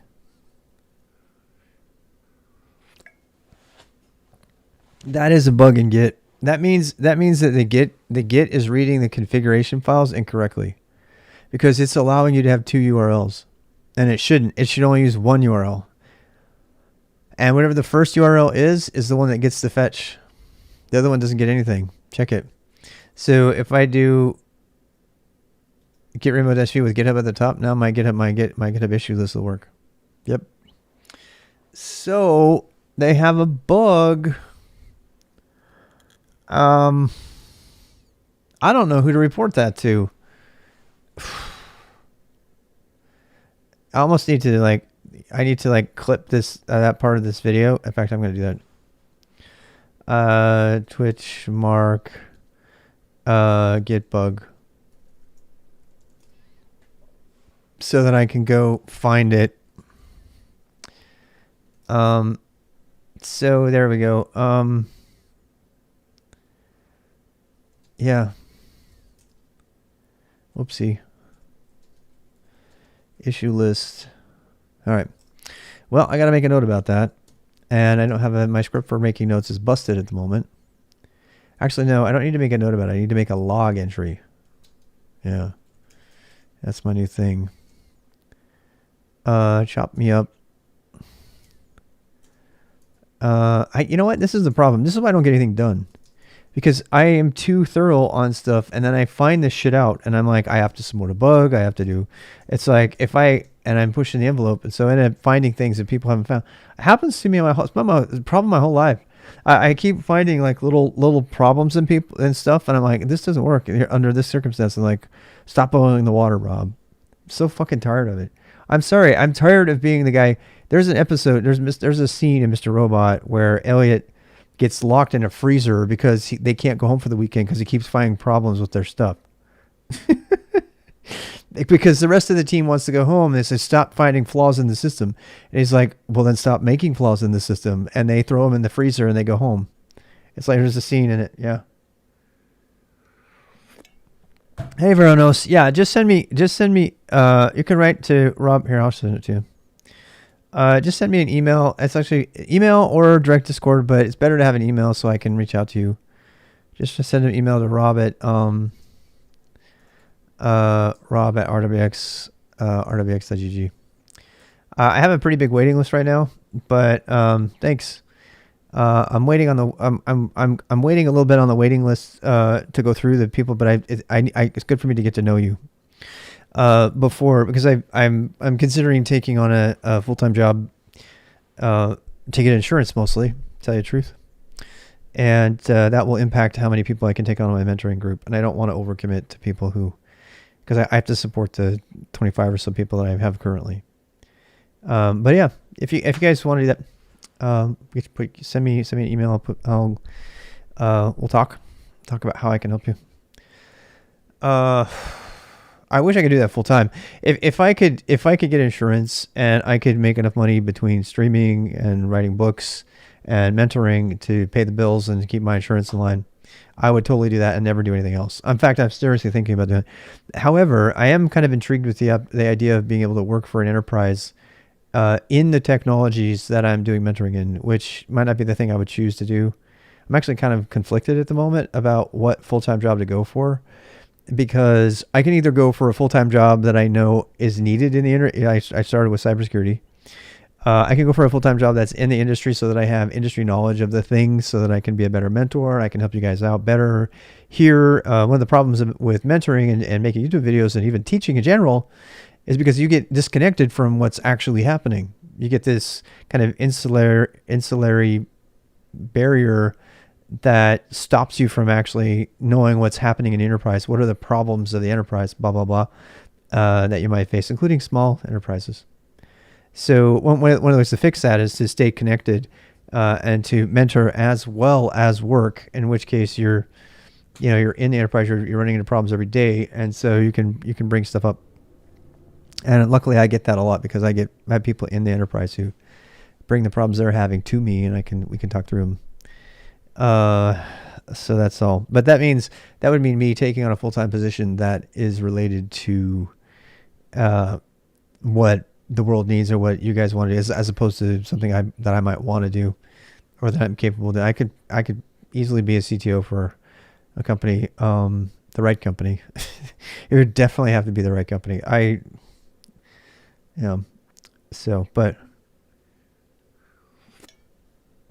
But then what? Then I'd just be stuck in business meetings all day with boring people. Oops.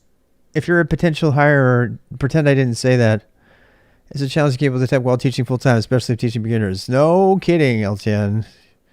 You know what I'm saying, right? It's more than a full-time job, particularly if you're doing the extracurricular stuff that you do.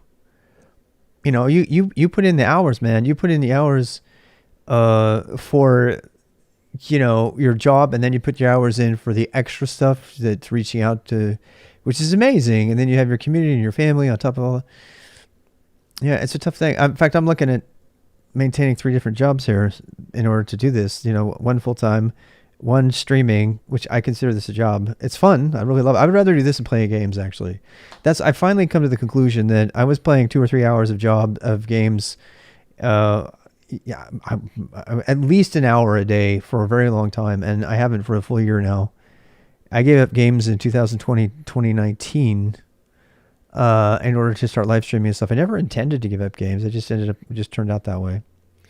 But given all this shit that's going down in our world right now, look, I would love to check out like the next person. I really would. But right now, I just installed Steam yesterday. I'm a little scared of it because I mean, it feels like relaxation, right? It's like, oh, unwind. But if you play Dota 2, that's not a relaxing thing. You get sucked in, and then you might as well just live stream and code because it's stressful, just as stressful as playing a game. But if I could go play like a Witcher game and just like, oh, happy monsters are dying all around me. Yeah, like League of Legends or Dota. I'm a Dota person. League is no. League is no. I know there's a lot of people who love League, but I am so not one of them. I'm definitely WoW. Yeah, WoW's a big time thing too. Hi, Ian. I can live stream my games. I thought about doing that too, but here's the thing. All the live streaming I've been doing, I'm not making a dime on it. And I think it's fun and it builds community and everything. But Ian, you might watch me on YouTube, right? More and more gamers are moving to YouTube, and that's a good thing because I think there's more capacity to change the world on YouTube than there is on Twitch. Even though I got my start on Twitch, I'm really grateful to it. Stuck in a boring meetings with boring people. Yeah, they all are, right? So anyway, the ideal job would be one that allows me to live stream. and that's going to be hard. Actually, that's one. I was seriously after the attack on the Capitol yesterday. I went to the FBI site and I was looking for analyst positions. I was like, I'm going to put these people in jail. I was so pissed off. I don't want to get political again and get depressed because I'm all happy now. But I was like seriously looking for like ways to bring people to justice. And then I read the whole thing about they do very exhaustive interviews with everyone you've ever known. And I was like, I am not going to pass that interview. They have to interview my ex's dad, who is in law enforcement and is a fucking horrible person, threatened to destroy me and denied the whole thing. Guy is evil, man. And nobody will say that about him because he's all smiles on the outside to everybody else. All they see is his smiles. He like cornered me and threatened me to my face with violence. And he just denies it with a happy grin. God, I am so tired of two-faced evil people. I am so tired of that. I am just, all right. Something happy. Can we find something happy now? All right. I'm the one who took us there. Anyway, so I don't even know what I was doing. This is my problem. Okay. So we have this really great, thing that I was able to do with the vids thing. So that's there. All right. So, I thought about where I've taught in private schools. I've taught for universities. If you really want to know, by the way, GitHub rwx.rob, or rwx/rwx.rob on GitHub. I have my whole LinkedIn profile is now moved. I'm off LinkedIn. Yay. And I moved everything into my personal profile. So, and that's all in that's actually what I've been working on all night. And yesterday I've been trying to get all my profile and personal, information online so that I can, when I do a couple more resumes or whatever, I can say, hey, just go here and check it out. So I'm going to put that more as a thing. So, actually I got distracted from fixing a bug, for the Pagan project. If Quinn's still out there, he probably isn't, but if he is, Pagan's one of my flagship projects. So I want to have it nice and pretty and polished so that when people see it, they go, oh my God, and they want to hire me. And we got distracted by the fact that GitHub issue list was failing, because reasons, spec a rig. I can remove this one actually. Full-time openings come up, where I am, Rob. Full-time? Do you have good insurance? You know what?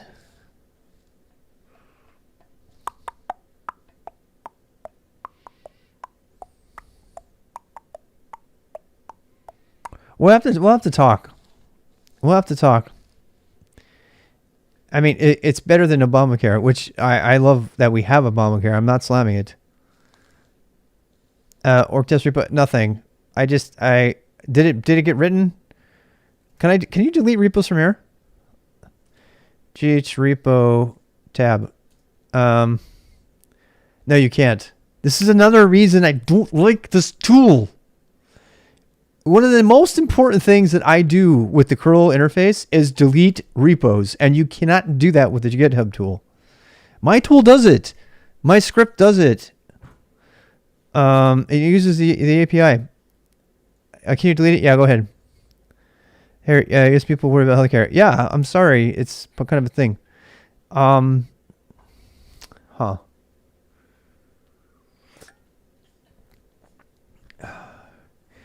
If I, I'm kind of thinking out loud here. If another possibility is to take a job with a kick butt computer lab. I thought about moving to Canada, man. I got my son's in Canada. I could make it. I could move in Canada tomorrow. I could. I looked at it all up. There's we looked at the whole thing. It was like the top 7 country. Did you do it? Thanks, Quint. So, God damn it. I have a swear. I don't mean to swear like that. Oh, it's 6,000 days. This is a good one too. I kind of like this one. Anyway, where can you make the most difference? Let's just be honest here. One of the places that you can make the most difference in the world is, a guy like me anyway, is working in education in the areas where people feel like they're left out. There's an immense amount of potential to save the world among the community colleges of our world, because that is where people are going to retool and change their stars. They're not going to the, state schools and the Ivy League things, at least not originally. Sometimes they'll start out in a community college and then they'll transfer into those skills, those colleges. So the point I'm trying to make is I've already worked for a community college. I work for and of course the pay is abysmal, but I enjoyed it. I eventually had to give it up because half the people failed, and they told me it was a great success. And I was like, "Are you sure? I feel like I'm failing here." And they said, "It's a true story. This needs to go on my stories list." And they said, "No, you're fine. They just do the minimum to get their VA benefits." Exact words. And I was like, "What?" I said, "Yeah, there's a lot of Americans that just do the minimum to get by, to get all their benefits and stuff." And I was like, "I don't want to have any part of that. I don't want to be helping people learn unless," and it was also kind of a problem because I was working remote, which means I couldn't infuse them with any kind of excitement or anything. I did videos. I made a lot of videos for stuff, but I didn't have my face on the video. So I'm intrigued by I'm thinking out loud, which I often do on a whatever stream. Remember, what's the topic? Whatever. There's no specific topic today. So, but I'm intrigued by the possibility of combining education for one of the traditional organizations that's really hurting, frankly. They need our help. Community colleges need our help. Mom and pop, shops need our help for contract work. So there's a part of me that says, yeah, I'm having sort of a thought here. I got to tip my head's. My head's getting too hot though. Like I'm gonna fix your thing here in a second.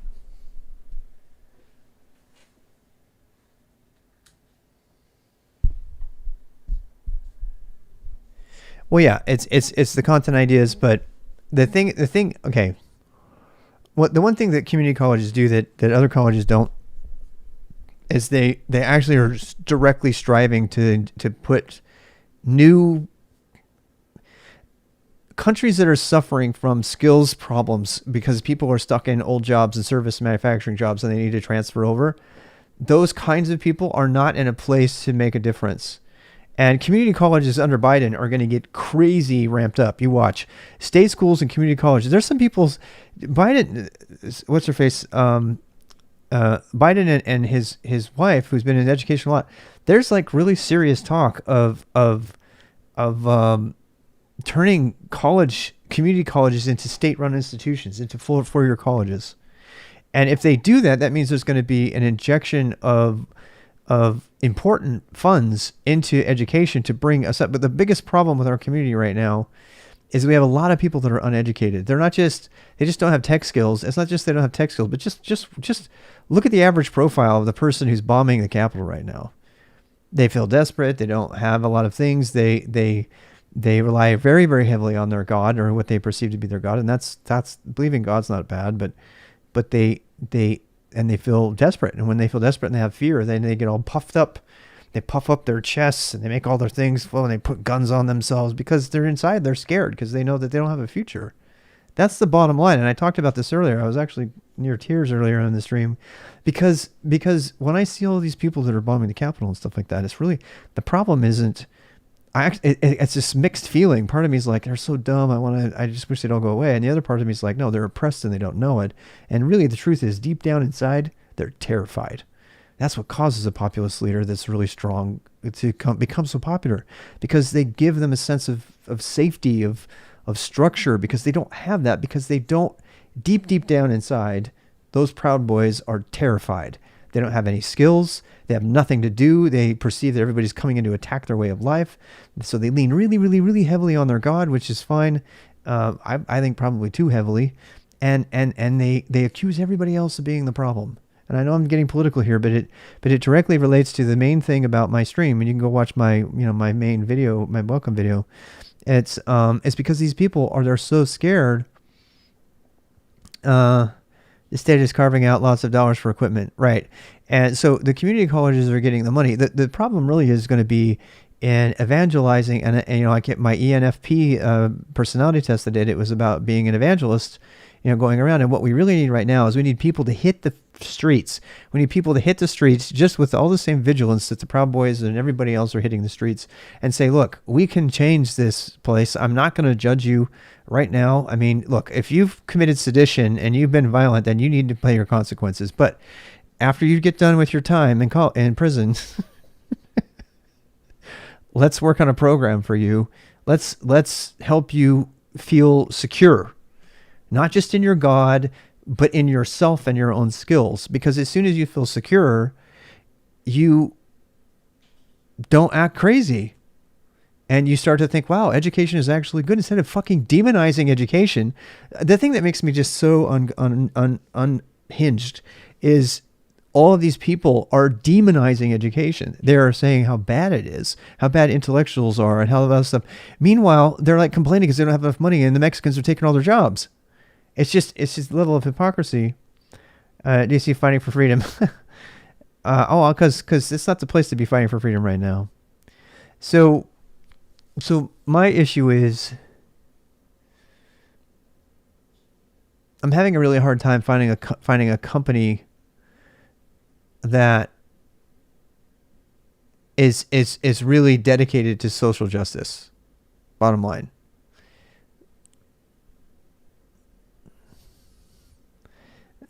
Corporations by legal definition are in the business of making money for their stockholders. The end. And come back to Russia. I've thought about coming back to Russia. Believe me, yeah, I could do very well in Russia, man. If I moved to Russia right now, I know I could. And good, God knows that Putin is bad, but he's way better than Trump. Yeah, Trump has had people killed too. I mean, anybody who doesn't think so is fooling themselves. It's just not out in the press all the time. Anyway, how could I?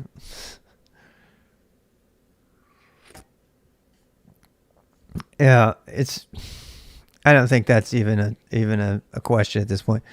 So I mean, if I were to go to Russia, it'd be like, pick your dictator. Which one do you want to work for? At least in America, Biden's not perfect, but look, I don't want to get political. I want to live where there's freedom. I want my family to be healthy.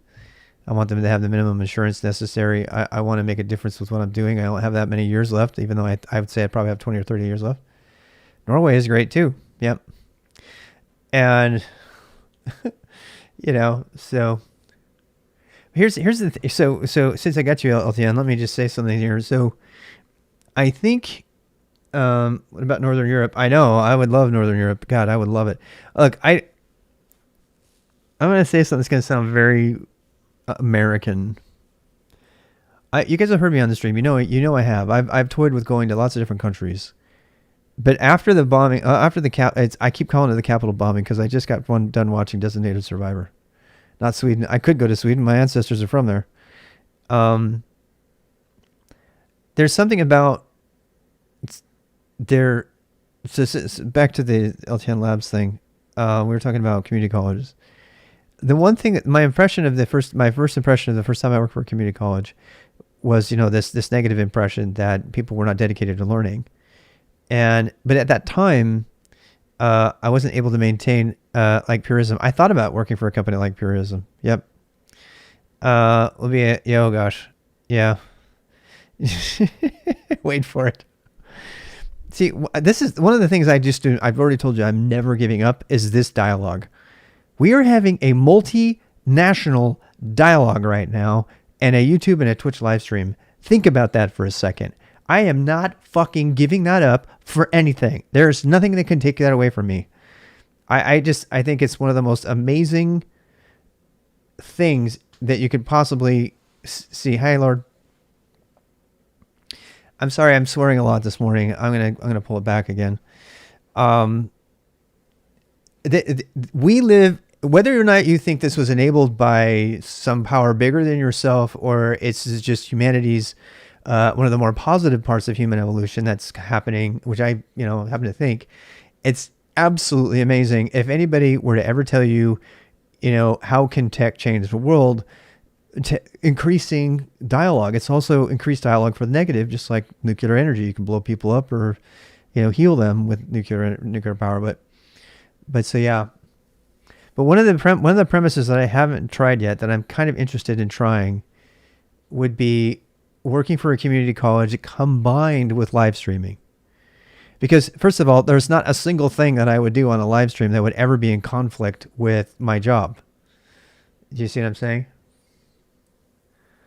Nuclear bombs save them the most lives in human history. Oh yeah. Well, that might be true. I don't know.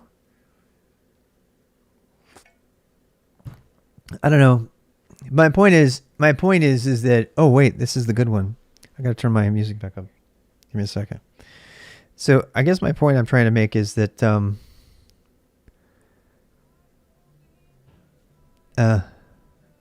yeah, I know, that's why I want to turn it up. Okay, you guys are gonna have to hear it a bit. Sorry.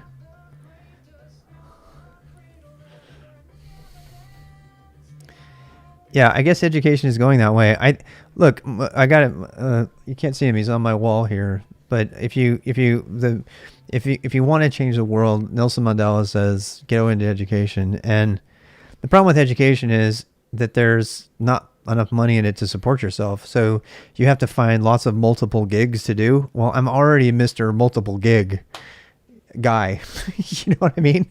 I'm already doing 2 or 3 things at the same time. And so it really depends on the load. The rejection of education is likely accelerating because of all the echo chambers that are currently social networks, etc. Yeah. Yeah, it is. It is. I agree with that. And Japan suffered massive birth defects diseases decades after the bombings. Oh, yeah. In Hiroshima, yes. A scary one, huh? To get good insurance. If I can get insurance and a pension as a full-time educator for a community college, I would take it like that. I'd have to be able to pay my minimums, and I would still, the thing about it is that would still allow me with relative is that is the reasons why I never pursue education. Right. Yeah, isn't that crazy? People don't. The thing that really sucks about that is how little the society respects education. The schedule is flexible. You have a change. Yeah, occasionally rogue administration, but we can handle that. Yeah. Well, God, I mean, I've handled corporate. One of the reasons I don't want to go back to corporate is I've had to wrangle all that political crap inside of corporations. Even in good jobs, it's always there. So yeah. Yeah. But the pay is not attractive at all. Right. I don't need to get rich here. I need to be able to provide for the needs of my family and the needs, and that includes insurance. And so yeah. As a corpo, actually, I've thought about playing Cyberpunk as a corpo, but I'm not inclined to play it at all at this point. You run from medical persons in here in Bolshevik Europe. Yeah. Yeah, I don't know, man. It's yeah, medical people are, yeah.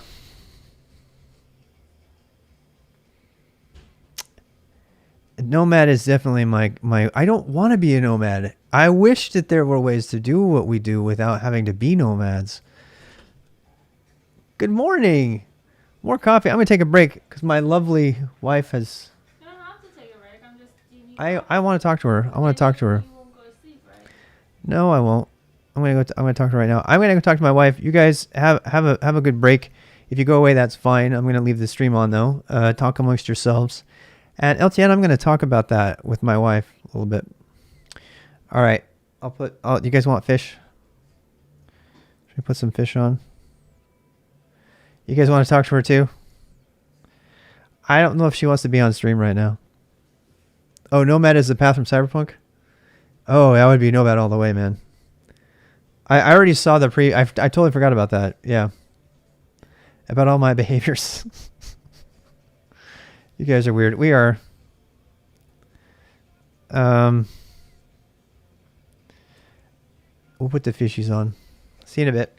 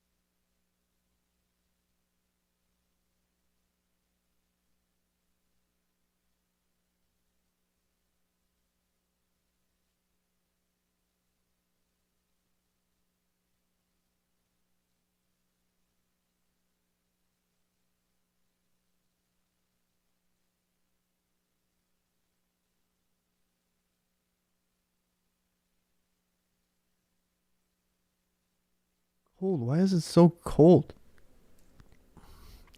Oh, I don't know. Because it's winter.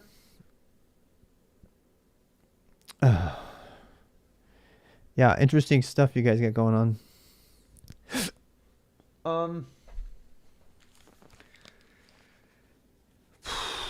Jeez. Lots of stuff to talk about. Yeah. Winter. I know, because winter. And mostly because I'm wearing shorts. I would rather wear a hoodie and shorts than not. Actually, I probably need to take a break. I'm like kind of wound up right now. Thinking about stuff that's coming. I mean, how has it been? What was there? Was there any interesting chat that I missed? Lol, lol, lol. Lol, lol, lol, lol. I'll go see if I missed any chat. Go to the new messages.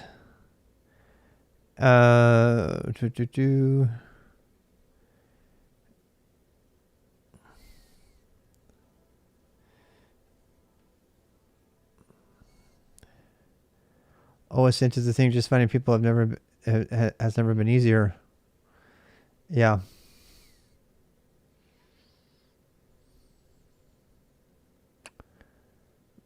Other browsers.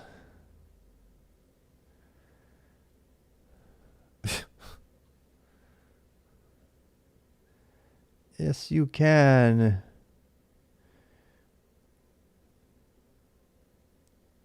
It surely needs access to all your contacts. What are you talking about? How vulnerable? I asked for real talk. How vulnerable are we in the browser?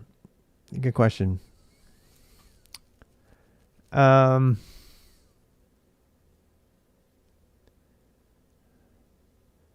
that is there. He just shaved. What? Let's see. 100 script kitties. Yes. He's talking to his wife. I look different. M3, I cut my beard is all. And I'm fatter, if that's what you're asking. Something's off with Rob. I'm just fatter.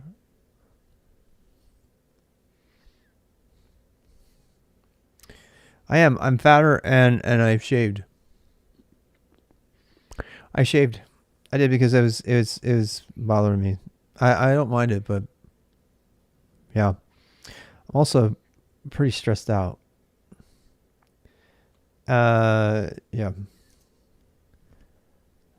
Go after cookies. Favorite newspaper with their Google Auth, yes. Oh god.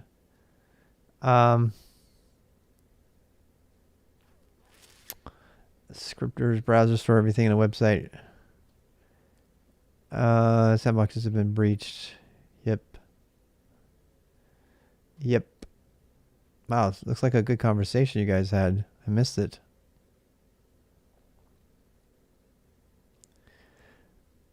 JavaScript support in Excel. Yeah.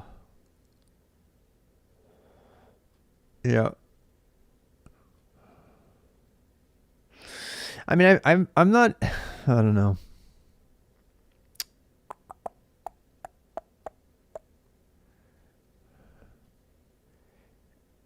Contacted a virus. What are you talking about? I don't have a virus. Oh, that person. PDF is fun. They can do JavaScript too. That's not good. Pro and FXV. Built in Zixel account. Yeah. I like Excel. I have to confess, I love a good spreadsheet. As a business owner, it's really great to use them. I really love them. They're magical. They can like show you, what your budget's going to be and everything. You can do it with Python too, or any scripting. I did it in JavaScript for a while.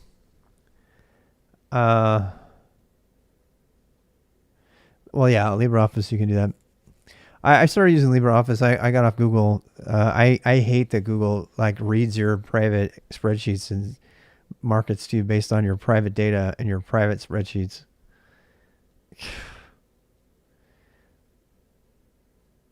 Disable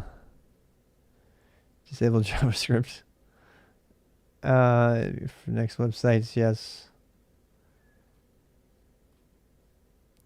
Yeah.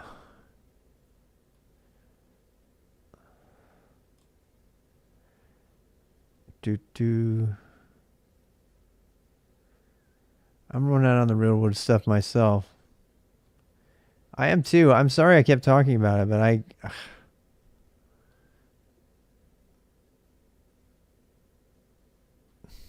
the coding's good too. LCN Labs, you're funny. It's like, yeah. The politics and economy, just have fun coding things.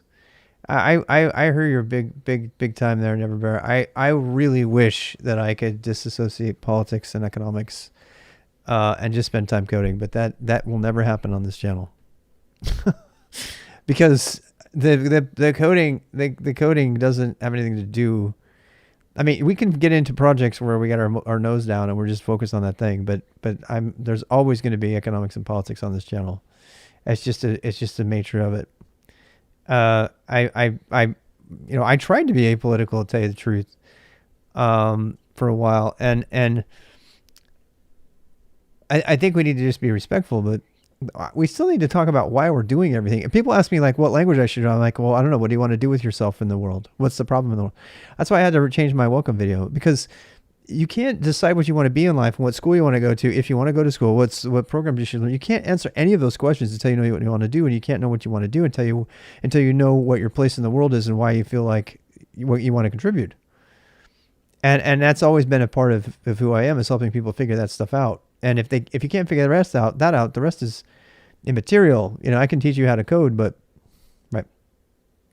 LTN is always sharing his praise. I really appreciate that. A little bit thick there. Yeah, she's from on your team.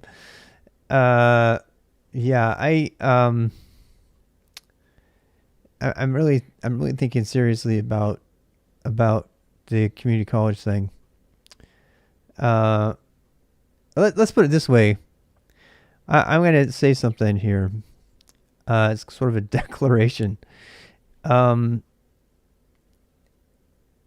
If hospitals are the front line, and if nurses and doctors are the front line of the COVID battle in our world right now that's raging, the front line of the economic battle is the community college,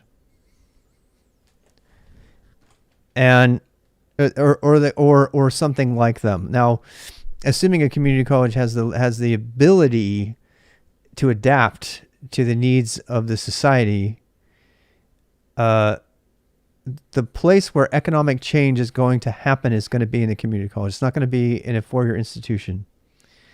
Eloquent JavaScript, yeah. Eloquent JavaScript is a good one, but my favorite these days is the JavaScript way. Slightly easier to understand than Eloquent JavaScript if you're a beginner. The U.S. situation is full. All I get is a few loud, proud boys, at least one Russian influencer playing into that, and you guys on here who are on the other side of things, it seems. I don't know what you mean. And all I get is, yeah. Yeah, no, it's a big deal. What do I mean? What I mean is that I don't know. I'm starting to think that, look, if you how can you change your country? How can you make your country better? How can you make the world better? How can you do that? Nelson Mandela said education, right? Well, I mean, you can help promote the industry and, build infrastructure and work in an infrastructure job. Obviously, right? You can be a firefighter or a good policeman. or woman, you can focus on raising the next generation. Yeah, I'm not. I mean, so those are all jobs that the world needs, right? We just need good people. And anyway, I feel like if more people had skills, that they would be less likely to militarize and to promote the negative economy. Like George Washington, I don't know, man. I don't think we need a revolution. I think we need revolution in the Paulo Freire sense. In other words, it doesn't necessarily have to be violent. If it has to be, it has to be. But if it doesn't necessarily be, what we need is we need to be able to help more people feel safe with their own situation, so that they don't get as fanatical. And that happens by helping them have skills. Anyway, I'm gonna go ahead and drop the stream. My brain is completely fried, and so I'm not gonna be making anything particularly interesting right now. Used to brainwash people into fanaticism, right? The peoples I know over there are afraid of the future. Yeah, and this is the thing, because they want to keep the status quo. Well, I tell you what, a lot of the people who are here, the reason that they're afraid is because they think that their jobs are gone, and they haven't realized their jobs are gone anyway. I don't know how many times you run into that, and the only way to work through that is to follow Paulo Freire's ideas and I think and enter into dialogue with these people and help them come to the realization that they need that those jobs are gone, and that they need to reinvest in their future to learn other things. And that'll help them out, and that all of America needs that. The real question is whether the crony capitalists are going to allow us to have jobs at all that don't comply to what they say we can work at. Korotkin's ideas. I need to go read about him. I don't know. For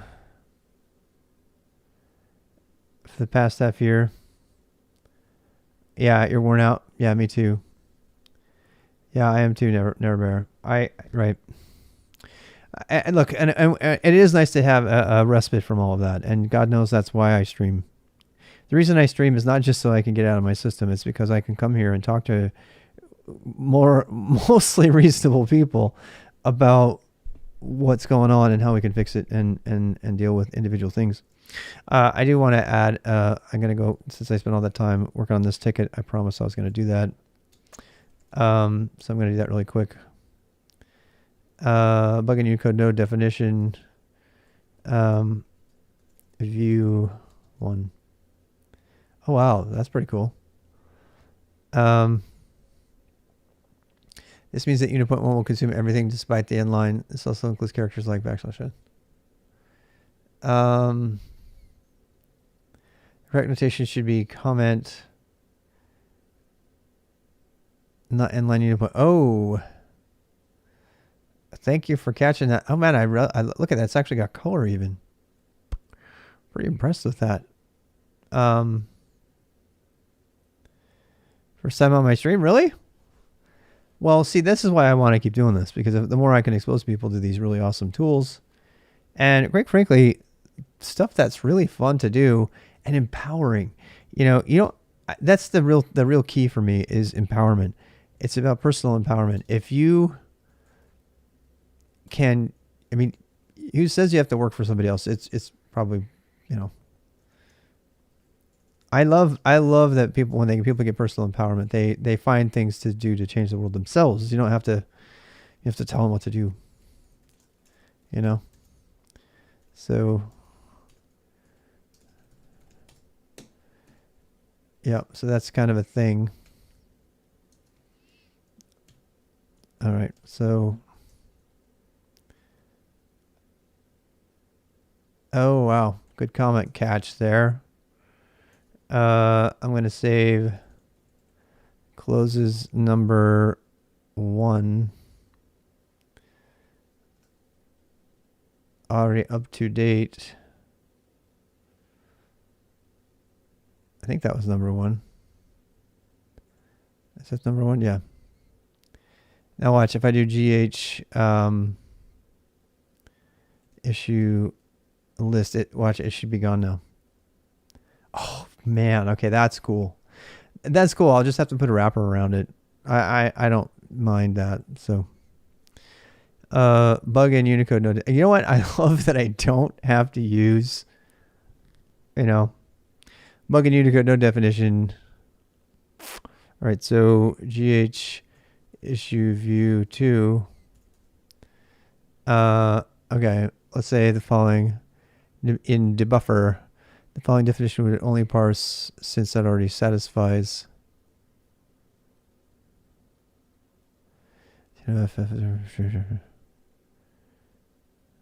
Oh, wow. Yeah, that's a good catch. That was a really good catch, Quint. He's probably not there anymore, but Quint, that's a really great catch. Good job on that bug catch. Thank you so much for doing that. I'm going to close it right now. What was it? It was Unicode, yeah. Yeah, good job on that one. That was kind of a weird one.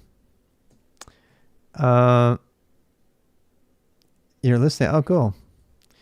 All right, so I added that one, and I'm doing all this from the terminal. Ever use terminal bash inside Vim all the time, constantly. So you have, okay, so here's the old. So you 10 Apex 10. Oh, you made it the first one. Look at you. Look at you go. Thank you for finding that. We really have to finish this, don't we, Quinn? Because this is just so, it's getting so cool now. All these little things that we were just playing around with one day are now becoming codified. I am so happy. Okay, save, closes number 2. Boom. Do you guys know that? You can close issues by putting the word closes or whatever. There's a couple of keywords that you can use, and then the number inside of your comment, and it'll auto close the issue for you, so you don't have to go open the interface at all. Yeah, a lot of people don't know that. So now when I do, yeah, so you can do GH. That's a GitHub only thing, by the way. GitHub. I could be wrong on that, but I'm pretty sure that's it. So now I do GitHub list, and there's no issues, and those 2 issues were closed out really quickly, and you can pull it down. I generated the parser, and I was able to parse its own grammar. What? I got to see your generator, Quint. I'm so impressed. By the way, what's Pagan? Well, nowadays you can go read about it right here, pagan.dev. The coolest meta language on planet Earth. Because we made it. I cannot, it's really materializing. Well, I like where all this is going. I'm getting so excited. I'm getting excited because it's like really taking off. If you know Lex and Yak or Bison or any of that stuff, it's like that, but for Peg. And if you don't know what Peg is, you got to go, read Brian Ford's paper. All of that is linked from the link I just sent you guys if you want to understand it. It should be a public repo. What's not a public repo? Oh, which one? Oh, you're talking about your generator? I mean, it's up to you. It just depends on how much you want me to look at your generator. Get another thing, bookmarking that you promoted. It's not public yet. Oh, right. Okay. Well, I mean, that's up to you. You can go ahead and use it. If you actually want to, after I finish all this profile stuff that I'm doing, I'm gonna be turning to Pagan right after that. The auth thing is working, and then after Pagan, I need to really shore up command tab because people are starting to see it and want to use it. So I need to make sure it's really solid. It is solid, but it needs to have the extra documentation included in it. Do I move it under pagan.org? I mean, I don't see why not. If you're okay with all the terms and everything, I know you made it. before it goes public. I would say, would you mind if I just peeked at it a little bit before we agreed on it, and then maybe we could just have you just do the generator. I don't care. I do know that I have to redo the parser though. The parser that we have right now is not going to be good enough. You said pagan before your notes. I understood pagan. Yeah, PEGN. Yeah, we call it pagan because we call it pagan because it's kind of a fun way to say that, you know, we're doing things that are blasphemous to peg, you know, under pagan. Yeah. Yeah. I mean, you can move it under there and we can look at it and we can mess with it.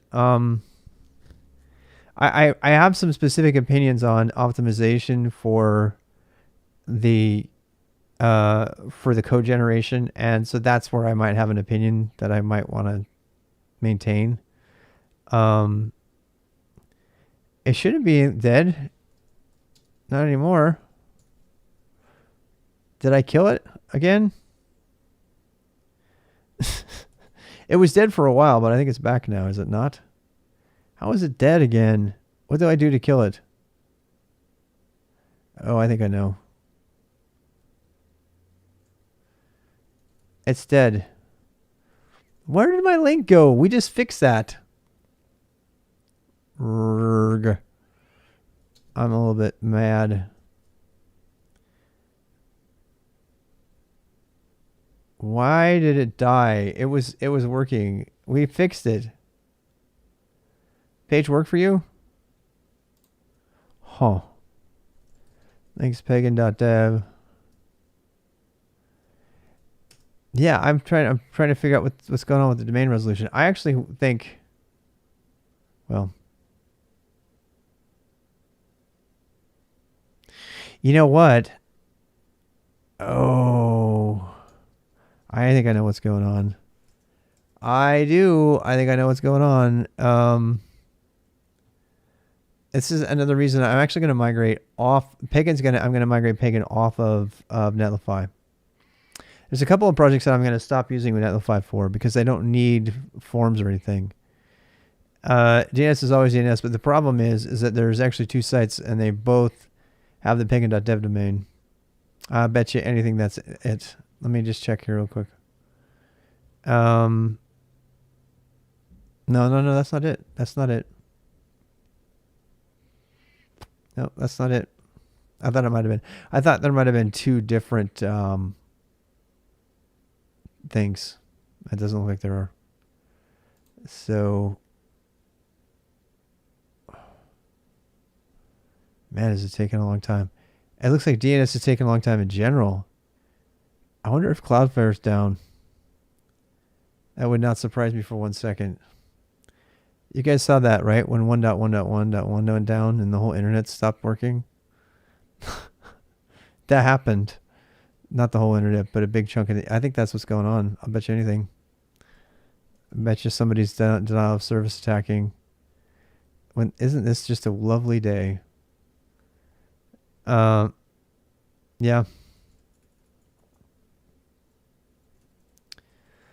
Don't know, man. I don't know. This should not take this long, man. There's definitely a problem.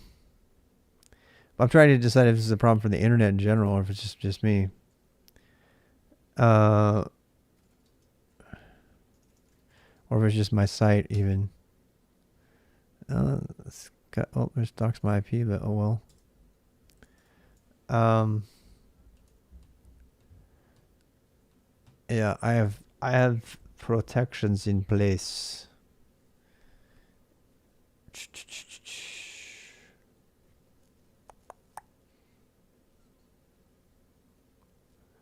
All right, I think, well, finally loaded. That should not have taken that long though. That is really crazy. I do not know why that took so long. All right. Netlify is still not happy. Netlify is having trouble, man.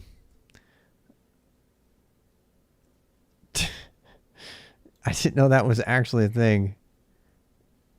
Gabe, how's it going, man?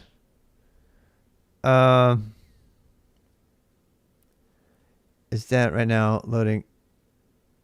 It's not you. Pagan Dev is down. But it's not down. Netlify is down. I'm going to go check Netlify. Yeah, I have a feeling Netlify's got problems. Oh, Cruise above views. Composition API. Wait, there's another one. There's like a... What's it called? Can't start with Nux. Forget that. Netlify.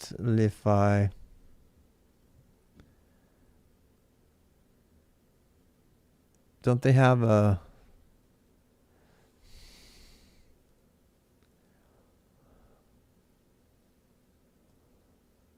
I was just wondering if they had a Netlify. Not a thing. Netlify status for updates. Oh, it's right there. There we go. December 17th is not today. I don't know. Something's going on, man. I think something's going on. Thanks for the follows, Twitter people. Oh boy, I don't even want to open that. I don't think so. Ends in about 3 hours.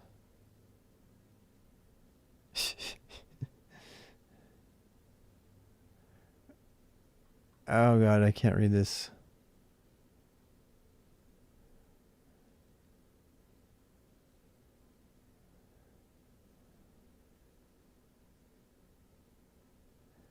Huh. I don't know if I should read this right now, but I'm reading it anyway. Pagan. That's kind of a weird name. I mean, that's okay. We'll just go look at it.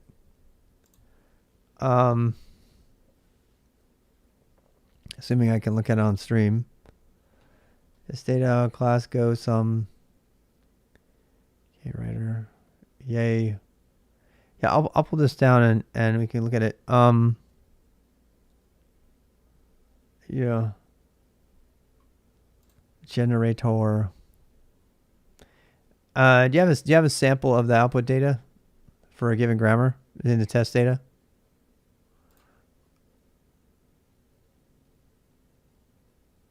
Oh, okay.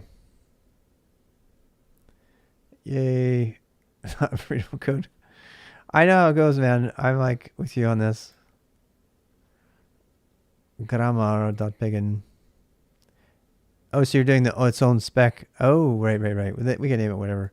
I mean, we do need some like whatever. I would like to get a logo. I wanted to rethink the ones that I created because I want to do a logo that can be integrated with all kinds of other logos because people are going to make tools that are based on it.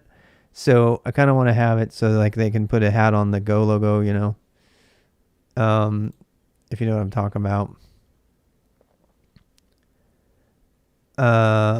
Wow. Just ASAP. So this was use expect.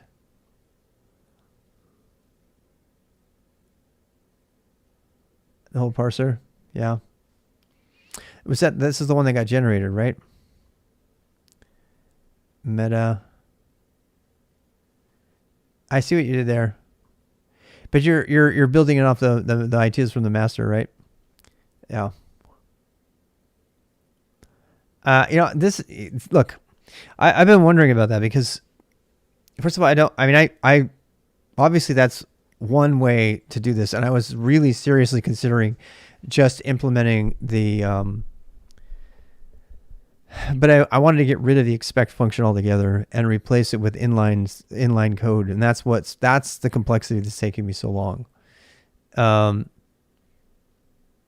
Yeah, this is really cool because this is using the techniques that we did with that you can really kind of get your head around. You know what I mean?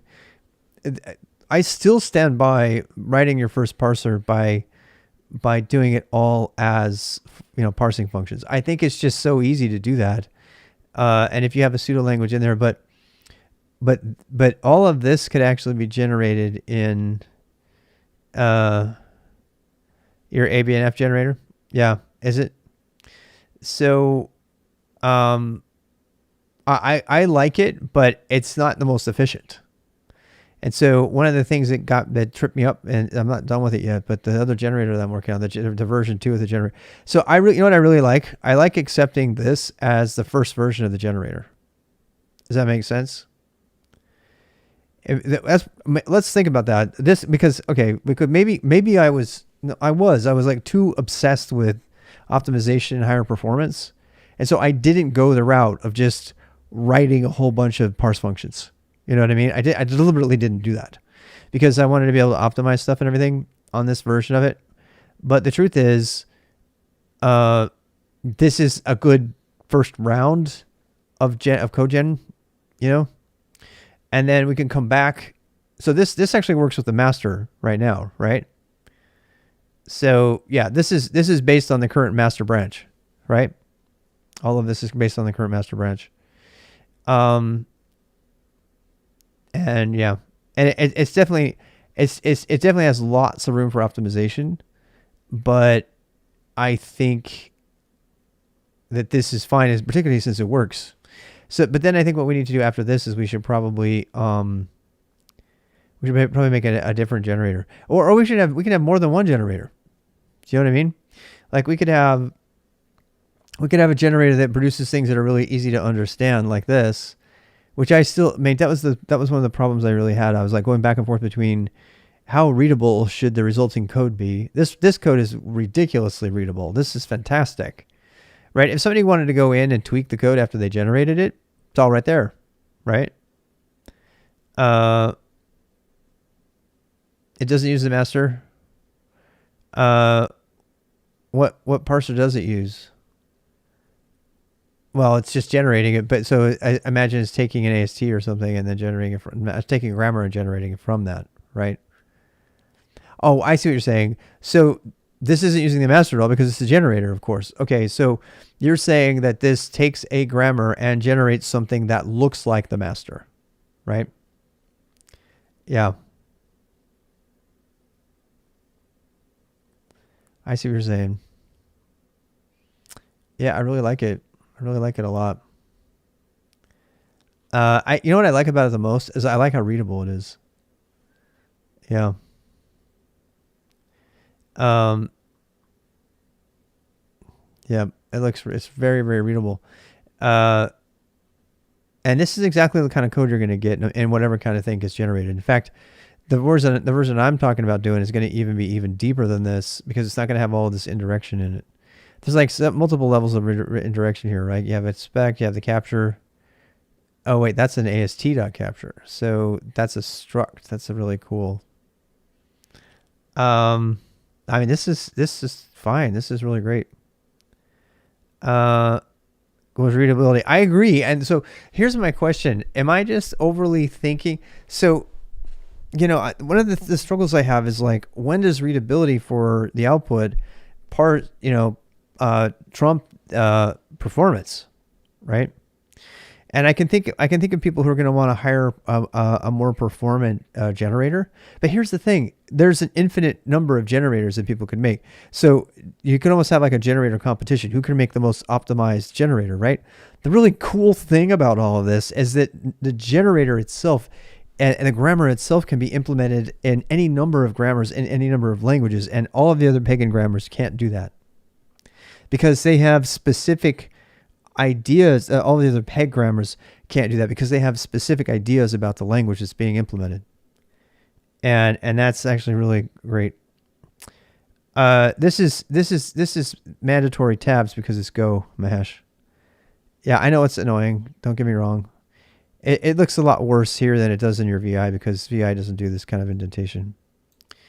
Is it spaces? Yeah, I mean, is it spaces?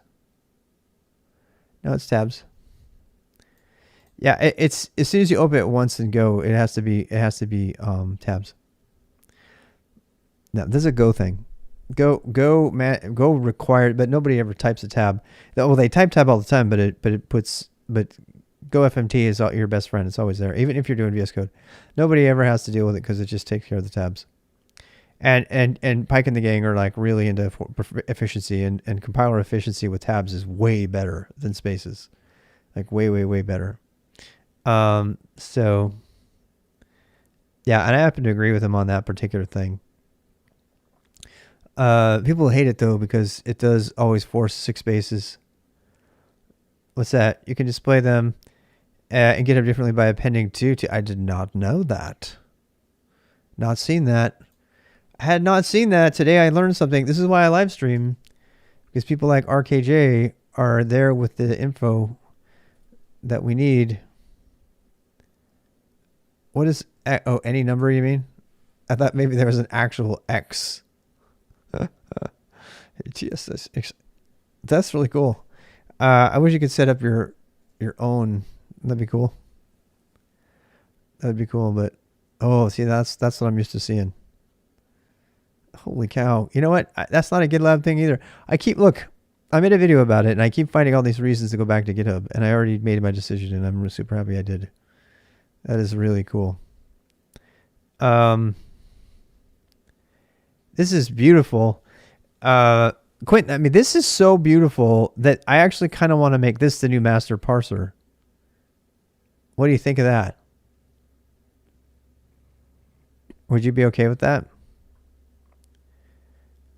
I mean, if this pans out and this follows all the tests and everything, how's it going, Mouse Potato? Good to see you. I mean,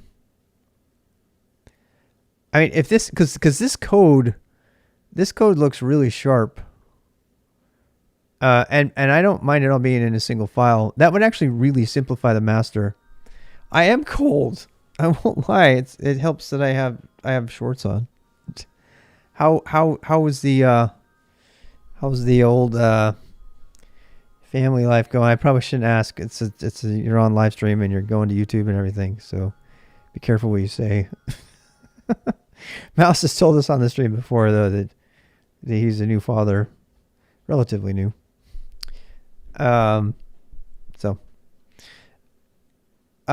This is really clean. I really like this a lot. I like this. You know why I like this? Because it's consistent. It's like really clean. No def type. This is looking really good. It's just so easy to read. Oh, fourth time new. Wow. Don't let me interrupt. Well, we've been having fun. I've been on since midnight, so I just keep going. It currently uses that parser. Wait, what do you mean? Oh, because of the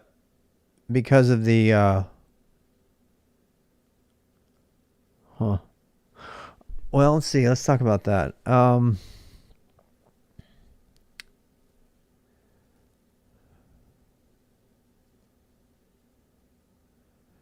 mean, the capture struct is not a bad thing, you know. This is kind of taking that expect idea. It sounds like you ran with that pretty well. I like that. I like what you did with that. I mean, you know, I got kind of sucked into that whole idea of creating a capture. Like basically all it is just a different form of the language, right? That just translates directly to Go code. I mean, if your capture is more efficient, then we can put that part.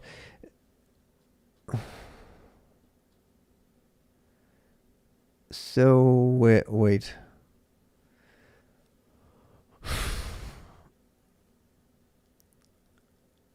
So here's the thing, Quint.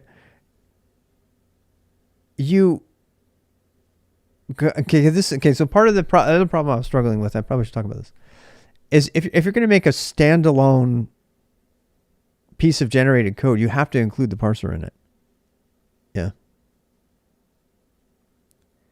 So that would be something I would actually challenge you to do if you want to try it. You need to make it so that the resulting file doesn't need anything else. It can live it completely by itself. Yeah. If you could do that, then we have to create the entry level functions for it, right? So I think you have parse. I think don't you have that already? What I think that means is that that your AST and your parser and your opcode are going to have to be inlined in some way inside of this single file. And there's no doubt that this file is going to be large. If you do this with pegleg, you get like 8,000 lines in the file. That's just part of it. So when you make a standalone parser, right? Looks like you have some of them in there. Oh, what is that? Oh, that's the tokens. How's it going, Moochie? So you got all the classes in here. So yeah, all you have to do is inline the parser. You got everything. Yep.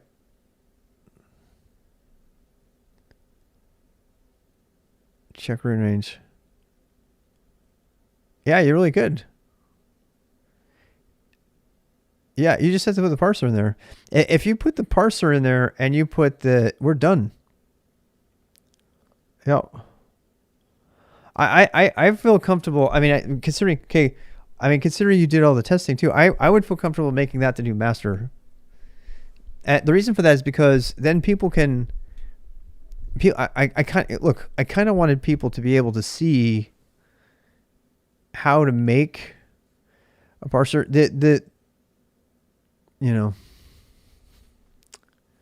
I'm trying to think of the namespaces too, if there'd be any conflict, but I don't think there would be. I want to make it so that when people want to include a grammar, they can make a package for it and they can just import the package and boom, they're done. And then they have an entry level called grammar, right? But we need to make a couple other top level functions. We need to make parse, a couple of those things. So, and I don't know if this is going to do real time. That was another thing I got really, really hung up on is when you run the generator code should be able, the generator CLI utility needs to be able to say, I want this prefix on everything, and that's where the templating came in. It has to be able to say, I want it to be in this namespace. I want it to be in its own package. There's a bunch of there's a bunch of generator parameters that are needed. So like I want to have a parse function. I want to do this. You know what I mean? And that's where I got hung up on that particular part. But this all starts by having one that just works. But that would have to all go into the generator. And frankly, I wanted to put that. So you're talking about naming, right? So if you're not opposed to it, I would like to put the generator code as a subcommand of the pagan command itself, built into the reference one. Does that make sense? So basically, the pagan command would be pagan space parse or pagan space gen. We would do PEGN space. It has some prefixes built in. Okay. But if we did, so the ultimate use case would be, I'm typing, I have a grammar and I wrote and I do pagan space gen, and boom, I get one file out of it.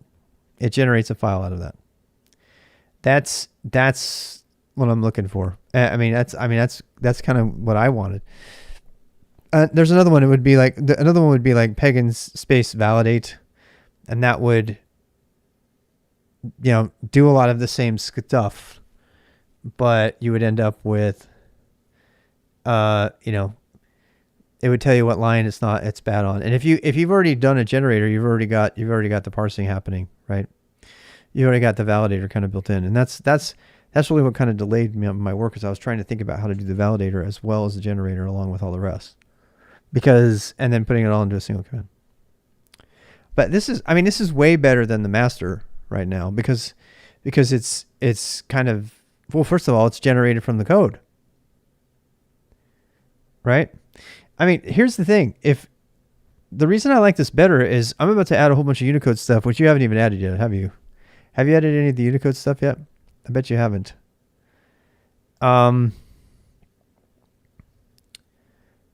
And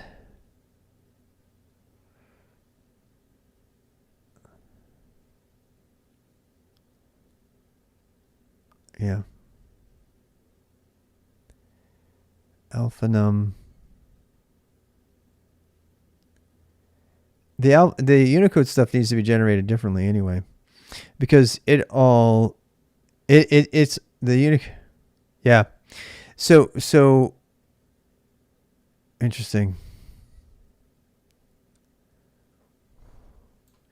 It does make me wonder if we should do how we should do that. I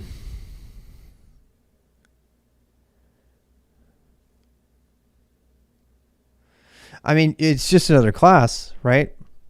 But it's going to be a lot of code.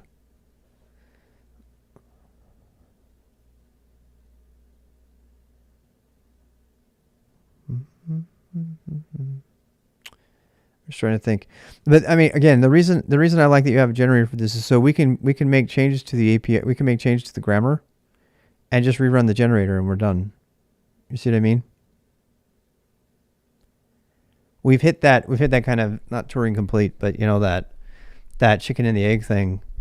And that's why I'm totally happy with using yours, because that is always going to be better than maintaining a non-automated generation by hand. That's always going to be problematic. You see what I'm saying? So like if I change it, I mean, some things you can do by hand, but if I change a few things and I change the order of things or whatever, then if we just run that through the builder, we're done. We got a new one and we don't have to do anything else. Otherwise we have to go in there and, you know, tweak it so it matches the spec and hopefully not make a mistake. So I love that this is generated. I think we should probably do whatever we can to make this the new thing. And then honestly, I think we should just use, I don't know if we need, I mean, if you want to keep it separate, you totally can, of course, but if we wanted to start building this into the Pagan command, and we would just have Pagan gen, and we would make this the default generator. And then if people want to make more highly optimized generators, they can, right? To tell you the truth, I'm not even really, I'm overly sensitive to performance and stuff when I don't need to be. God knows that the gold markdown doesn't do any of this. Yeah. The gold mark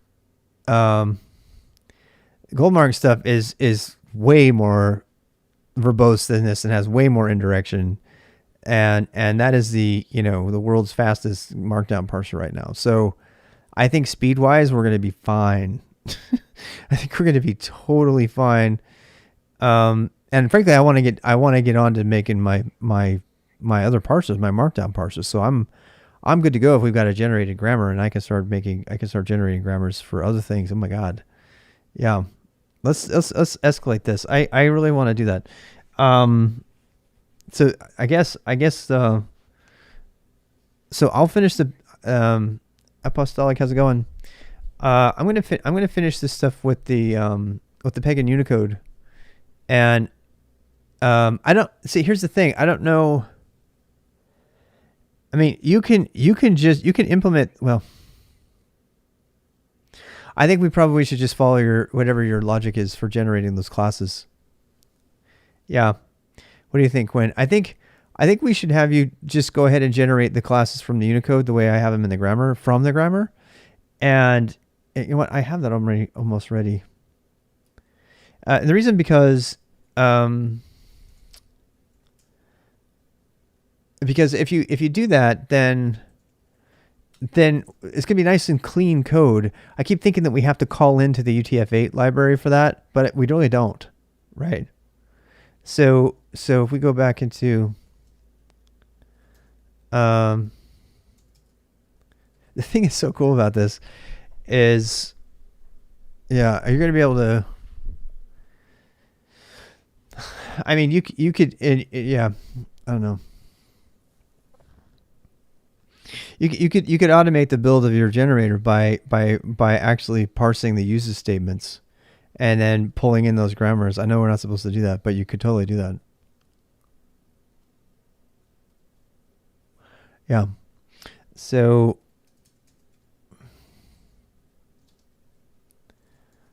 build UC. You know, I don't almost even care that this is like all verbose the way it is now.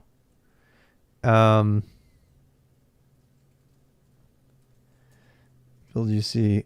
Yep, there it is. Look at that. See, that's totally fine, right? We don't need it to be cleaner than that, do we? I was gonna wrap it, but we don't really need that. I mean, this is doable. It's actually easier to read this way, even though it's really long. You know what I mean? So if I go into Unicode, wait, I need to fix this again.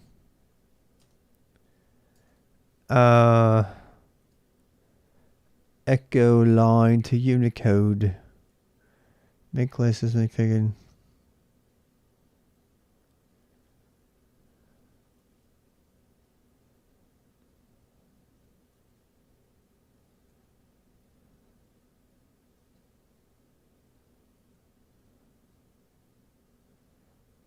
Wait, what's going on? Mike Pagan. Oh, right. So, cannot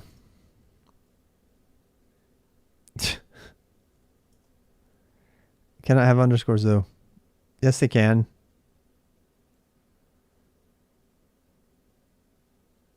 Did I changed that? I swear I changed that. You know the grammar better than me. You've been studying it for every day. Oh, also, we need to add more reserved class identifiers. I forgot to do that. I gotta do that.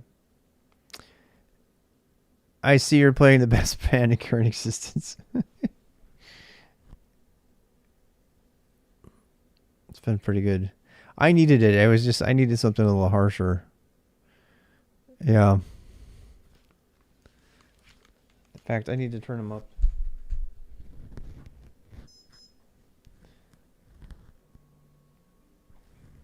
Man, I still haven't eaten. I haven't eaten in like 10 hours.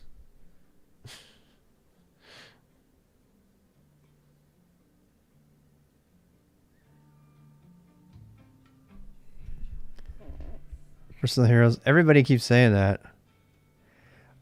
I know you don't hear the music because I have it so that you can hear the music. You can hear it in the background, right? Custodies cannot have underscores. Ooh. Class ID. Class def, class ID.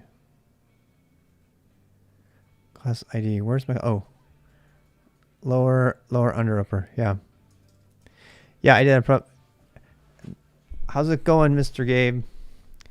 All right. Well, here's something we do have to fix that I just noticed. So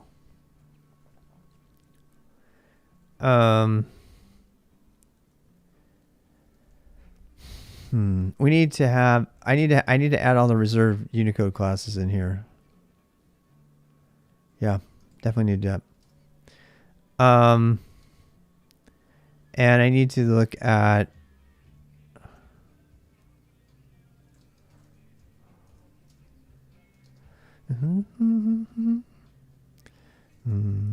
Hey Mouse, we figured out how to not get dinged for stuff. So I'm piping this through my board so it only comes out my monitors. That means you can't hear what I'm doing, so I have the notifier on. I didn't quite get the Spotify plugin to work. I'm going to try that for Twitch.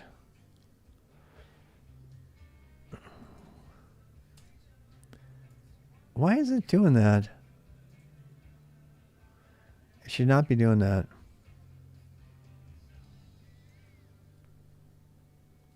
I have a problem.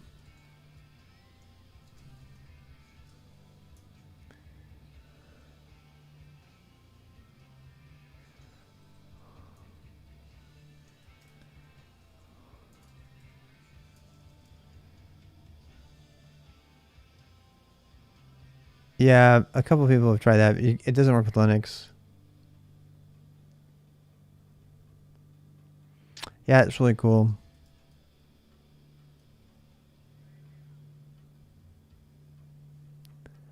Yeah.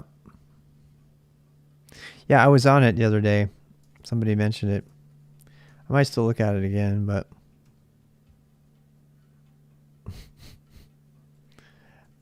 yeah.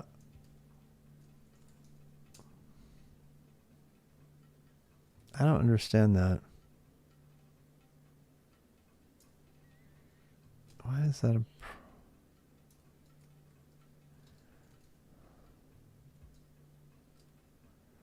Why does this have all this extra crap in here?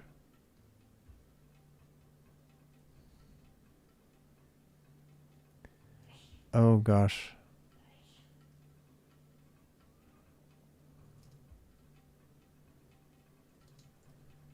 Wait.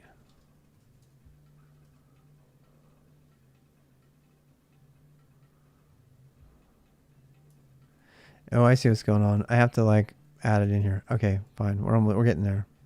Hey, Peter. Man, I might not sleep today. I gotta finish. This is fun.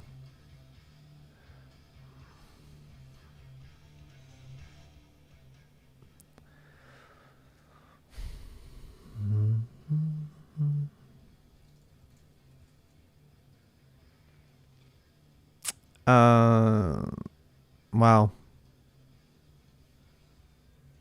Oh, I know. All right, see you, Quint. I'll get you these ones, and then we just have to have the grammars generated from these, and then those can be pasted together. But you can, yeah, we'll have to figure out a way to do that.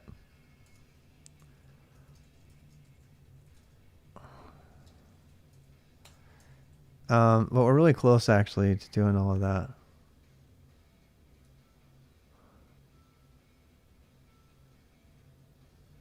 Download, make classes, make pagan.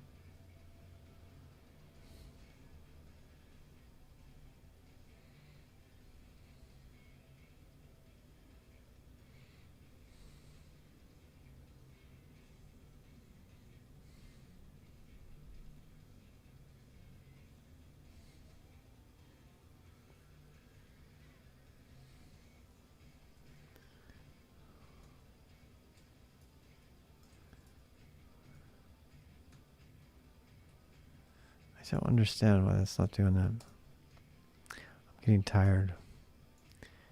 It should definitely have done it. Unicode. I don't think it is, though. Oh, it did that time. What? How come that time it worked? Oh, I did it from the wrong directory, maybe? There's all the Unicode characters. And now we just need to join them up. Make classes, make pagan.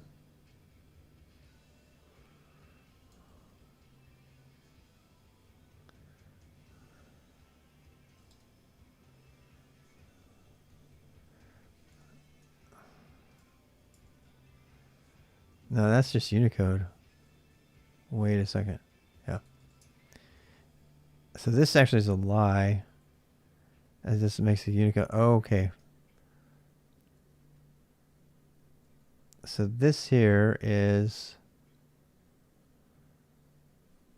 done Unicode classes. Wait, what's going on here?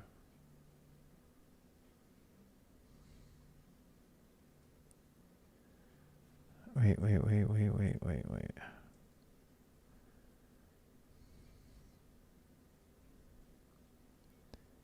Yeah, I was in the middle of porting it, I can tell. You got text like this.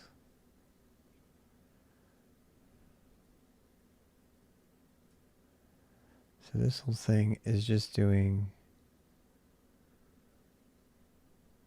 This is only reading from the classes. So this actually is classes. Um,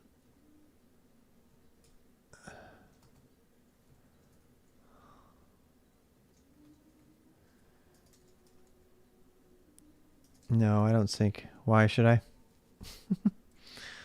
I don't think.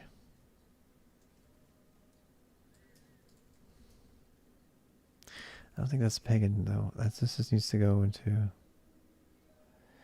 Unicode.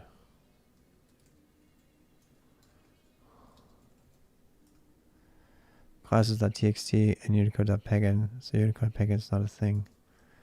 Build UC.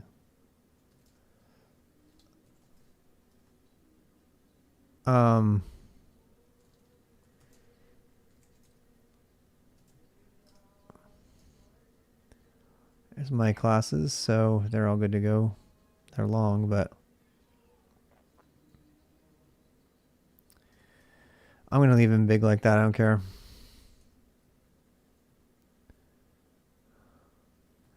No, I do not care. 1, 2.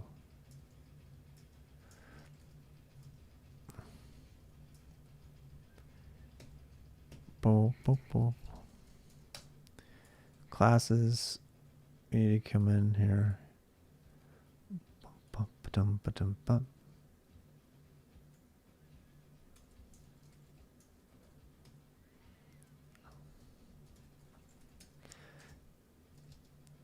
Unicode. Classes.pagan. Almost there.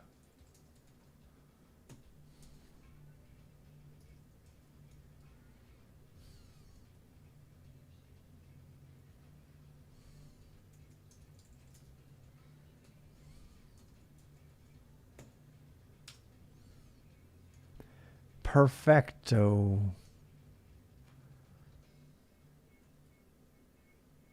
That's gonna have to do, pig. That'll do, pig. And then what? Then this has to dump out to... Wait, like decimal... I guess we still need that. We still need that. Because I don't know storage or Firefox configs URLs.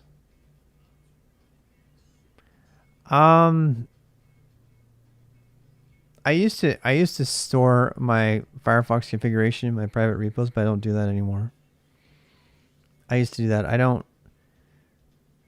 My bookmarks are completely lost every time I lose my system. It's not good. I've done both. I've done it so I saved all my stuff in like a private repo. Lately I've just come to... Yeah, you could probably... Yeah, I don't know. Yeah. I'm pretty confident with CSS, but it depends on what you're doing.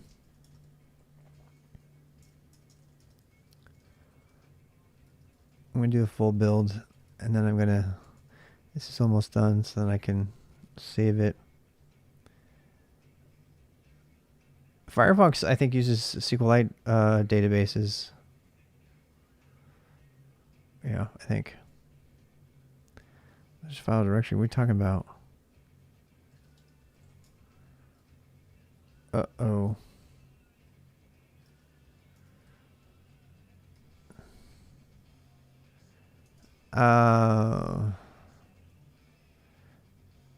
That's where I talk about all that. This Pop OS on Linux.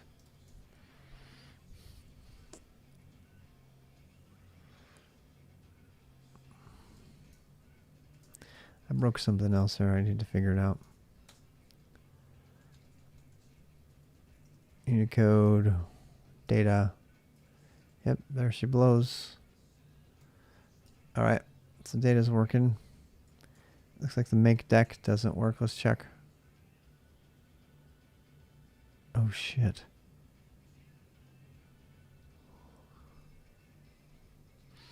Oh, I need this for sure then. Oh wow, I'm glad I added that. This isn't classes. This is make pagan classes. Let's put that.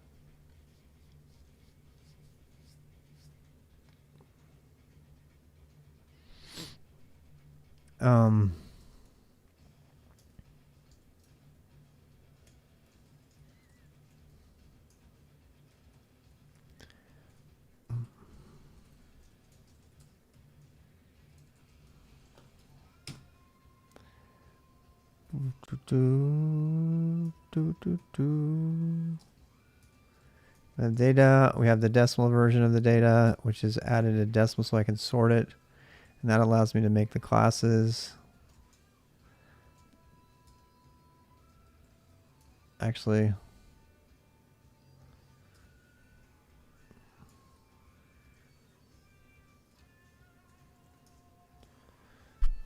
yep, there we go. So that makes, where's the deck version?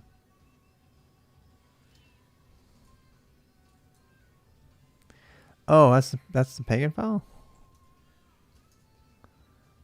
Oh, wait. Classes.txt, we don't need anymore.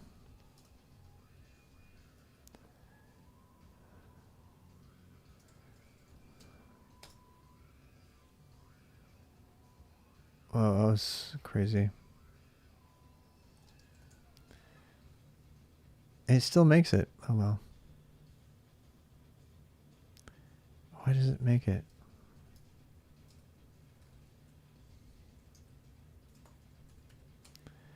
Sort, make, oh, we use that to sort it all out. That's what's going on. All right, that's fine. Unicode. Classes.pagan. Yep, that's all good. Now we need to join it all up. So what? We got that. Yeah, we need to join this stuff up.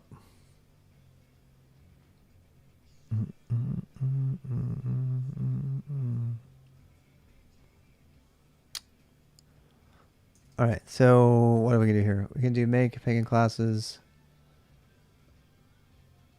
and what? I need to join the pagan classes up where they belong inside of this main grammar file. So the rest of these can stay. These are the classes. Yep. So,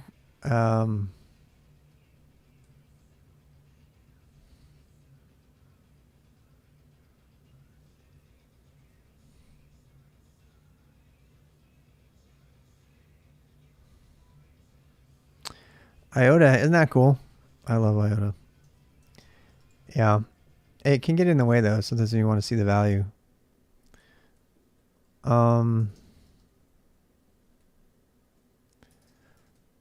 Let's see. I kind of need to put these all together, I think.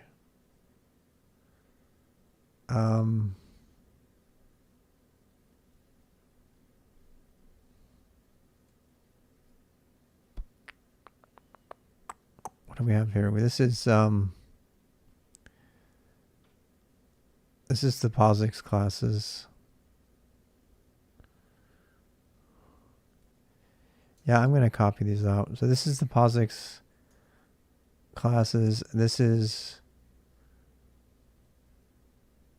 visible ASCII characters.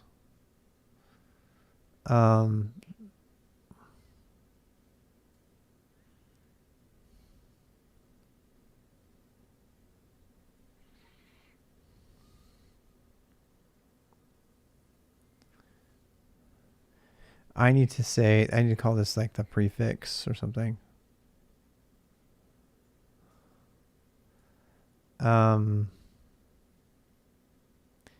Muted. Did you get muted? Did I get muted?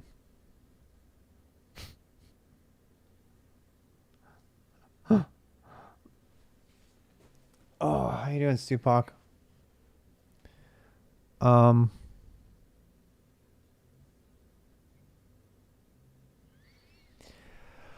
I'm tired, but I kind of want to finish this. I'm beating myself up lately. How's it going, Maverick? Twitch? Just something for work. Oh boy.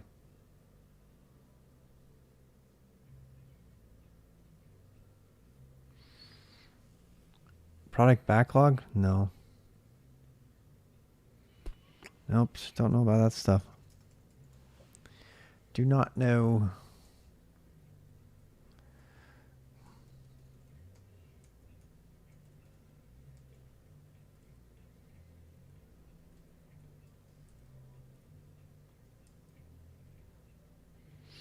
I think we do need to make this a prefix.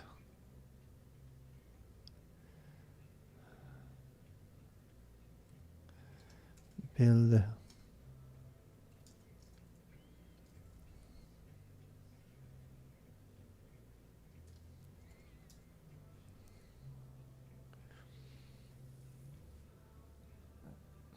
Excuse me.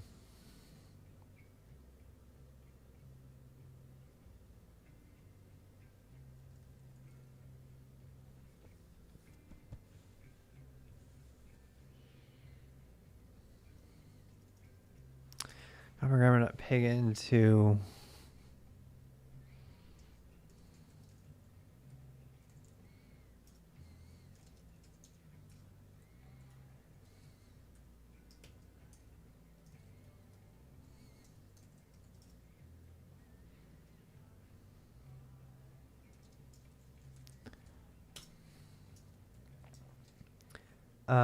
Unicode.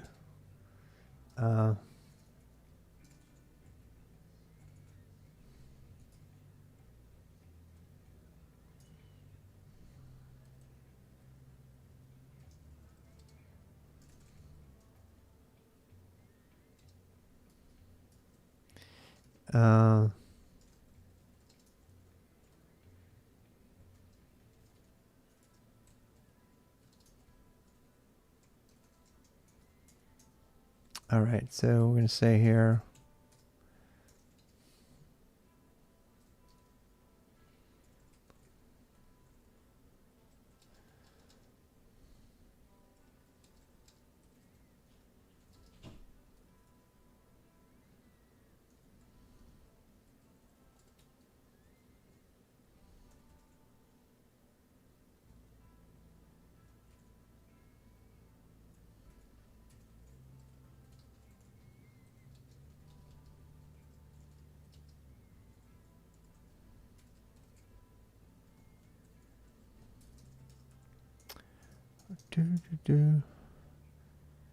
You have a PDF one?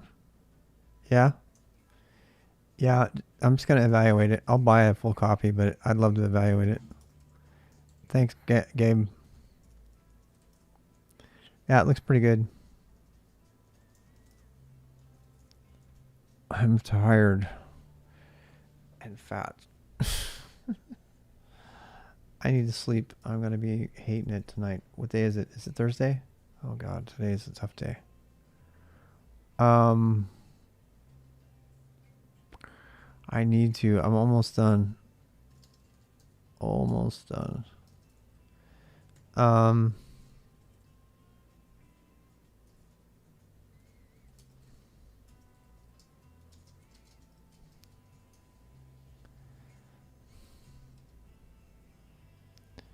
I haven't slept yet. Nope. I started at midnight. So, nor have I eaten. This is the longest I've been in a long time. It's not good for your body. Do not do this. do not do it. You know what happens when you do this? Look, see this? I'm not fat. I'm not that fat. What that is, this is hunger bloat. And it happens when you get old, I guess. But it's like I'm like a poor starving kid. Your body starts to eat itself and it will bloat out, and it like makes you look really fat when you do this. Do not do this. Do not go without food for a long time, particularly if you're like You're telling me to go to bed? Or are you going to bed? Good night, Feckles Route.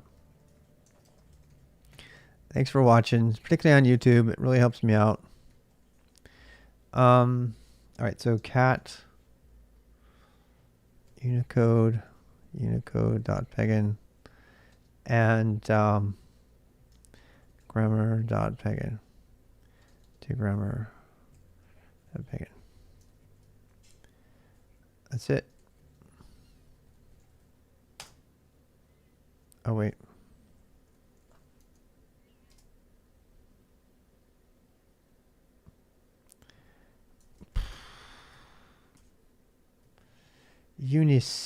I can't believe I did that. I gotta go to bed. I am tired. But I want this to... This is when you should leave because you're going to make mistakes. You ever done that? I'm going to end up making a critical error. She doesn't yell at me. I was in there talking to her. We were talking about working for the community college. That's what I'm probably going to end up doing. I don't know. We'll see. I've got some interviews and I don't know. I'm like looking at all the options, but if I can make my minimums by working at the community college, I can also use their lab to do like all kinds of network stuff. And I don't know. I'm playing around with lots of options here. Haven't made any decisions yet. But yeah, we'll see. My exams, writing interpreter go. I know it's a good one. I bought it actually, Mahesh. It's a good one. Yeah, I bought that. I have it. I have it somewhere. I lost my PDF copy of it. I have a license for it. It's actually not that bad. Yeah. Yeah, I think that's the same one. There's two of them out there. There's another free one. It's like Write a Compiler and Go or something.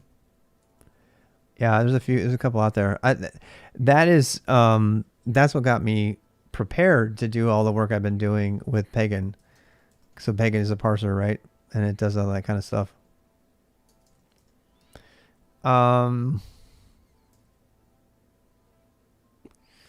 is this not working? Why are you not working?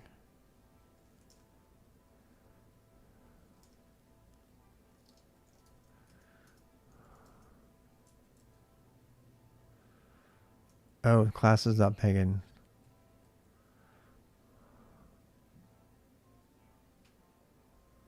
It doesn't make sense.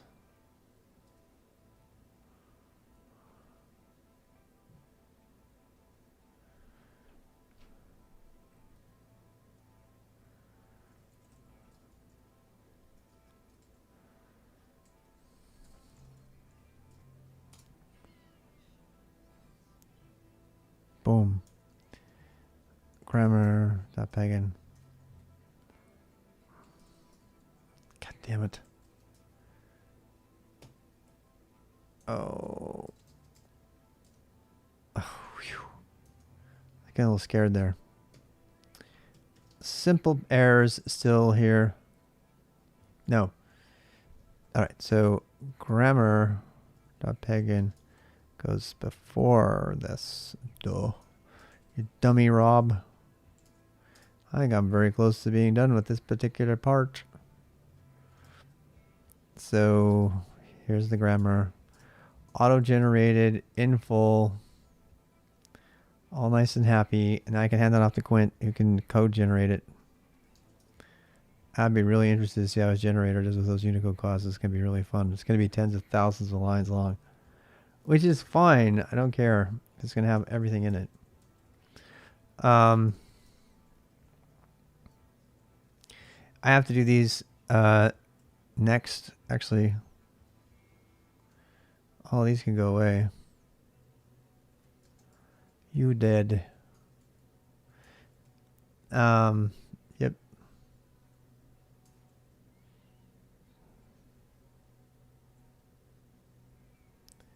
Nice.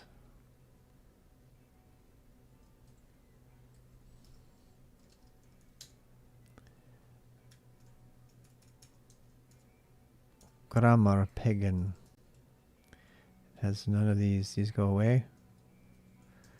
The only thing I have to do is these. And for that I have to look at Go.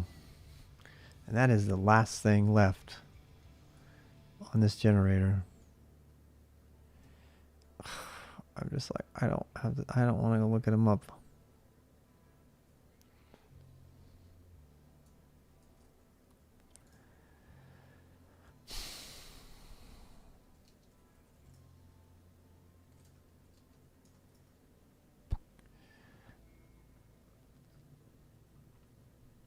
You control, come on, I can do this, I can do this, I can do this, I can do this, I can do this.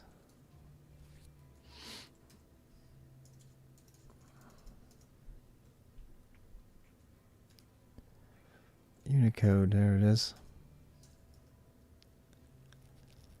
Graphic letter test, letter echo.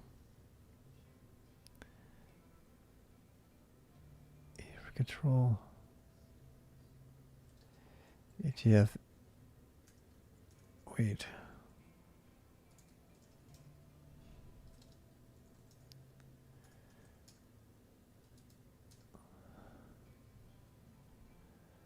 Action, got that. Got those.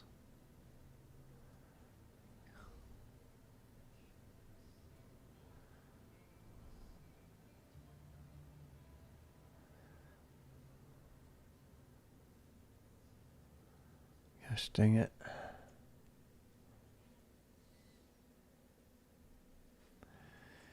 A control.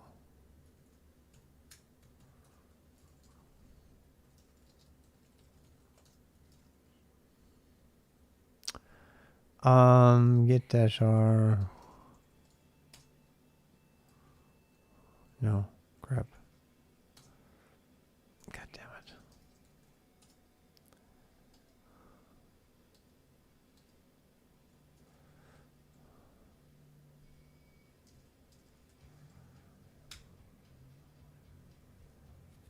String conversion.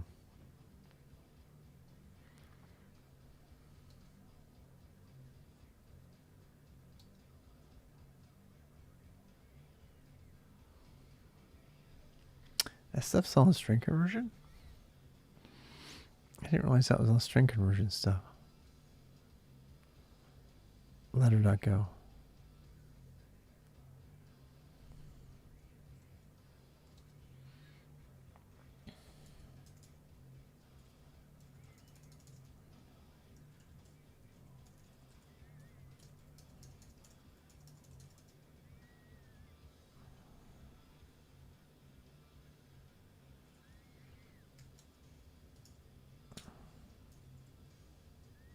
There we go.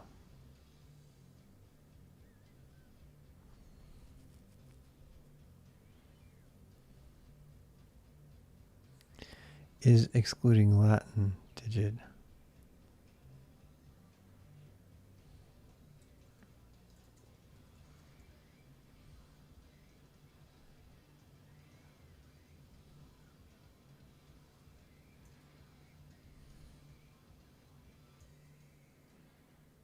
I'm going to have to copy this whole algorithm. I was afraid of that.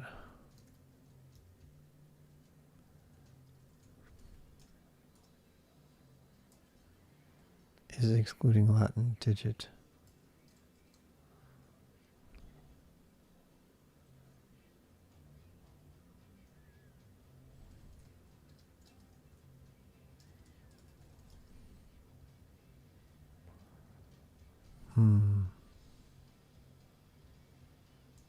Where are they getting that from?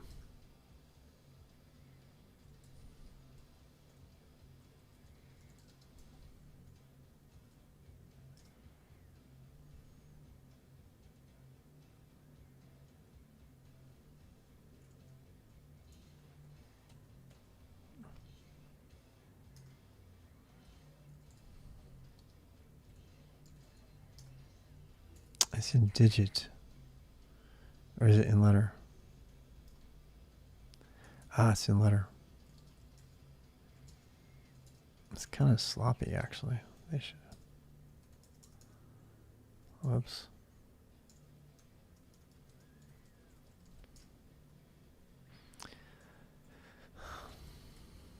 Is excluding, let's see, is excluding digit.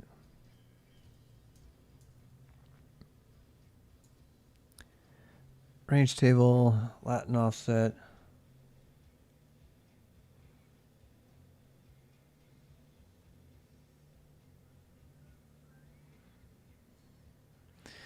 .lo.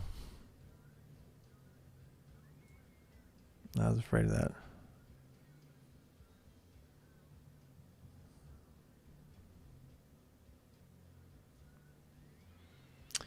I was afraid of that. I'm gonna have to do a bunch of like pretty intense conversion.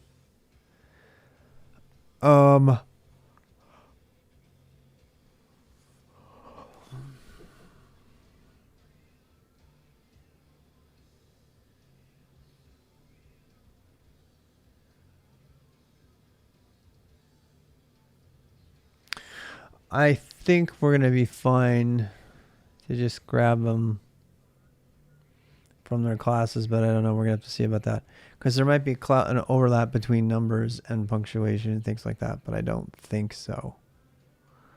So the Unicode classes are going to be kind of interesting to figure out. But yeah. Hey guys. Hi Ted. It's funny, I got a lot of my regular people back that I don't ever see because I'm never here during the day. I've been online at night mostly. But I really need to go. Unfortunately, I'm going to have to say goodbye to everybody. I'll go ahead and turn that off. I've been doing some stuff. I just had a little bit of finalization to do here for another day, doing all kinds of stuff because the stream is actually whatever. That's really what it is. Oh yeah. Well, good for you. So yeah. I need to put a readme in here, put a to-do section. How's it going?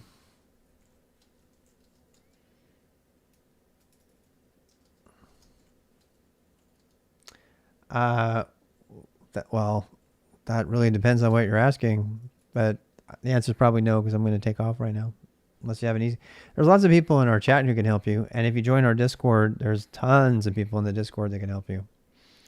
So, copy over. No, that's your homework. Nobody's going to do your homework for you.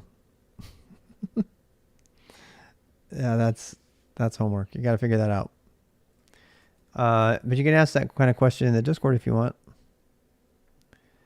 Okay, well, maybe ask in the Discord, but I can't help you with that. I'm going to be taking off. It's a fun project though. Where you had to spend a lot of time on cybersecurity stuff back in May. Oh yeah, the cybersecurity stuff is really fun.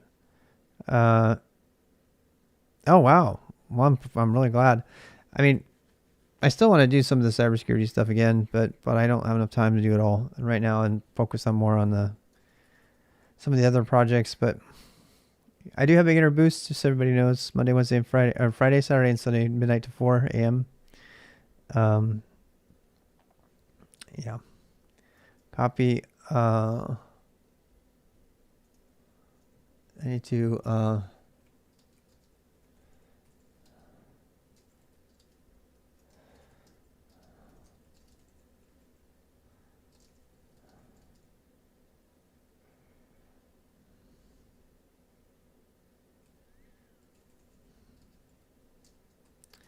All right, so I can go ahead and save this.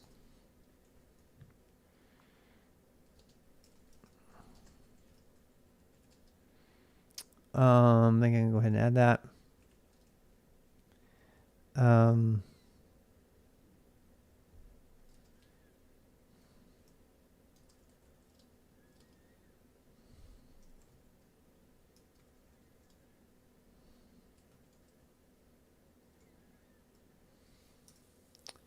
Do do do do do do do do.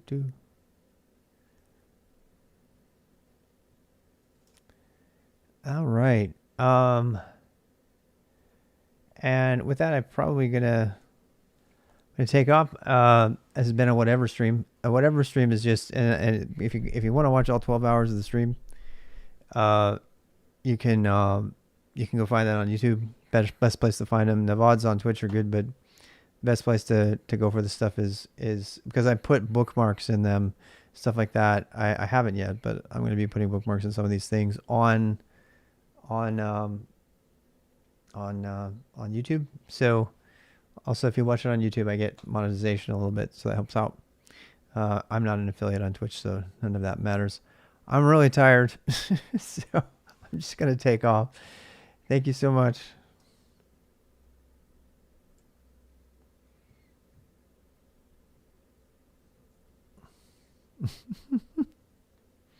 My titles are all wrong. Oh well.